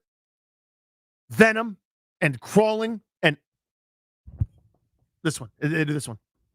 You hear that? That's them. They make a sound when they walk. They're big enough to make a sound. That's absolutely ludicrous. The Joro spider is coming. Therefore, none of us are winning off the field. See what I'm saying? That's a way that none of us are winning off the field. So the experts say if you see one, just leave it alone. Okay, no problem. I'll be great at that. But what if they're inside your homestead? Now what? They're like, try to do your best to trap it and get it outside. Oh, I'm sure I'll be trapping the Joro spider. Darius, you got to see these things. You got to see them, dude. They're terrifying. As you know, I'm not a big advocate for insects. Not a spider guy. I'm not spiders could be added to that list. This sounds absolutely terrifying. So I'm going to show you the picture. It's tough to get the. I don't know if I want to see it. Well, it's tough to get justice. This is far away. This is in one of their webs, right? But you could see the scale, right? You could see how big the thing is, and it makes a parachute and flies. And it's look at the legs. So So can we kill them? I mean, they're talking about capture it and release it to the wild. What? Why? I don't know, man. Why would I do that? Well, you need like a giant Timberland boot. You can't just smack it with a flip flop. It's not a normal little spider. Again, dude, it's bigger than your phone. I'm gonna say that one more time. They're bigger than your phone. This might be it, Danny. This might be the end of time. This will get you. Yeah. Robin Springfield, how are you winning off the field, sir? Cheer us up. So I am winning off the field because I got some Hershey Park tickets for tomorrow, but I also just bought myself some Hershey Bears tickets. So I'm going to spend the day riding roller coasters and then spend the night watching the Hershey Bears hopefully beat the Cleveland Monsters. Therefore, I am winning off the field. And boom goes the dynamite. A very Hershey related or focused winning off the field. Let's go to Jason. And Darius, where's Jason calling from? Could you from Bethesda! That's Jason from Bethesda. What's up, sir? Hey, Danny. So I'm okay. And the woman casually said, oh, don't worry, it's free. So not only did I get a free sampling of Lido Pizza, but I also got the big fancy giant shopping bag. Therefore, I am winning off the field. Jason, I've got to tell you, you get this segment. Well done. He got it. That's right. First of all, I'm not here to tell Lido Pizza how to do their business. Okay? But who needs a sample of Lido Pizza? I already know it's great. You guys got me. Now, if you're going to give me a sample, I'm going to take the sample. But Lido, your product is great. You don't have to inform us. We know. Where are you going? Where you're like, what is this? Lido? It's square. What? Dude, Lido Pizza. Lido Pizza. Should we get Lido Pizza today? I'm dead serious. Everyone look me in the eyes right now. Should we get Lido Pizza right now? No, I can't do it. I can't do it. I can't do it. I can't. I'm sorry. I got carried away. I got really excited about Lido Pizza. I mean, listen, Lido, give away your samples if you want to, but you're already great, man. You've already won hearts and minds. Speaking of winning, Jits win Nicki Minaj tickets. In about 5 minutes, you got to be listening. We'll give you your cue to call on the telephone. A little something called the Beltway Blitz. We'll do that next.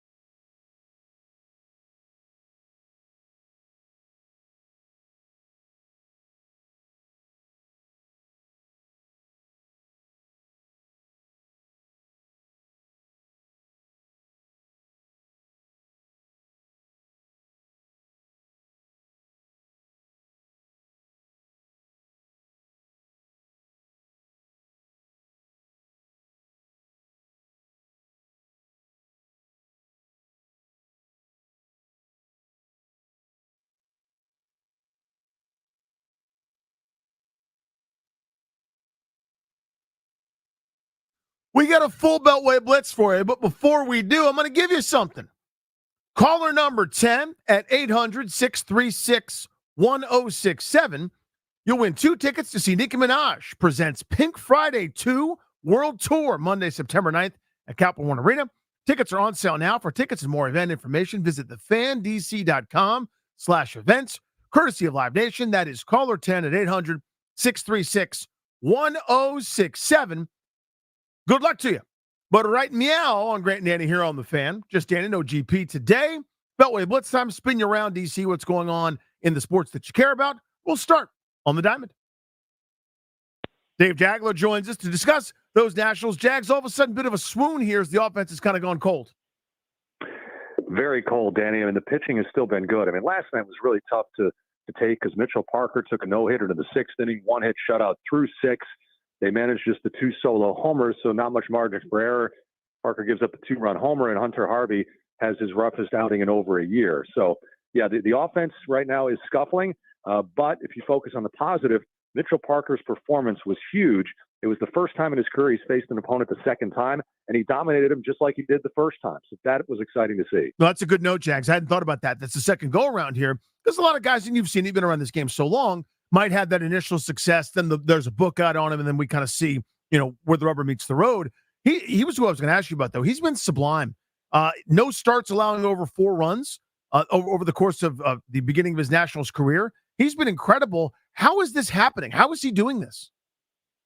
Well, to me, I like the composure. I mean, and his ability to attack the strike zone. When we saw his minor league numbers last year, mostly a AA, it was a high walk rate.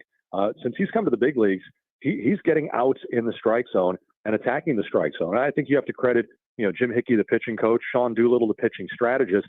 They've really, pounded into these guys' heads. You've got to get outs in the strike zone, and you can get outs on the white of the plate with your stuff if you have conviction in it. And Parker, trusts his 4 pitches. We didn't see a slider a lot early. He's mixed that in, the second go around now to go along with the splitter and the curve. And I think Jake Irvin, tonight's starter, has really looked at that. I mean, Irvin is second in the league in fewest walks per 9 innings. So these guys are trusting their stuff, getting outs in the strike zone. So for Parker, composure, ability to command, same for Jake Irvin. Good to see Abrams jump yard last night. That was good, much needed on a pitch up. Not an easy pitch to get on top of and drive, and he certainly did that. He just hasn't been the same since April, Jags, which April was so surreal and just unbelievable, so it still carried his season numbers. May was a struggle for him. What's the difference when he's going good versus not? Well, when he's chasing. I mean, in the month of May and here into June, it's swinging at pitches out of the strike zone. I mean, his first at bat last night, it was 3 swings and a strikeout.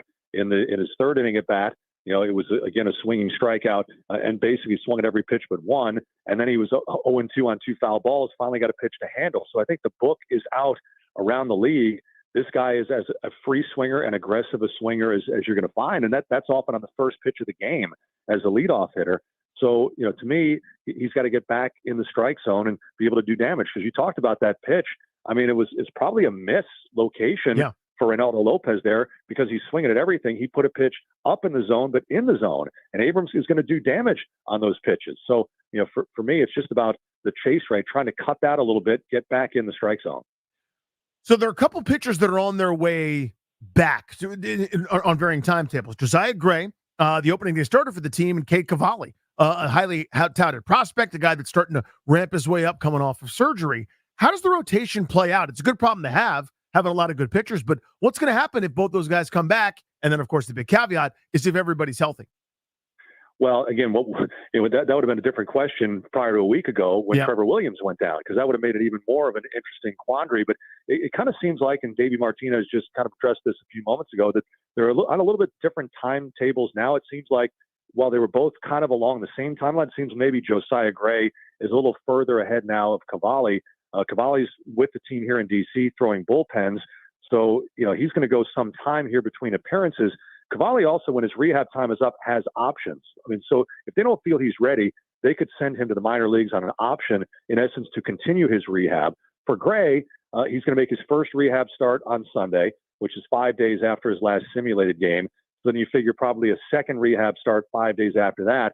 And they really haven't committed to a timetable, but maybe 2 to 3 rehab starts. And then the question you bring up becomes more pertinent. who goes when Gray comes back. I mean, obviously, probably let's see where DJ Hers is at that point. He was okay in his first start. Certainly a lot to like. Obviously, the possibility, do you shift one of your starters to a long relief role? Is that Patrick Corbin potentially? But those are questions, again, depending on where we are in 2 to 3 weeks or whenever Gray is first to come back, and then Cavalli after that. Keibert Ruiz feels like he's starting to turn the corner a little bit offensively, Dave. Is that wishful thinking? Well, I think what they want from Ruiz is to really kind of attack the baseball with conviction. I mean, if he's ahead in the count, put your ace swing on a baseball and try to drive it. He's been getting some hits. A lot of those hits are kind of on defensive swings with kind of line drives the other way. Or last night he had a blooper. He was able to punish the ball last year. He hit 17 home runs. They want him to put an ace swing on a ball tonight and try to drive the ball to a gap. And I think that's when you'll kind of feel that he's kind of back to what he was last year when he's driving the ball to the gaps. And that's both ways, left-handed and right-handed. Jags, thank you as always, my friend. Have a great call tonight. Yeah, man, it's a big weekend here. A sellout crowd, so get here early. It's got some good giveaways. Hopefully some good baseball for the Nats. It should be a fun weekend. That will be a blast. Thank you, my friend. There he goes. That is Dave Jagger. Let's talk some hoops, please, Darius. Our buddy Glenn Consor will join us to break down a little bit of Wizards, a lot of NBA Finals. Glenn, Boston had their way last night. I was really impressed with them defensively. What did you see? Yeah, they played with great energy. I really think after what I saw last night, look, it's only one game, but if they can continue to play with that kind of energy and defensive intensity, they're a tough team to beat. What can Dallas do to get Kyrie going? I thought part of it, I don't think he played great. You never know how layoffs going to affect different people, although whatever Kristaps Porzingis is having, I'd like to have that. But the layoff for Irving didn't really look as sharp as he's been. Plus some credit, I think, to Boston defensively. How does Dallas get him going? Yeah, I think they got to play more pick and roll with him, and they also got to make the extra pass with him. They didn't move Boston's defense that much. They look, Boston's a really good mono-on-mono defensive team, and then when Porzingis is in there, he could block shots. So they're real good defensively. To beat a team like that, you got to improve your spacing. I thought their spacing was too tight. You got to play pick and rolls with spacing where you reverse the ball or play the lob game, which they didn't do last night to Lively and Gafford. And I also thought, I didn't think those guys played enough time, Lively and Gafford. Kleber played 19 minutes. I mean, they got to get those big guys more involved, which could possibly hurt Boston inside. Glenn, I thought Boston defensively, I don't think you can stop Luka from scoring. I think he's going to get his buckets. They didn't shoot great from three last night. Again, credit to Boston for trying to harass him, force him into tough shots. I think that's all you can do with someone that's offensively gifted. To me, the key is they didn't let him set up those easy shots out all that often for his teammates. He only had one assist last night, but it wasn't because he was hogging the ball. Guys didn't finish or miss some of those shots. But I think it was Boston's defense that was instrumental in that. What did you see from them, and what was their plan to kind of negate some of what makes Luka so special? Well, I think their plan was, Luka's not going to beat us by himself. And, they held Kyrie down. Between both of them, Kyrie and Luka, they had 3 assists, which is unheard of. And they're both better players than that. But to do that, they're going to have to improve their spacing and move the basketball and try to play a little faster and not turn the ball over. I mean, give Boston credit. Their defense, they could run multiple players at Luka and at Kyrie, whether it's Derek White or Drew Holiday or Jaylen Brown or Jason Tatum. They have multiple players that could defend those guys. And because of that, they could switch everything. So it's not going to be that easy. To beat that, you got to play a little faster, even executing half-court offensive sets. Glenn, I want to shift to the Wizards here quickly while we've got you. We spoke to Brian Keefe the other day after he was newly minted as no longer interim, but full-time now head coach of the Wizards. The record didn't blow your socks off. They were 7-36 with Unseld, 8-31 with Brian Keefe. But if you watch the games, and I know you do, you're there every night, you could tell this was just a more competitive group, and they just played harder with more energy, and it seemed with more purpose under Keefe. How does that translate going forward to you? Yeah, I mean, I think, first of all, I like the move by the Wizards hiring Keefe because I do think, I agree with you. I mean, they were competitive. They were competitive on the perimeter. Their defense got better. They played quicker. They played faster. They reacted better. And he's real good developing young talent. You know, whether it's Kevin Durant or whoever else he was involved with, he's real good at that. And the players listen to him. He can relate to the players. He's got a good way with those guys.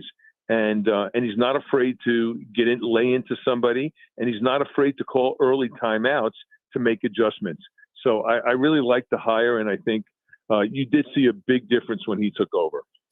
For Denny Avdia in the coming years, he thrives, I think, with the ball in his hands, being able to play make and do a little bit of everything. He's, a Swiss Army knife when it comes to some of the stat stuffing that he can do. How does that jive maybe with making sure that Jordan Poole has the ball in his hands and then getting Kyle Kuzma enough touches? How do you see that playing out here over the next year?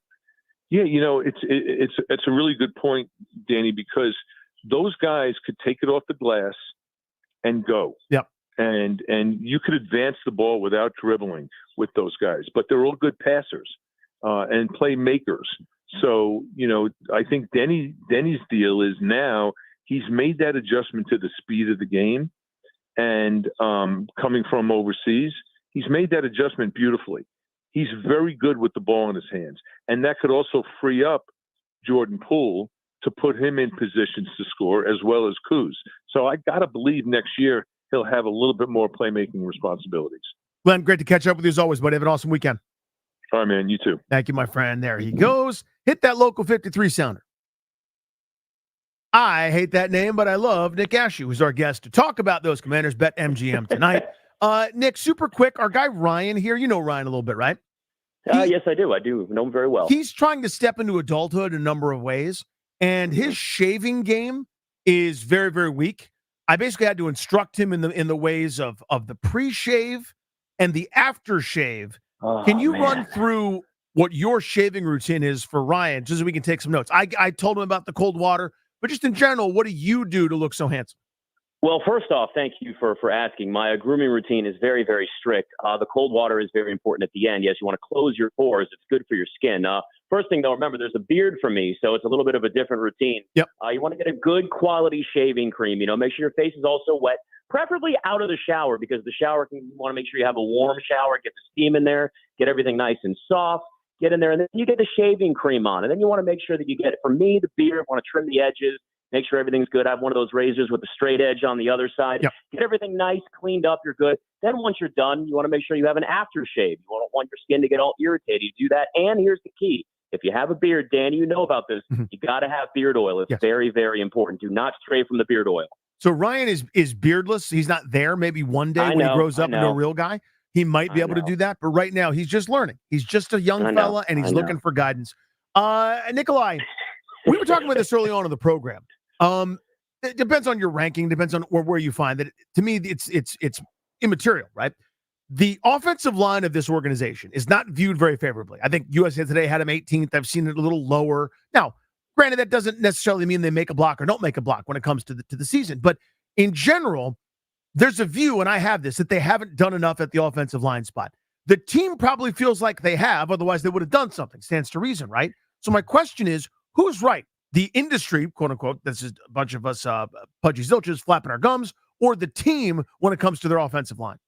Well, listen, I think we know a lot of times teams may have more desires and more things that they want to do. They just can't, whether it's financially or just the lack of interest from somebody wanting to come to that organization. Now, it's a new team. We know everything's different here. I think the offensive line is upgraded from last year. But again, that's like saying you were driving a car with no wheels and suddenly now you have 4 wheels on it. So that's a good start. But we're not really to the point now where this is like a top 10 offensive line in the NFL. Adding Tyler Biadasz was key, though. I mean, listen, first off, the nickname Badass, I saw they were starting to, that became his thing now. Love it. We should keep it. I think it's great. Tyler Badass also sounds like the name of a rapper, which is great. So maybe we can add that as well. Center is really important, though. I think that's the key is they went and got a Pro Bowl center, one of the best on the market this offseason. And we all know center is kind of the extension, offensive line quarterback. That's where the connection really is there. You want to obviously protect his blind side, left tackle. I mean, is it going to be Brandon Coleman? I mean, this is kind of what we're sitting at with some of these questions, I think, for a lot of places still across the offensive line. But addressing center was one of the keys because, well, we remember last year and how bad the center position was for this team. I would say it's upgraded, but if the team thinks they've done enough and this is a top 10 offensive line, well, you better go out and show it because it still looks like it's something that has at least bare minimum a lot of question marks right now. Is Cliff Kingsbury's offense going to be really good? I think so, man. Like honestly, if you go and look like for him to have another mobile quarterback here, I mean, we saw what he was able to do with Kyler Murray. We talked about this on BetMGM tonight a bunch with just like how the Cardinals looked with Kyler Murray at his best, right? When he gets out, he's able to throw on the run, get out of the pocket a little bit, get creative. I mean, they're not the same type of quarterback, obviously, Jaden Daniels and Cliff Kingsbury, but you've got a quarterback that's got a really strong arm that can throw, on bootlegs out of the pocket, way downfield, super accurate at LSU. So I think that mattered there. It's really just it's a matter of, can he adjust throughout the season? I know he's not the head coach now, but remember, there were multiple times. At one point, the Cardinals started off 7-0, and then they fell apart. Yeah. And another season before that, they started off 5-3 with Cliff Kingsbury, and then they fell apart again. So it's, can he adjust throughout the season when there's more on film with what he's doing with Jaden Daniels, and whether or not teams then adjust to it, defenses adjust to it, and then he can counter that. We're going to talk about this later on in the program, but speaking of defenses, they've made some acquisitions. They drafted Jerry Newton in the second round. Mike Sanders still as well. This is a defensive-minded head coach with Joe Witt, who's elevated from his role in Dallas, now the defensive coordinator here, who's been really impressive as a guy at the podium. You've got a defensive focus you did with the previous coach, but this one seems better with maybe more bona fides. How much better will this defense be? They were abominable last couple of seasons under Rivera. We know that. But how good will they actually be? Well, again, they can't get much worse from the secondary last year. If they're not getting burned every play, I think that's a really good start. We joked a lot that this secondary last year, if you like any sort of player props, they were a slump buster for any team and any offense. So that's a good start if they're not going to be that case. I really like the fact they added Jeremy Chin. I think that's one big addition to that defense that makes a huge difference. And I know he's old, and I know this may not be a ton of what goes on the field necessarily, but Bobby Wagner, like sometimes just adding a veteran presence, like adding Zach Ertz on offense, it brings somebody that may not contribute a ton of snaps throughout the game, but it's what you're learning in practice, what you're learning during the game, the extension of the coaching staff out there on the field. So sometimes it's, first off, it's obviously about talent. You have to have talent. But if you don't have the leadership, if you don't have the coordination, if you don't have everybody on the same page, that talent doesn't necessarily come together. We've seen plenty of talented teams out there where it doesn't work. The Eagles' dream team years ago, and we can go down the list of a whole bunch of these. But I think one of the keys to this defense, man, is Manuel Forbes can't suck this year. Like Manuel Forbes has got to be better for this defense to be something that's at least respectable. When you use a first-round pick on a corner, you expect him to be a shutdown corner. And Emmanuel Forbes was supposed to be the guy that was going to be a turnover machine going out there. So what's he going to look like in year two? I think that's one of the real big keys here for them. Yeah, I think he might look like the kick returner, and that's about it. Nick, thank you for two things. One, your time and appearance and energy on the Beltway Blitz. It's always most appreciated. And two, thank you for not calling HR on me. Appreciate you, buddy. I would never do that. See you, buddy. Thank you, my friend. Have a great weekend. There he goes. Nick Ashew, BetMGM tonight. Our very own Ryan Clary brought this to my attention. We are approaching, or is it today? Is it today? The anniversary of an all-time bit of sports fisticuffs, an all-time bit of on-field ballyhoo, dare I say tomfoolery, chicanery even. One of the great sports fights of all time. We'll revisit it and ask about your favorite. That's next.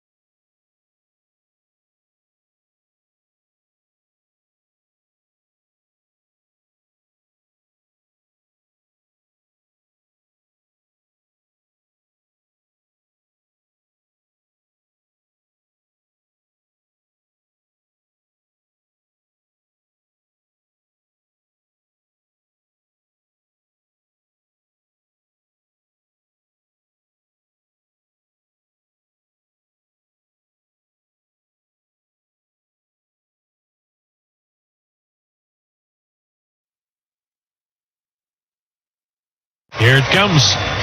A swing and a smash to first by the diving Vaughn. Down the right field line. Kicks into the corner. Ramirez on his way to second. Head first slide. Safe and in to score is Jimenez. And another hustle double. Right over the bag at first. Now Hosey and Anderson square off. They're fighting. They're swinging. Down goes Anderson. Down goes Anderson. Ramirez went in with a head-first slide. Hosey never gets upset about anything. They came up chewing. Anderson squared off. Hosey decked him. And that was the call. Now, Tim Anderson no longer plays for the Chicago White Sox. He's in Miami. And tonight was supposed – why did that song go away so fast? That was so fast. My finger slipped and I Oh, that's okay. It scared the hell out of me. I was like, is something wrong? Nope, I just We're just going to pop some tags. That's the Macklemore song. I'll bring it back No, it's okay. Okay. Anyway, where was I? Yeah, now it's a normal fade out. And welcome back to the show. It's Grant and Danny here on The Fan. Darius, Ryan, me, Danny, no GP. Okay, so Tim Anderson was a shortstop for Chicago White Sox. And Jose Ramirez is a star in Cleveland. Cleveland's good because Ramirez is good and their pitching's good. Period. End of story. And by the way, everyone sleeps on David Fry, who's hitting like 9 million against lefties. Anyway, they were supposed to play tonight, see each other for the first time since that brawl, since Jose Ramirez informed Tim Anderson that his services would no longer be required. Since he told him it was no longer a good time to be awake. Why don't you get some rest? Lay down. Now, if you guys listen to the show, first of all, I appreciate it. Second of all, you probably know I don't love this. I don't like glorifying fights. We should not be punching each other in the face. We should not be beating each other up. We need to grow up. We need to stop it. However, you get hyper-competitive people that are alphas at the highest levels, and they're competing directly against each other. Tempers are going to flare. People are going to be annoyed. Things are inevitably going to happen. It's going to boil over.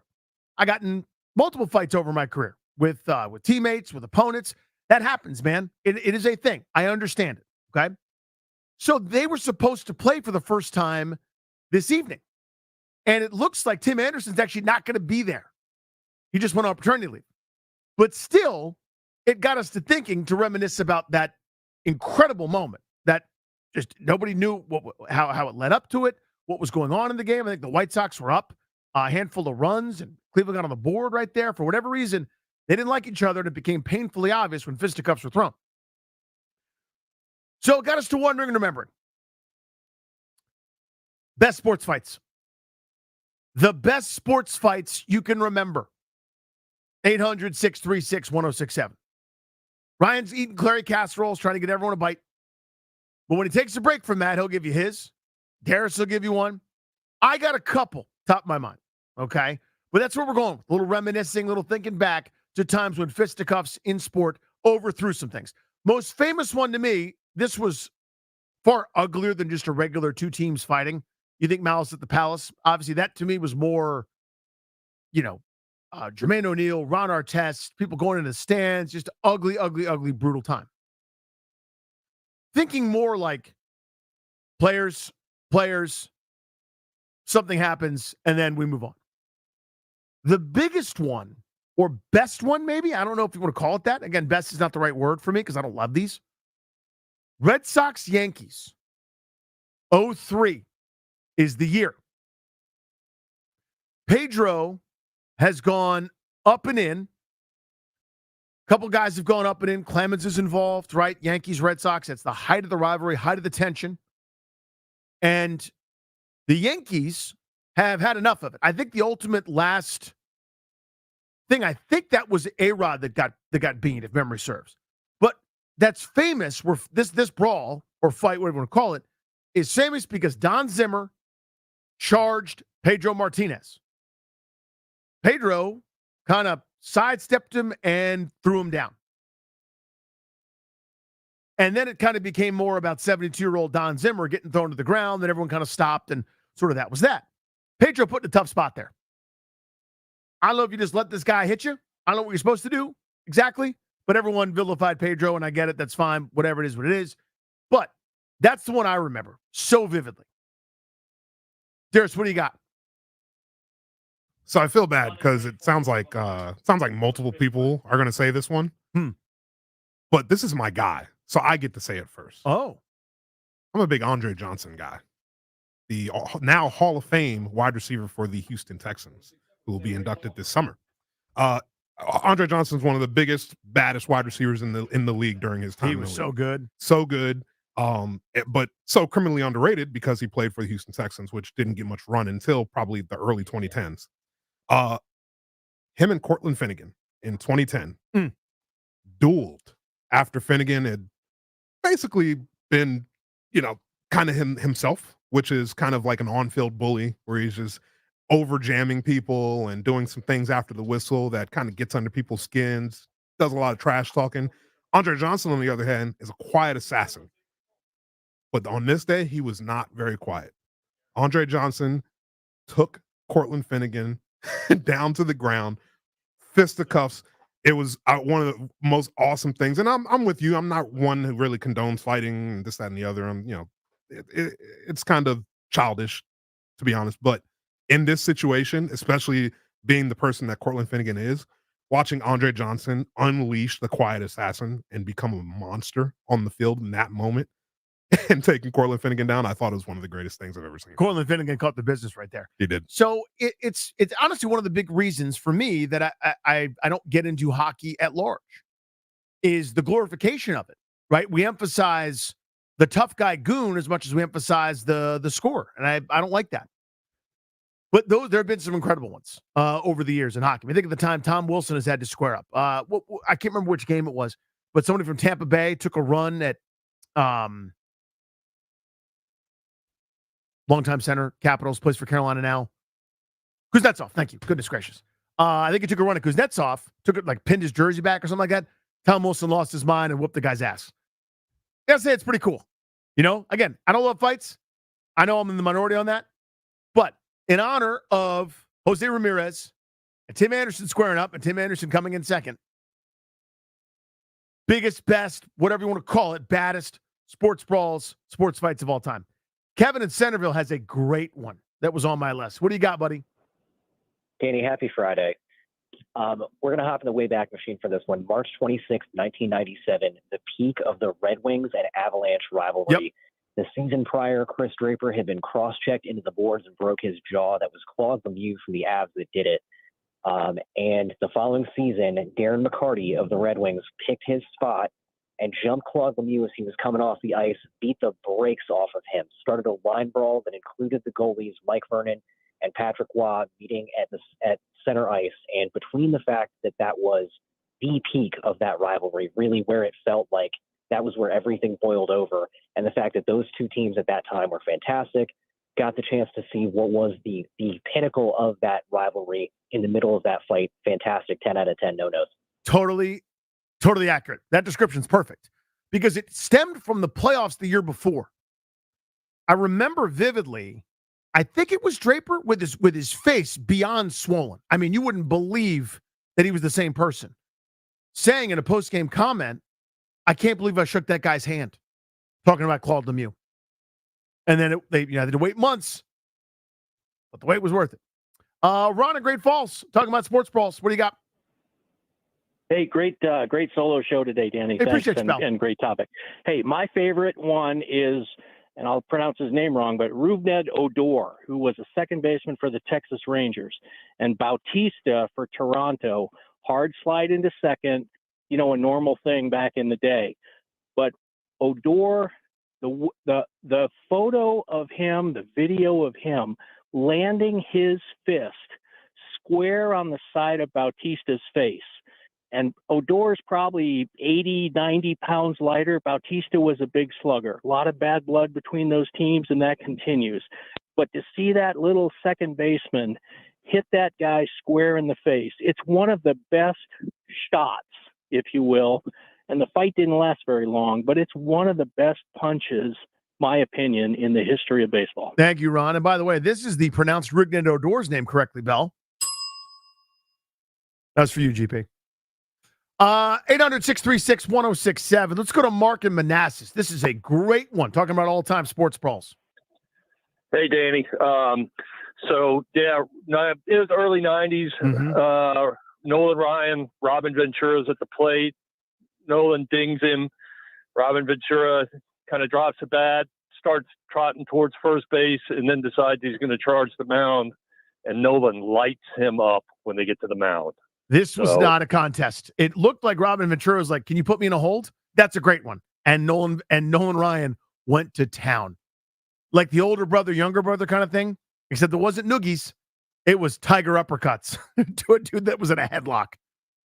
800-636-1067. Jose Ramirez and Tim Anderson squared off last season. Tonight was to be the first time they saw each other since then, but Tim Anderson's on paternity leave, so we're robbed of more fireworks potentially. But I'm asking you, go in the Wayback Machine, think them up, remember them. All-time sports brawls. One more segment on that next on The Fan.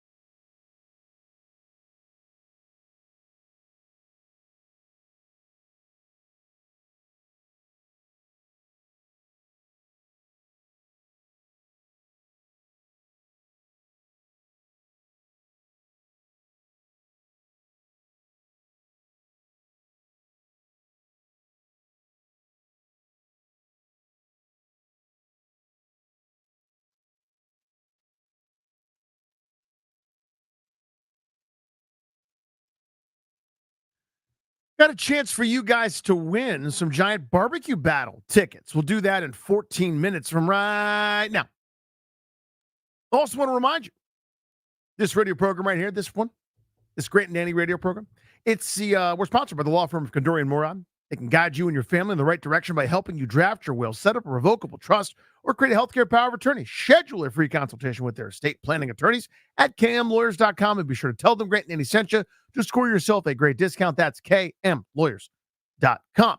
Speaking of 5, we got a guest coming up. Keith Smith from Spot Track will join us to break down what he saw last night from the finals and what it means the rest of the way. But right now, we're talking about sports fights. And again, my usual caveat supply, I don't love it. I don't like it. I don't like the idea that we're beating each other up. I don't like the idea we're punching each other in the face and the head and people get seriously hurt. That's not really fun for me. But there's still been some really memorable ones. So I'm using the word best, even though I don't really mean that. Does that make sense? Best sports fights. Got a few different ones here on the line. I want to go to Jack in Springfield. Refresh my memory. Tell me about this one, Jack. Danny, great job, buddy, holding down the fort while Grant is out screwing off. Appreciate it. Yeah, so let me take you back to 1979. I remember it because I'm a huge Bruins fan and I hate the Rangers, but Madison Square Garden, December 23rd, that's my birthday. That's one of the reasons I remember it. One of the few times, I don't know if you ever see the movie Slapshot. Of course, yeah. The players climbing over and fighting fans. Well, that came from this fight in 1979 when Peter McNabb, Mike Milbury, and Ray Bork, who always loved to drop the gloves and go knuckles, Phil Esposito had just scored a goal in Madison Square Garden. The fans were giving him the business, and I think one fella mistakenly threw his shoe at Mike Milbury. Now, Milbury has done a lot of TV broadcasting as color for hockey, great guy, but he also liked to dust it up a little. He climbed over the boards into the stands and started beating the guy's butt with his own shoe. And then 2 other guys, Peter McNabb, who had like 4 penalties the whole season, he jumps in there, and of course, Ray Bork has never seen a fight he didn't like. He jumped in and went at it as well. Now, all 3 of them were suspended, but it was great to see you going into New York. Not only you're beating their butt in the ice, you're whipping off on those fans, too. What do you think of that? Jack, first of all, here's what I think of it, sir. Great phone call. B, that's the most Boston call we've ever gotten. That's our new 1 seed for Boston calls. He said Gadden like 4 different times. Come on, dude. He's like Ray Block. He never, he liked to go knuckles. I'm like, oh, first of all, I just want to hear you talk. Read the phone book to me, bro. Over our guy, Mark Schofield? Dude, so Max Schofield, he's just doing NFL stuff. He's not getting into the nitty gritty. He's like, I'm a giant Bruins fan. You wouldn't say, Jack. I wouldn't have guessed that. Great call, buddy. Appreciate you. And I like at the end, he goes, what do you think of that? I think you're from Boston, sir. Matt in Ashburn. What do you got, buddy? Hey, Danny, how are you today? Good, pal. Hey, so as a lifelong Braves fan and having TBS back in the day, of course. It was 1984. I was 8 years old, and it's one of the biggest things engraved in baseball memory for me, but it was the Atlanta Braves versus the San Diego Padres. They had a 20-minute brawl, and fans were jumping off the dugout to join the brawl. Absolutely nuts. So I was too young to remember that specifically, but that's when those Braves teams were terrible. But you got every Braves game because TBS, man, TBS was everywhere. I saw more Braves games than Orioles games on television. Orioles would get like the Sunday or Saturday game of the week on like local TV 50 or whatever. But you saw Braves games all the time. Skip Carey, Pete Van Wieren with you. Odie McDowell first. Otis Nixon second. Jeff Blauser would be next. All day. Skip Carey doing bets. I don't remember that brawl specifically, but that sounds awesome. John and Herndon. What's up, man? Brawls. Hey, buddy. Thanks. Twice in one day. Never happened. This is a new record. I love it. Montreal in 1955. The guy from Boston got me going. So let's take you to pre-game brawl, Game 6 of a conference final between Broad Street Bullies, Philadelphia, and Montreal Canadiens. The fight starts because the Montreal players' traditional pre-game fires a puck into the opposing team's empty net at the end of the skate around. The Broad Street bullies take exception to it, becomes people streaming from the dressing rooms, people coming down from the stands. It was the reason why 15 different rules about fighting were changed in the next owners meeting. How about that? Good nugget right there. That's back in the 50s we're talking about. That's awesome. I don't remember this, and I feel like I should. Let's go to Ed in D.C. Ed, tell me about this one.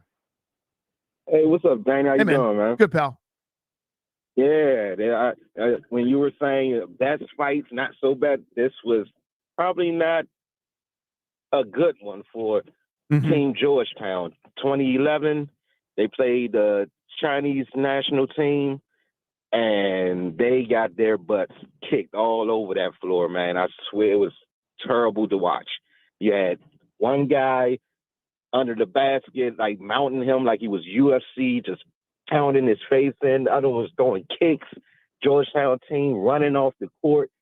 It almost seemed like as if they were planning that fight, the way it just kicked off so fast. You got to go back and look at it. Yeah, Ed, this was right. I really appreciate you, dude. Thank you. I did not remember that when I saw it on the call screen. Did you remember that one, Darius? Yeah, I vaguely remember. I do remember them being overseas and getting in a fight. And so now that he says it because I couldn't place the players or the era when it was, but because every handful of years you're allowed to do kind of a special, not trip abroad, but some kind of special extra games or extra trip thing. Like they want everyone to get that over the course of their 4 years, for basketball. And so Georgetown took theirs, and I'm just now watching the video. Oh my God. Brutal and scary. Like those kind of line brawls, I say that for obviously it's different for basketball. Those kind of brawls are scary as it is, let alone in a foreign country where you don't know, what's going to happen to you. You don't know, do you, how do the rules work there? If I throw a sucker punch in this game, am I subject to penalties? I don't know. It's a different thing. That is a freaky one. Let me jump to Andy and Chantilly. Andy, good afternoon, man. You're on the Fan. Danny, great work today, brother. Whatever they're paying you is not enough. You and I can co-sign that one. Hey, I grew up in Rhode Island, big Red Sox fan. You kicked off with the Pedro Martinez brawl, and I'm going to weigh in on that in a second. But there was another brawl. Jason Varitek was catching at home at Fenway for the Red Sox during another Yankee square-off. Is this the A-Rod one? Came to the plate. Before a pitch was thrown, Jason Varitek is in his grill throwing haymakers. It was wonderful. The crowd at Fenway goes berserk. Now, Andy, real quick. That's the A-Rod one, right? Where he says we don't throw 250 hitters? That's right. Yeah. Hey, by the way, little Jason Varitek trivia. He won the Little League World Series, he won the College World Series, and he won the Major League Baseball World Series with the Red Sox. He's a Yellow Jacket, Georgia Tech's finest. You are correct, sir. Getting back to Pedro. So my understanding is Don Zimmer had a plate in his head from a career injury at some point in his baseball career. Mm-hmm. During the course of that game, Pedro looks into the Yankees dugout, takes the baseball, points at Zimmer, and then takes the baseball and pounds his own head as if, I'm going to throw at you, and I know you got a plate in your head. That, I believe, is what motivated the 72-year-old grandpa to take a charge at the mound, and the rest, as they say, is history. Well, how about that? Now, I can't confirm that. I don't remember that. It was 21 years ago. By the way, oh my God, that was 21 years ago. Just real quick to everybody, that was 21 years ago. That's 21 years. You guys are fine. I just want everyone to know that was 2 decades ago. That whole Pedro, Don Zimmer, the Yankees and Red Sox didn't like each other thing, 21 years. Everyone good? All right. I don't know if I am. You know what was not said was the Knicks Heat brawl, where Jeff Van Gundy was a barnacle on Alonzo Mourning's leg. Former teammates and buddies, by the way, with the Charlotte Hornets, Alonzo and Larry Johnson. What everybody, and I mean everybody, sleeps on, okay, is that tandem at NBA Jam was incredible. Welcome to NBA Jam on the Genesis, all right? Arcade version, harder, but still good with the joystick. Home version, NBA Jam, Sega Genesis, outstanding. You're going to be Alonzo Mourning, going to block a lot of shots. You get Larry Johnson in transition, both excellent dunking, both good defense. Just okay three-point shooting. Larry Johnson was listed as a better three-point shooter than he actually was. The ratings they did were super weird. Like, Reggie Miller didn't have a great three-point percentage, but was buckets in that game for the Pacers, right? That was the key to it. okay, was you could beat teams with the Pacers if Miller got hot, and he would always get hot. Keith Smith covers the NBA for Spot Track. He will join us here in a few minutes. Plus, Giant Barbecue Battle tickets. They're on the line in about 5 minutes. Got to be listening.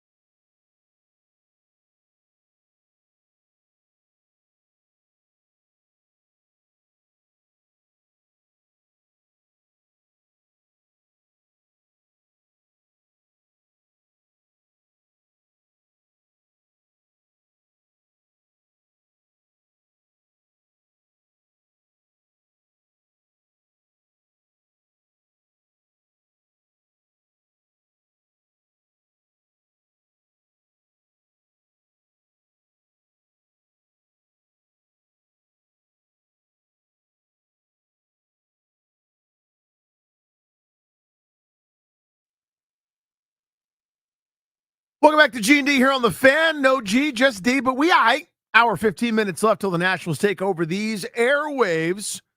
Your chance to win tickets, and it all starts right now. Giant Barbecue Battle tickets. Congratulations, you'll win a 4-pack of tickets to the 32nd Annual Giant Barbecue Battle, June 22nd and June 23rd on historic Pennsylvania Avenue. It's family fun for everyone with over 100 free food and drink samples, giant corks to caps, tasting tent, Monster Energy, extreme sports, and live music on Pepsi Taste More Summer Stage. Visit thefandc.com/events for details. Caller 10 at 800-636-1067. You'll win that pack of tickets. So good luck to you. Joining us now on the Old SQL guest hotline from Spot Track, NBA expert, our buddy Keith Smith joins us. Keith, thanks for the time, man, this afternoon. Happy Friday. Thank you for having me. I appreciate it. Always a pleasure. What'd you make of last night? As much as, let's start with Dallas here. They've started poorly in 2 of their 3 series. Is this sign of things to come, or is this just a bad start in the series?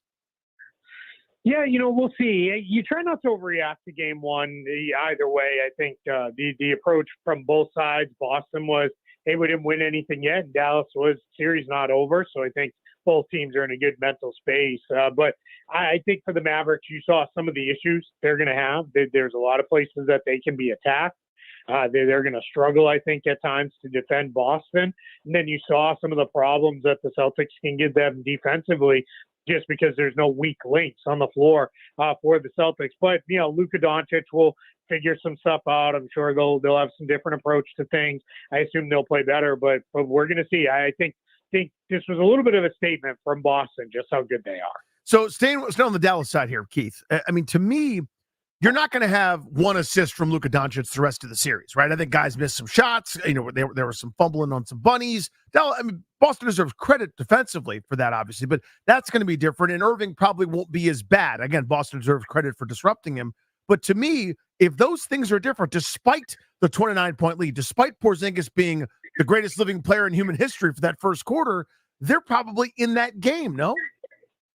Yeah, I think they're in the game, but on the flip side, I would say, if Jason Tatum doesn't turn it over 6 times with 4 of them being unforced, I think both teams are coming away with, hey, there's things we could have done a lot better with that. But yeah, the games are not going to go that way the rest of the series. I think Dallas is going to be far more competitive than they were, because really after the first quarter, I know they made that one run in the second half, but it was never really that close. I think they cut it to 8, I believe it was the closest it got, and then we didn't get any closer than that. So I think we're in a spot where, they'll be better. They certainly, will make it close. It'll get a little bit tighter, but they've got their work cut out for them for sure. At Keith Smith NBA on the Twitterverse, contributor to the Front Office Show, joins us here on Grant and Danny. So from the Boston perspective, Keith, defensively, I don't know that I've seen them play that complete a defensive game, start to finish, in this postseason. I mean, I'm used to Boston maybe giving up more easy, whether they're not locked in or otherwise. Thought they had a great plan, and I thought they were intense for 48 minutes. Yeah, that was pretty complete. Other than that one lull to kind of bridge halftime at the very end of the second quarter to open the third quarter, they were really tight. They got right into guys. I thought they were extremely physical with Dallas. I thought they bumped guys, did well. And I thought Joe Mazzulla had some different looks that he threw at them, because Luka and Nikola Jokic are very similar-ish players. And if you show them the same thing every time, they're going to solve it. They're going to figure it out, and you're going to be in trouble. So you have to vary your looks against them. And they played up at the level of the ball and screen and roll. They straight switched. They did drop coverage, and I thought that helped kind of keep Dallas a little bit off balance. And then one of the things that really worked was basically when Porzingis was in, they kind of played him as almost a one-man zone and said, hey, you're going to be guarding, and I'm very much putting guarding in quotes, the man closest to you, but really all you're doing is just putting yourself in help position against anything. And you saw his rim protection make a big, big difference for the Celtics. So, Keith, I started the show today saying that if Jaylen Brown had NBA average handle, he would be like a first-team All-Pro every year. I mean, that's slightly hyperbolic, but what a warrior. What a two-way player. Defensively, just unbelievable. And, just some of the shot making and how athletic he is. He's the kind of guy I would love on my team. He doesn't get enough credit probably, but it's you see those astounding turnovers where he's just like kicking the ball out of bounds or, dribbling it way up in the air like someone who's never seen a basketball before. It's pretty much besides his handle, he's a star. Yeah, and it's funny that you're saying that because he's improved his handle quite a bit from even a year or two ago where that was kind of a mess. But yeah, that is probably the one weakness in his game. And every once in a while he gets real tunnel vision. Like you'll see he drives and his plan is I'm gonna dunk guys here, and there's not a second option that I'm going to go to. And even that he's improved with. He's improved as a passer quite a bit. His patience, I think, is the number one thing. He used to play 100 miles per hour when he first came into the league at all times, and now he's a pretty patient guy. And I think we get into so much, and especially with week plus off between games and all those kind of things where it was Tatum or Brown, and the reality is the Celtics' answer has continually been for years is we have both. We're happy to have both, and we love both guys. So yeah, he's as big a part of this as anybody, and he had a big game one. I thought Al Horford gave them great minutes last night, even at almost my age, quite frankly. He was instrumental. Well, not as much offensively, although the 10 points always seem to be important ones, knocked down a couple threes. But I thought defensively, some of those switches, the rotations, just a heady winning player. And it just feels unfair that Boston's got guys like that too. Yeah, he was excellent in that game, and he's a big part of everything that they've done. They when they got through Holiday, kind of almost the eve of training camp starting. One of the things that they did was Jason Tatum got all 6 guys together and said, all right, we can't all start. What's going to happen? And Al Horford was the one who was like, I'll go to the bench. That gives us the balance we need. Put me on the bench. Holiday offered, White offered, Porzingis offered. Tatum and Brown, I'm sure, would have, but they knew they weren't going to the bench. But Al Horford was the one who said, I'll go to the bench. And then with Porzingis out, he was huge then. And then you're absolutely right. His numbers, if you go, the matchup data can be a little wonky, but it's the best we've got. He defended Luka better than anybody on the floor and switches and really held his own against Kyrie Irving as well. And that's big for the Celtics. Now, it may not go that way every game, but he's more often than not, he's going to give them really solid minutes. So is that something you think Boston's going to keep doing? And how can I almost call him Detroit? How can Dallas exploit that on some of those switches? Yeah, I think you need Luka to go a little quicker. I think he was part of what makes him so special is he's patient. He plays at his own pace. But I thought he held the ball a little too much, and that allows a guy like Horford or Porzingis to set themselves a little bit more, to kind of, all right, I've got this now. I'm not having to defend on the move right away. And then with Kyrie Irving, I don't know what it is with him versus the Celtics, but we're in a string where he struggled against Boston. I think he's lost his last 11 games he's played in now against the Celtics, but he's also not played well in those games either. It's generally been some struggles, but I think one of the things that happens with him is Boston has a lot of length that they can put on guys. Even White and Holiday, even though they're guards like Kyrie is, that they're long, physical guys who get off the floor and challenge shots. So those are the two guys, they've got to figure it out. They both need to be better. And I think with Luka, just decision making, if it's a little quicker, if Boston sticks with that switch on those plays, but Celtics are going to continue to change it up. It's going to be the switch. It'll be a hard hedge and recover. It'll be the drop. It'll be, don't switch, where we're going to, force it sideline and allow you to get back to your man. They're going to do a lot of different things against Luka. The one thing you won't see is they're not going to double. They don't double team. They haven't double teamed anybody all year because they believe in, hey, everybody needs to be able to guard their man and hold up. And they're going to do that because they don't want Luka then getting him in the blender with he's picking out shooters and cutters and everything else. So that's where you get in trouble. Yeah. Keith Smith, Spot Track with the Sharon Grant and Danny. I think it's smart. I think that was clearly the plan, right? Again, as evidenced by that one assist for Luka last night. So in terms of Boston, they're the favorite and they should be, right? We've kind of gone through here, Keith, about all the talent and even the role players who are, would be far more impactful even for other teams. To me, though, Boston's still that group, not only that got that 29-point lead, but also had a cut to 8 on them. There's something about them. It just feels like other teams are in games against them when maybe they shouldn't be. I feel like the Pacers probably should have won 2 or 3 of those games in the previous round. Boston, to me, it's like that speech in Swingers where it's like you got the claws in the teeth and you're trying to figure out how to kill the bunny. They're so good, but yet teams are always kind of hanging around, and I feel like that's too dangerous to do with Luka and company. Just give me a reaction there.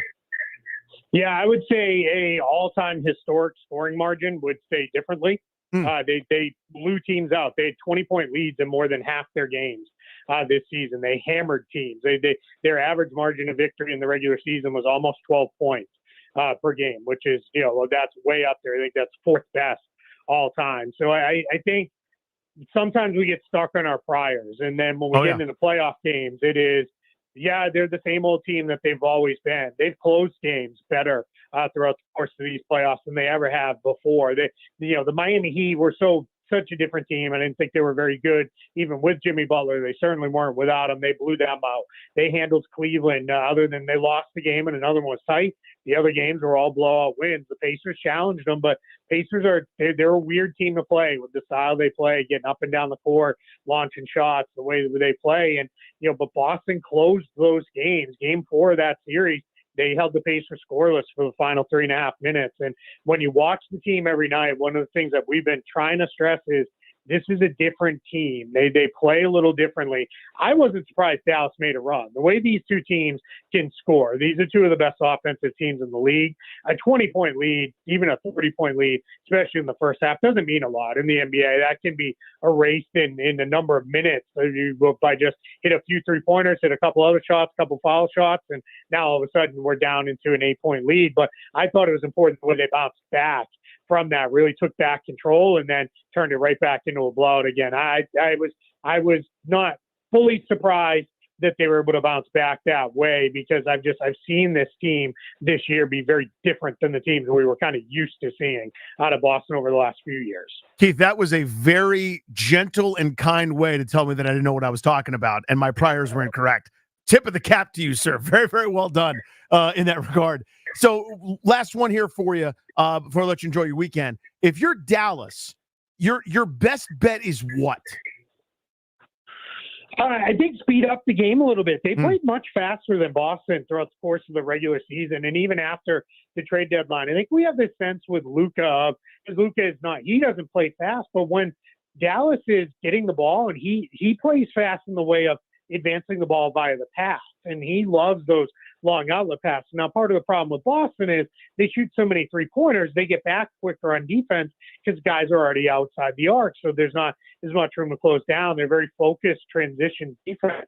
That was a big point of emphasis for them throughout the course of these playoffs and will continue to be. But I think Dallas, you just pick up the pace a little bit that way, and then even in your half-court stuff, just get into your stuff and go. You got to attack, because the Celtics defense is far too good. If you let them set, because you're going to survey and hold, they're going to take you apart. They're going to really handle you. So play a little bit quicker, get after it, send more guys to the offensive boards if you need to. And then defensively, you have to have the bigs in help position, because Luke and Kyrie far too many times got blown by. Then the big was out of position. But that's hard to do because the Horford and Porzingis are pulling you all the way out to the arc. Celtics don't play any non-shooters. So that's really the kind of math problem is, unless you're going to double team, which they did a lot of against Jason Tatum, that was tough. You're really in a spot where you're stretched and you have to defend the entirety of the half court, especially with a guy like Porzingis who loves to shoot it 3, 4, 5 steps behind the 3-point line. That's even hard to match up with as well. So it's going to be tough, but I think offensively pick up the pace, get the ball moving a little bit better, and they'll be able to get back in that series. Keith, sharp stuff, man. Really appreciate the time. Have a great weekend. I appreciate it. Thanks so much for having me. Thank you, buddy. There he goes, Keith Smith, Spot Track, the front office show. I really like that, by the way, Darius. Did you catch that one answer where he was basically like, the thing that you think is wrong and you're stupid, but without saying that? Yeah, he was very polite about it. Let me know, very gently. The thing that you think isn't backed up by any information, any numbers, or any data. Hey, Pudgy Zilch. Wrong. Not correct. I love that, though. I like expertise. I love fast-talking basketball guys. All about that. That was great, Keith. Really appreciate that, man. Check him out at Keith Smith, NBA. Just here's one thought, though. I actually, you'll be surprised. I agree with it. In terms for Dallas, you can't do the normal. Now, this may be overreacting to game one, what I saw last night, Darius, on what your thought. I don't think you can do the normal, Luka's got the ball, it's time to poke and prod and examine and see and back down and slide around and sort of, get one guy on my hip and then maybe shoot a turnaround, maybe get in the lane. I like his idea of, obviously, you got a break, you take the break. But maybe getting into stuff a little quicker. Because if set up Boston on defense, they showed me last night, they're better than you are. And I didn't know that coming into this series. Well, they're just so good individually on the defensive end. Yeah. All five of those guys, when they're out there, and including a lot of their bench players, can just individually defend a player so well. That's what makes it so tough to play against Boston. Yeah, so I thought it would be a little bit easier for Dallas to score. Where I thought they would lose, and I thought they were going to walk up to a rude awakening here for the Mavericks. They've been excellent defensively with the second half of the season and throughout this postseason. You saw what they did to Minnesota, for goodness sakes. I thought that because Boston could go 5 shooters, that would give them problems. That negates Gafford, the rim protection. It negates how active Lively, Jones, and some of those guys are. You're going to force Luka to defend. I thought that's where they'd run into trouble. I didn't know it would be the other way around. And that's kind of what surprised me about this series, but good stuff. Real quick, got some TV ratings in, early ones about last night. We'll talk about those in a moment's time. Plus, we're going to talk about the defense of the Washington football guys. All right? The current name stinks and they should change it. But the defense is going to be under the microscope here in a few moments. That's coming up.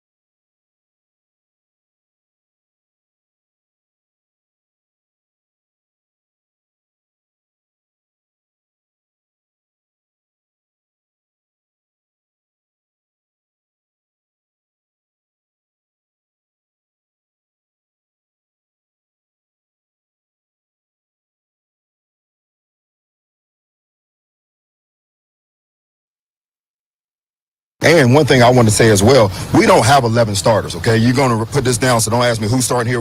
We have 17 to 18 guys. We're going to go out there. We're going to roll a deep crew and to go out there and whip people, okay? So we don't have 11 guys. We have many personnel groups, and now can they own those positions when we put them in there? So when that comes, don't ask me about who's starting, please. Grant Danny here on the Fan. No GP, just me, DR, hanging out with you. Darius and Ryan production. That is Joe Wheat. Why are you saying the wit that way? Why am I saying what way? Joe Wheat. New defensive coordinator. If there's a wall you could provide, I'll run through it because Joe Witt's talking. He's talking about the defense. We'll get to that in a matter of seconds. We might have to tackle this whole Clary Casserole thing at some point, Darius. It's dominating behind the scenes on the show. But I want to pass on this delicious, delicious chicken nugget to you guys. Mavs Celtics NBA Finals Game 1. Early returns from our friends at Sports TV ratings. Low. 10.994 million on ABC. It's the lowest Game 1 since 2021 when it aired in July. For what it's worth, there was a simulcast on ESPN2 that did about 550,000. There wasn't a cable simulcast this year, though it did add additional 43K on ESPN Deportes. So, pretty paltry numbers when it comes to NBA Finals. I don't think I'm surprised by that. So, I'm not an expert enough to go like, oh, this is a 10 million viewer, or that's a 12 million viewership. I don't know it as well as some people that study this sort of stuff. But Boston is one of the blue bloods. We're used to them. But there isn't a LeBron, there isn't a Giannis, there isn't a New York team, there isn't one of the the marquee Golden State Warriors kind of furniture thing that we're used to seeing. It's a Dallas team with their own superstar. Luka's a superstar. Don't. What do the kids say? Don't get it twisted. Is that appropriate? Yeah, that works. Thank you. He's obviously a superstar and he's a great MVP candidate. Maybe should have won it this year. I'd have voted for him, but it's not exactly the same as having LeBron, right? We all kind of get that. So I don't know. I thought maybe be a little bit better, but I don't think it's trending in the right direction at this point. What I think is hilarious about it is all the Boston fans last year who screamed at the top of their lungs when they lost in the Eastern Conference Championship, the Eastern Conference Finals last year, and said nobody's going to want to watch Miami and Denver in the NBA Finals. No, they're going to get no ratings. Hilarious that this Game 1 rated lower than that. What we sleep on and we should tap into more, by the way, is Darius's Boston hate. Oh, this is a deep ore or a deep vein of ore. There's plenty to mine from here. Every once in a while, we get a little pickaxe out and tap that vein. We should remember that. We got a long summer ahead. We can say Darius hates Boston. Anytime it comes up, he's like, here's what sucks about them. They said this. I don't remember they said that last year, but Darius finds it. He seeks it out. He does. I will give you credit for this. The stuff that I can't stand, I now avoid. Like, for example, now we're down a rabbit hole here. I promise you I want to talk about the defense. Okay. I wasn't going to do it, but I'm going to do it. Tony P is with the Nationals today. Oh, boy. I don't understand it. I've never understood it. People have tried to explain it to me. I've never been more out on anything or anyone. Now, it sounds like I'm being very critical of this person. Whatever makes you happy, buddy. I don't get it. Am I laughing at? Am I laughing with? I can tell you I'm doing neither. And everybody puts their phone on my face and they're like, look, he's folding his arms or something. I don't understand. He's there with the Nationals, and I saw my beloved little tiny Mackenzie Gore, nasty lefty, upper 90s, nasty hammer, developing changeup, good slide piece at times, top of the rotation starter, doing bits with this guy. Out. I want it gone. So what I do is I look away. Darius puts on the miner's mask with a pair of safety goggles and goes, here we go, and plunges in headfirst into the abyss and finds the thing that he hates, and he just scrolls and consumes, and it washes over him. Right? Tell me I'm right. I would say it's fair to say. That's fair to say. Thank you, Coach. All right, so Ryan, do your best real quick to explain Tony P to me. So, okay, you kind of nailed it. It's the big, overwhelming topic. Are we laughing with him or are we laughing at him? And this is kind of my generation. I mean, Tony P is around my age. You're kind of laughing at him. I do hate to kind of admit that, but like his shtick is a little funny. And I remember at first, Grant was actually on to him before I was, and he was just like, "Oh, Tony P, like, do you not know Tony P?" And I had no idea about him. He just kept on showing me the videos, and over time, they just became funny because he's so consistent in what he does, like these arm rolls things. And if you catch Spencer Newsbaum or Andrew Golden over on Twitter, they've been tweeting about it, and Mackenzie Gordon, the video that you sent out there, it's just funny. Like, I don't know what other way to put it. And again, it is kind of laughing at him, but like it's a bit that he does that has transformed to some humor, in my opinion. I'm telling you, he's famous. He's more famous than anyone on our station that's not a junkie. Of course. Brian Mitchell. Yes. So here's how it probably goes. Ooh, who's more famous? Brian Mitchell or the junkie? Brian Mitchell won. Brian Mitchell won. Junkies collectively 2. The producers of the Junkies 3. 8,000 miles. JP Finley, because he's on television a lot. Like for 20 years, he's been tweeting. Then Grant, Grant might be higher than JP in terms of fame. Twitter. Thanks, JP. That's tweet. I think JP, just because he's on television more. Grant, tweet. Another million miles. Me. Now, where does Tony P fit in there? Tony P is probably like nestled right behind Brian Mitchell 1. I'd say Junkies 2. I think Tony P's 3. I mean, yes, I would put him probably up there with B Mitch and everything. I mean, he's got a couple 100,000 Instagram followers. This guy has a sponsor with Dunkin' Donuts. I mean, a couple 100,000 Instagram followers. I believe so. No bikinis. No like Sun Beach. No just like manifesting and like good vibes only and practicing gratitude on a boat. None of that crap. Just whatever he does. It's what he does. It's unbelievable to me. And I don't get it. Now, I know what this sounds like, and I'm telling you how it feels. I had this conversation the other day with somebody. I am 44 years old. Okay? It was right around when I was about your age, Darius. You're 36? Yeah. Right in that 36, 37, 38 range. The first few times it happened, where I was like desperate to understand something. Why is this person popular? What is this thing? Why are we caring about this? What's the interest? What is it? And when I couldn't get it, it had to happen a couple times.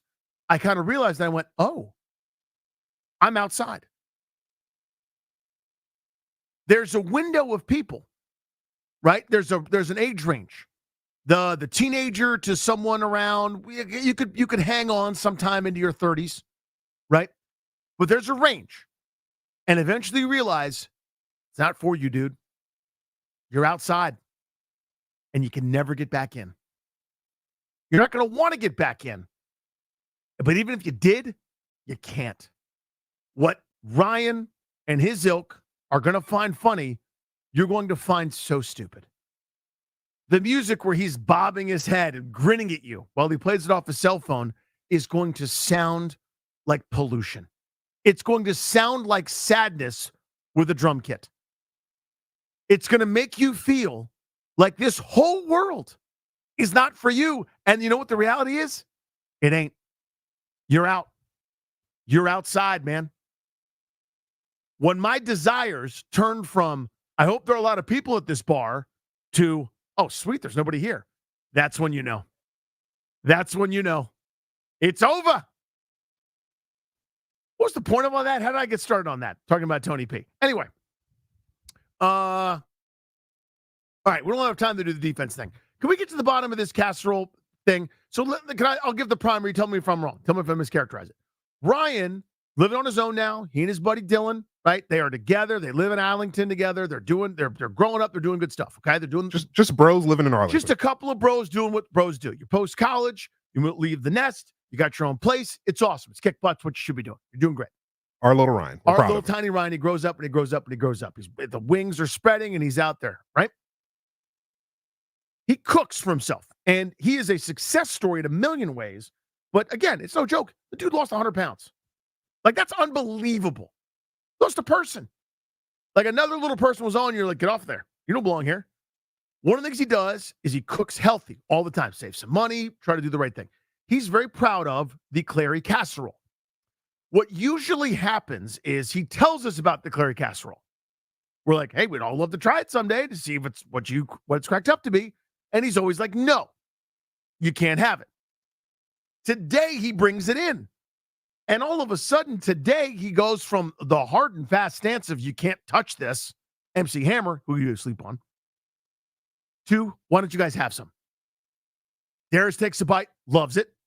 Fair to say, right, Coach? Yeah, fair to say? Fair to say. Now Ryan wants everyone to experience it. I am good. I don't want anything to eat. It's not like I'm eating something else instead. It's not like I'm flipping him the bird. I'm just not into it. And now you're upset that I didn't have any Clary casserole. Is that fair to characterization? That is absolutely fair. Okay. And at this point, I must add, I have invited you guys over literally any time. I know you guys are all busy. You and Grant have kids. Darius is busy with his own stuff.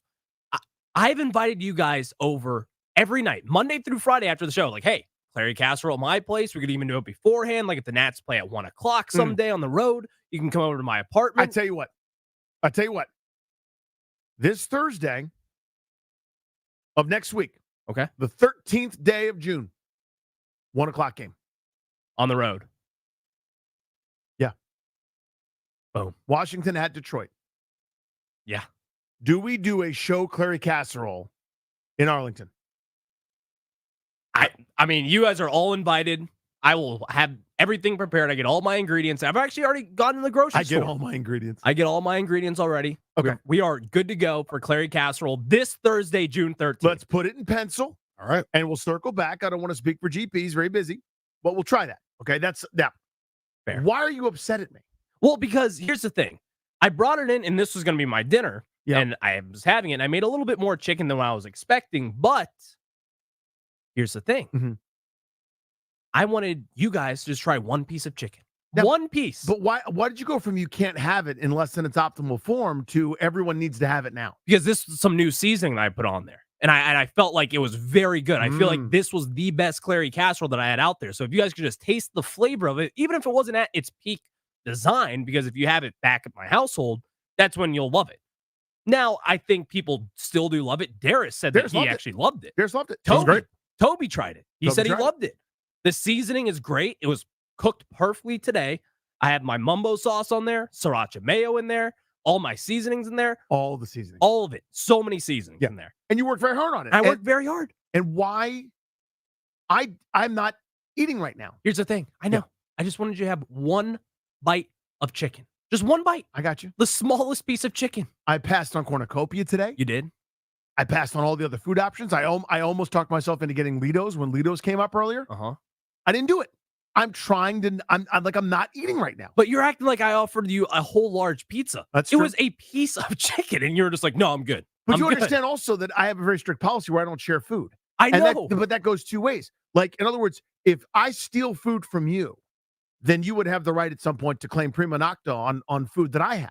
But this was a pre-sharing accommodation that I was like, hey, let me, like, you can have a piece of my chicken. So you have accepted that over time. You have kind of grown into that role. I do a lot of pre-shares. You do have it on the technicality. Exactly. So I was saying I made a little bit too much chicken. So I was like, all right, here, let me give Darius a piece. Toby had a piece. Here, my friend Danny, you want a piece? And you're just like, no.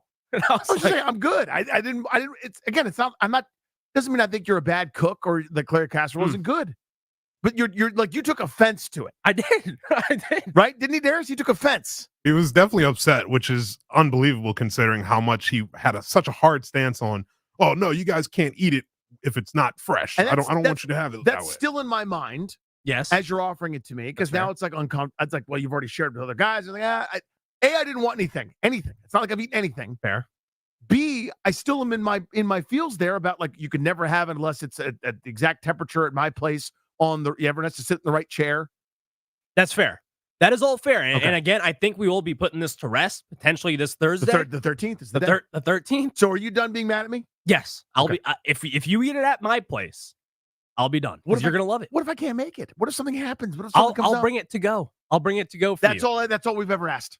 Is even if it's not optimal, let us taste it. We can figure it out. But I need the others to be there. I need someone to be there at my apartment in order to witness Clary Casserole in person and taste it for itself, and you'll love it. G&D's Tony's mailbag at 6. Get your questions in via the YouTube.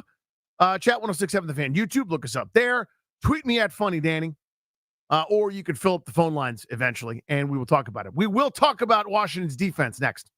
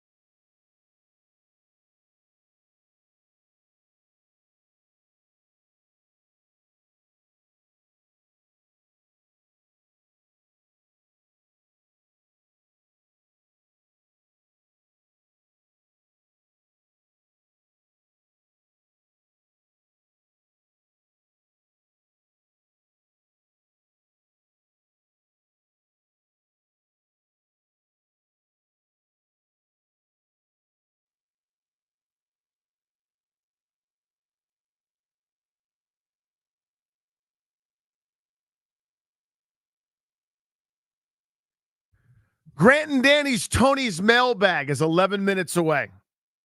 Make note. Don't worry about who invented it. Don't worry about it. Don't look it up. Just trust us. It's our thing. We'll do it at 6. Get your questions in. Do it at Funny Danny. Do it via the YouTube chat. We're there on YouTube, by the way. You can see my stupid face. Hi. You can call us in a few moments as well. I want to kick this around, dudes. Washington's defense, and we'll probably do this in more depth maybe next week or some other time. We've got plenty of time here in the offseason. But when you go hard in the paint defensively in terms of your coaching staff, as Washington did previously, I might add, right? Ron Rivera, defensive coordinator, cut his teeth that way, former head coach. Jack Del Rio, former defensive coordinator, former head coach. You're emphasizing that side of the ball primarily. You would expect to see dramatic improvement. Now, what happened from 2019 to 2020 was just that. Washington went from 27th in points allowed and 27th in yards allowed to 4th in points and 2nd in yards. Now, we spent a lot of time explaining how, I don't want to say false, but maybe exaggerated those numbers were, how maybe not quite emblematic of what was really going on when you get to face Ben DiNucci and Ryan Finley, not JP Finley, not to confuse him, with a bunch of backup quarterbacks, teams that are falling apart. They were good enough to reap the benefits of that in 2020. So it's not to totally take away from them, but they weren't really the second or third best defense in the NFL. That's what the numbers said, but they weren't. You knew it, right? You guys, you watched the games, you were around. They were probably closer to 10th or 11th, which, by the way, is still a dramatic improvement from being 27th. You saw that violent regression there the following year. They were ranked 25th in points allowed, 22nd in yards allowed in 2021. And then things got easier in 22. Defense improved, so on and so forth. Last year, last in everything you can be last in. They were a disaster. They were terrible. Gave up 518 points. If you played against them, you were the number one offense in the NFL pretty much, right, over the course of the season. So my question, and again, we'll get into this more in depth as we go, they've made a ton of personnel adjustments on the defensive side of the ball. Mike Sanderstill, Michael Davis, Jeremy Chin, Bobby Wagner, Frankie Louvu, Cleveland Farrell, Dorrance Armstrong.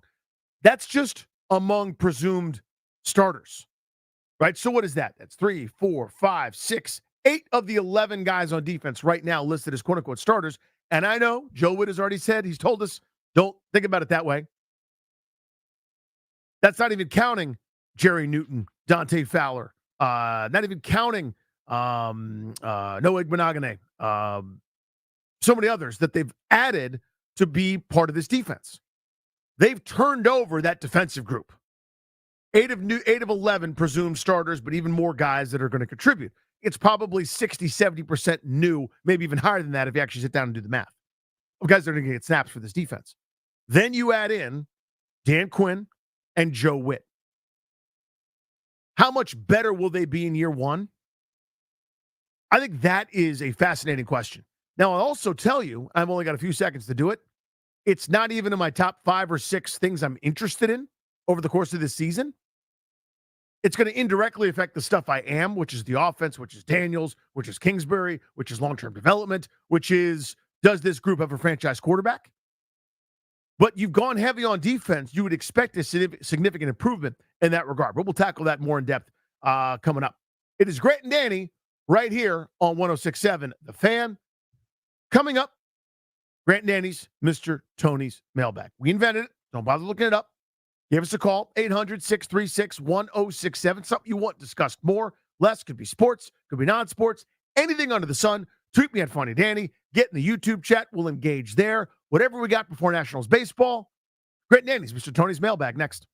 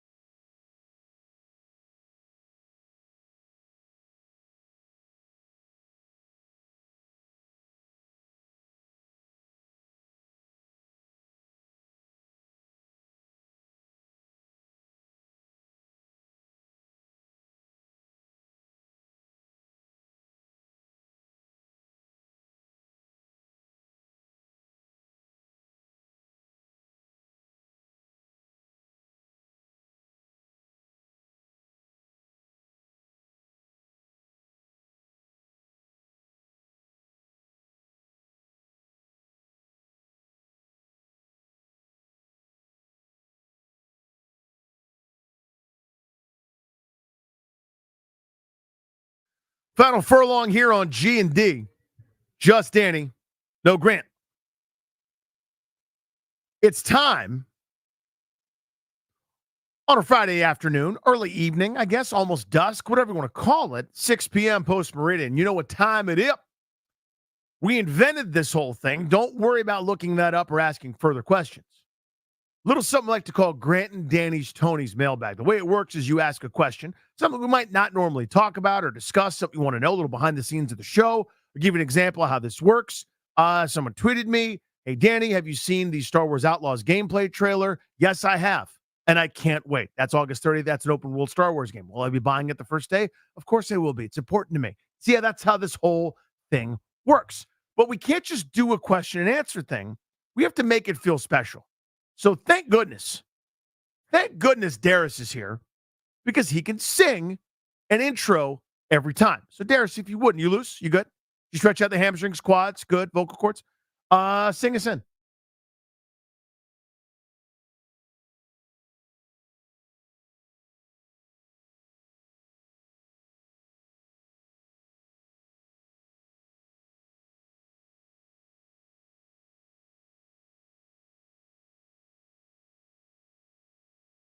Streaming in from every place, every which way. Let's start with Luke in D.C. Luke, what do you got, buddy?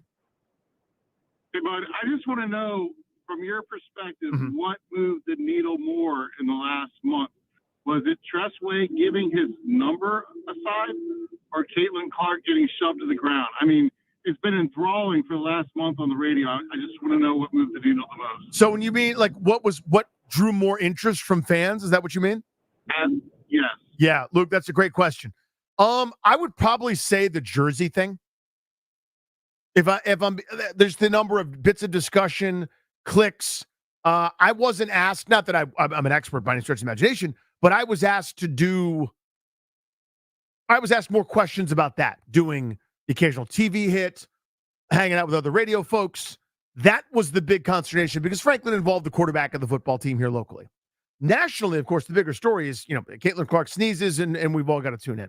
But good question. Darius, go ahead if you're ready to sing again. Are you ready? Okay, good. Go ahead and sing. Here comes Grant and Danny's Tony's mailbag. Twitter question from John. I want to know the best and worst thing about doing a 4-hour radio show solo. Best thing. I'll do worst thing first. Shred your voice, man. It is not easy. That is so much talking. And it's not regular talking either. You know what I mean? Like, regular talking sounds like regular talking. We want to make this show sound conversational, but I wouldn't do this in a conversation, right? That's radio thing. You know what I'm saying? Like, we're projecting, we're trying to reach the back of the room, etc. So it is just hard on your voice. And I know, you're whining about your voice. Yeah, I'm just answering the question. It's hard on your voice. The best thing about doing it solo is all your little weird tangents and musings and things that maybe nobody else cares about. There's nobody to stop you. You know what I mean? Like earlier, we ended up doing a segment about Tony P and Ryan's Clary casserole. You know what I mean? Like, I don't know that we're doing that if it's like the regular show, the structure and things like that.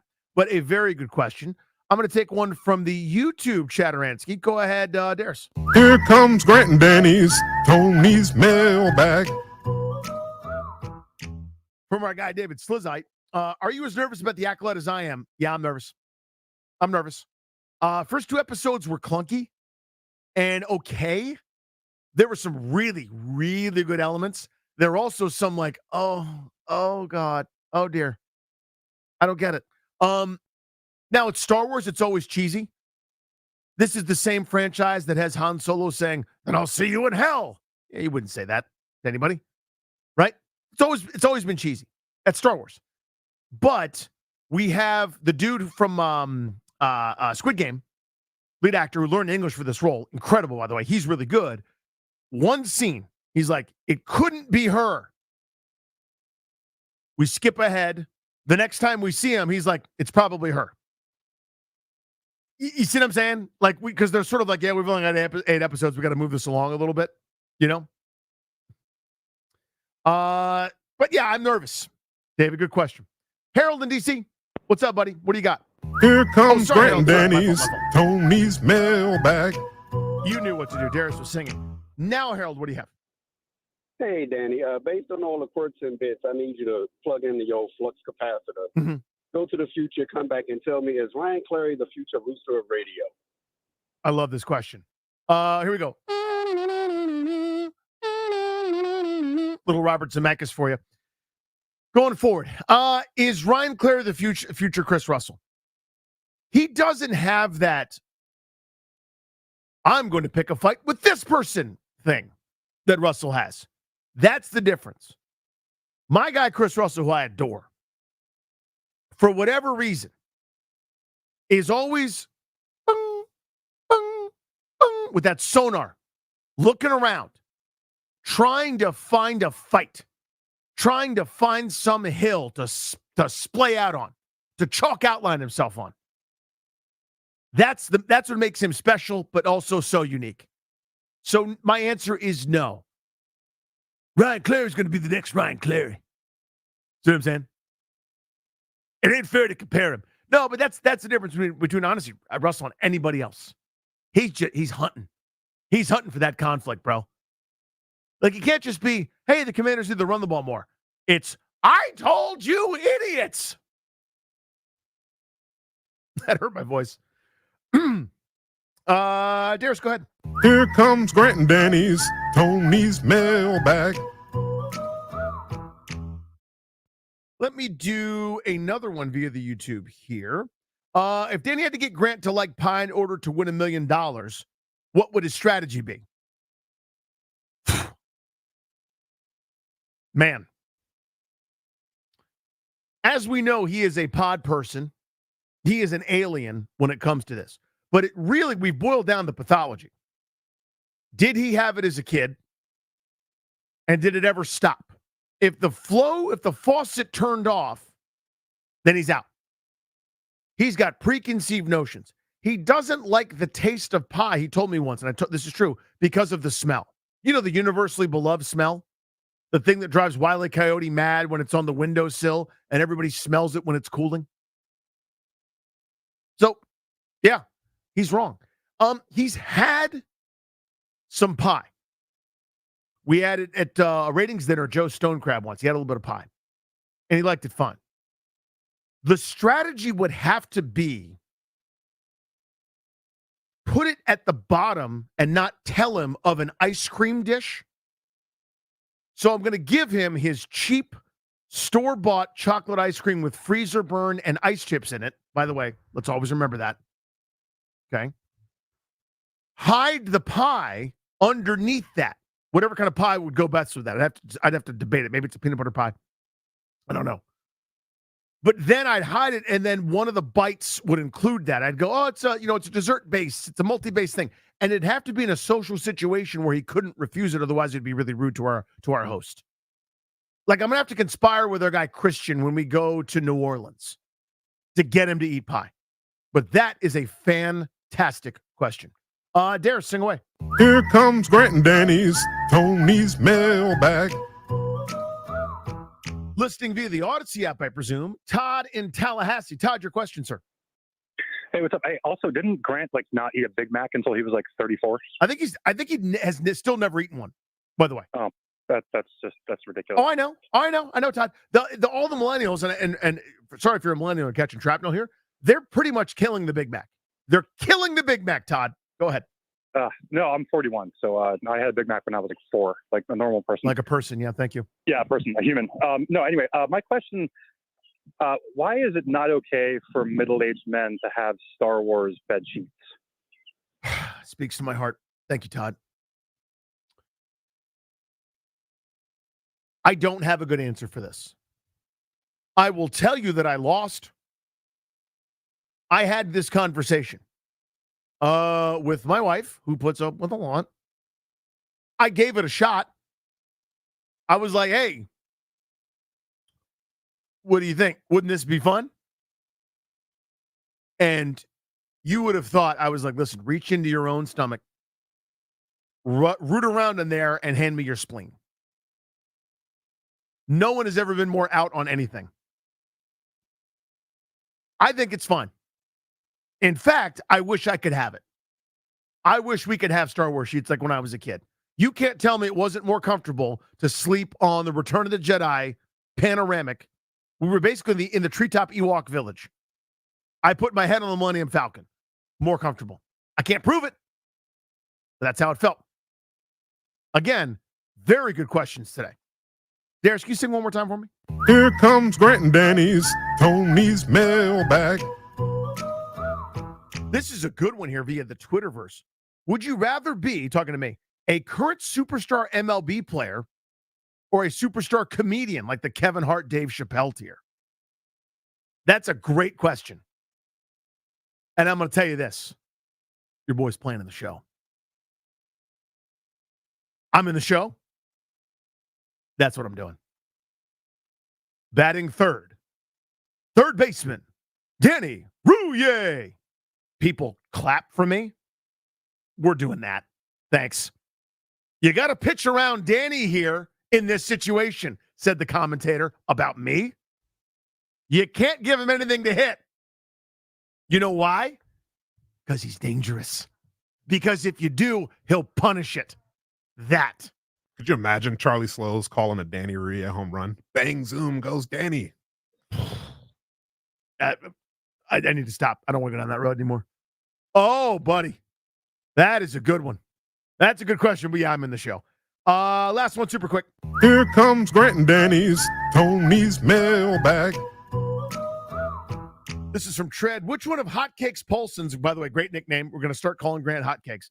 Hotcakes Paulson, awful food takes is the most awful in your opinion. This is like saying which grain of sand on the beach is your favorite.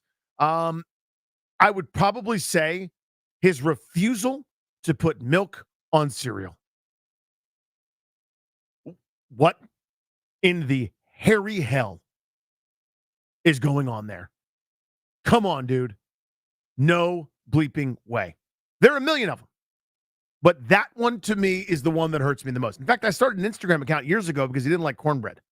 That's how I was like, okay, I got to take a picture of this. Let's do a quick Nats lineup here, presented by the Window Man. Since 1989, the Window Man has been the educational window company. Get your free, no-pressure in-home estimate at thewindowman.com or at their Fairfax showroom. Behind Jay Curve and Lindy off my shortstop sheet. Check. Abrams batting second in right field. Lane Thomas batting third at third base. Nick Senzel. Cleanup hitter, first baseman Joey Meneses at second. Ildemaro Vargas batting fifth. Keibert Ruiz, designated hitter this evening. Jesse Winker is in left field, batting seventh. Jacob Young is heading eighth tonight in center field. And Drew Millis behind the dish, getting another start behind Jake Irvin, opposite Chris Sale. That is your Nationals starting lineup. Appreciate everybody checking out the show this afternoon and evening. I'm on my way to a big one.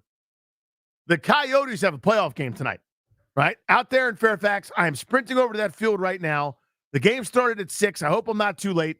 They pitted the top two seeds against each other. I don't know what's going on. I don't know who's in charge of that, but whatever. It's time for the season to end. So we're going to get there and make that happen. Have a great weekend, everybody. Be back on Monday. Ladies and gentlemen, the weekend.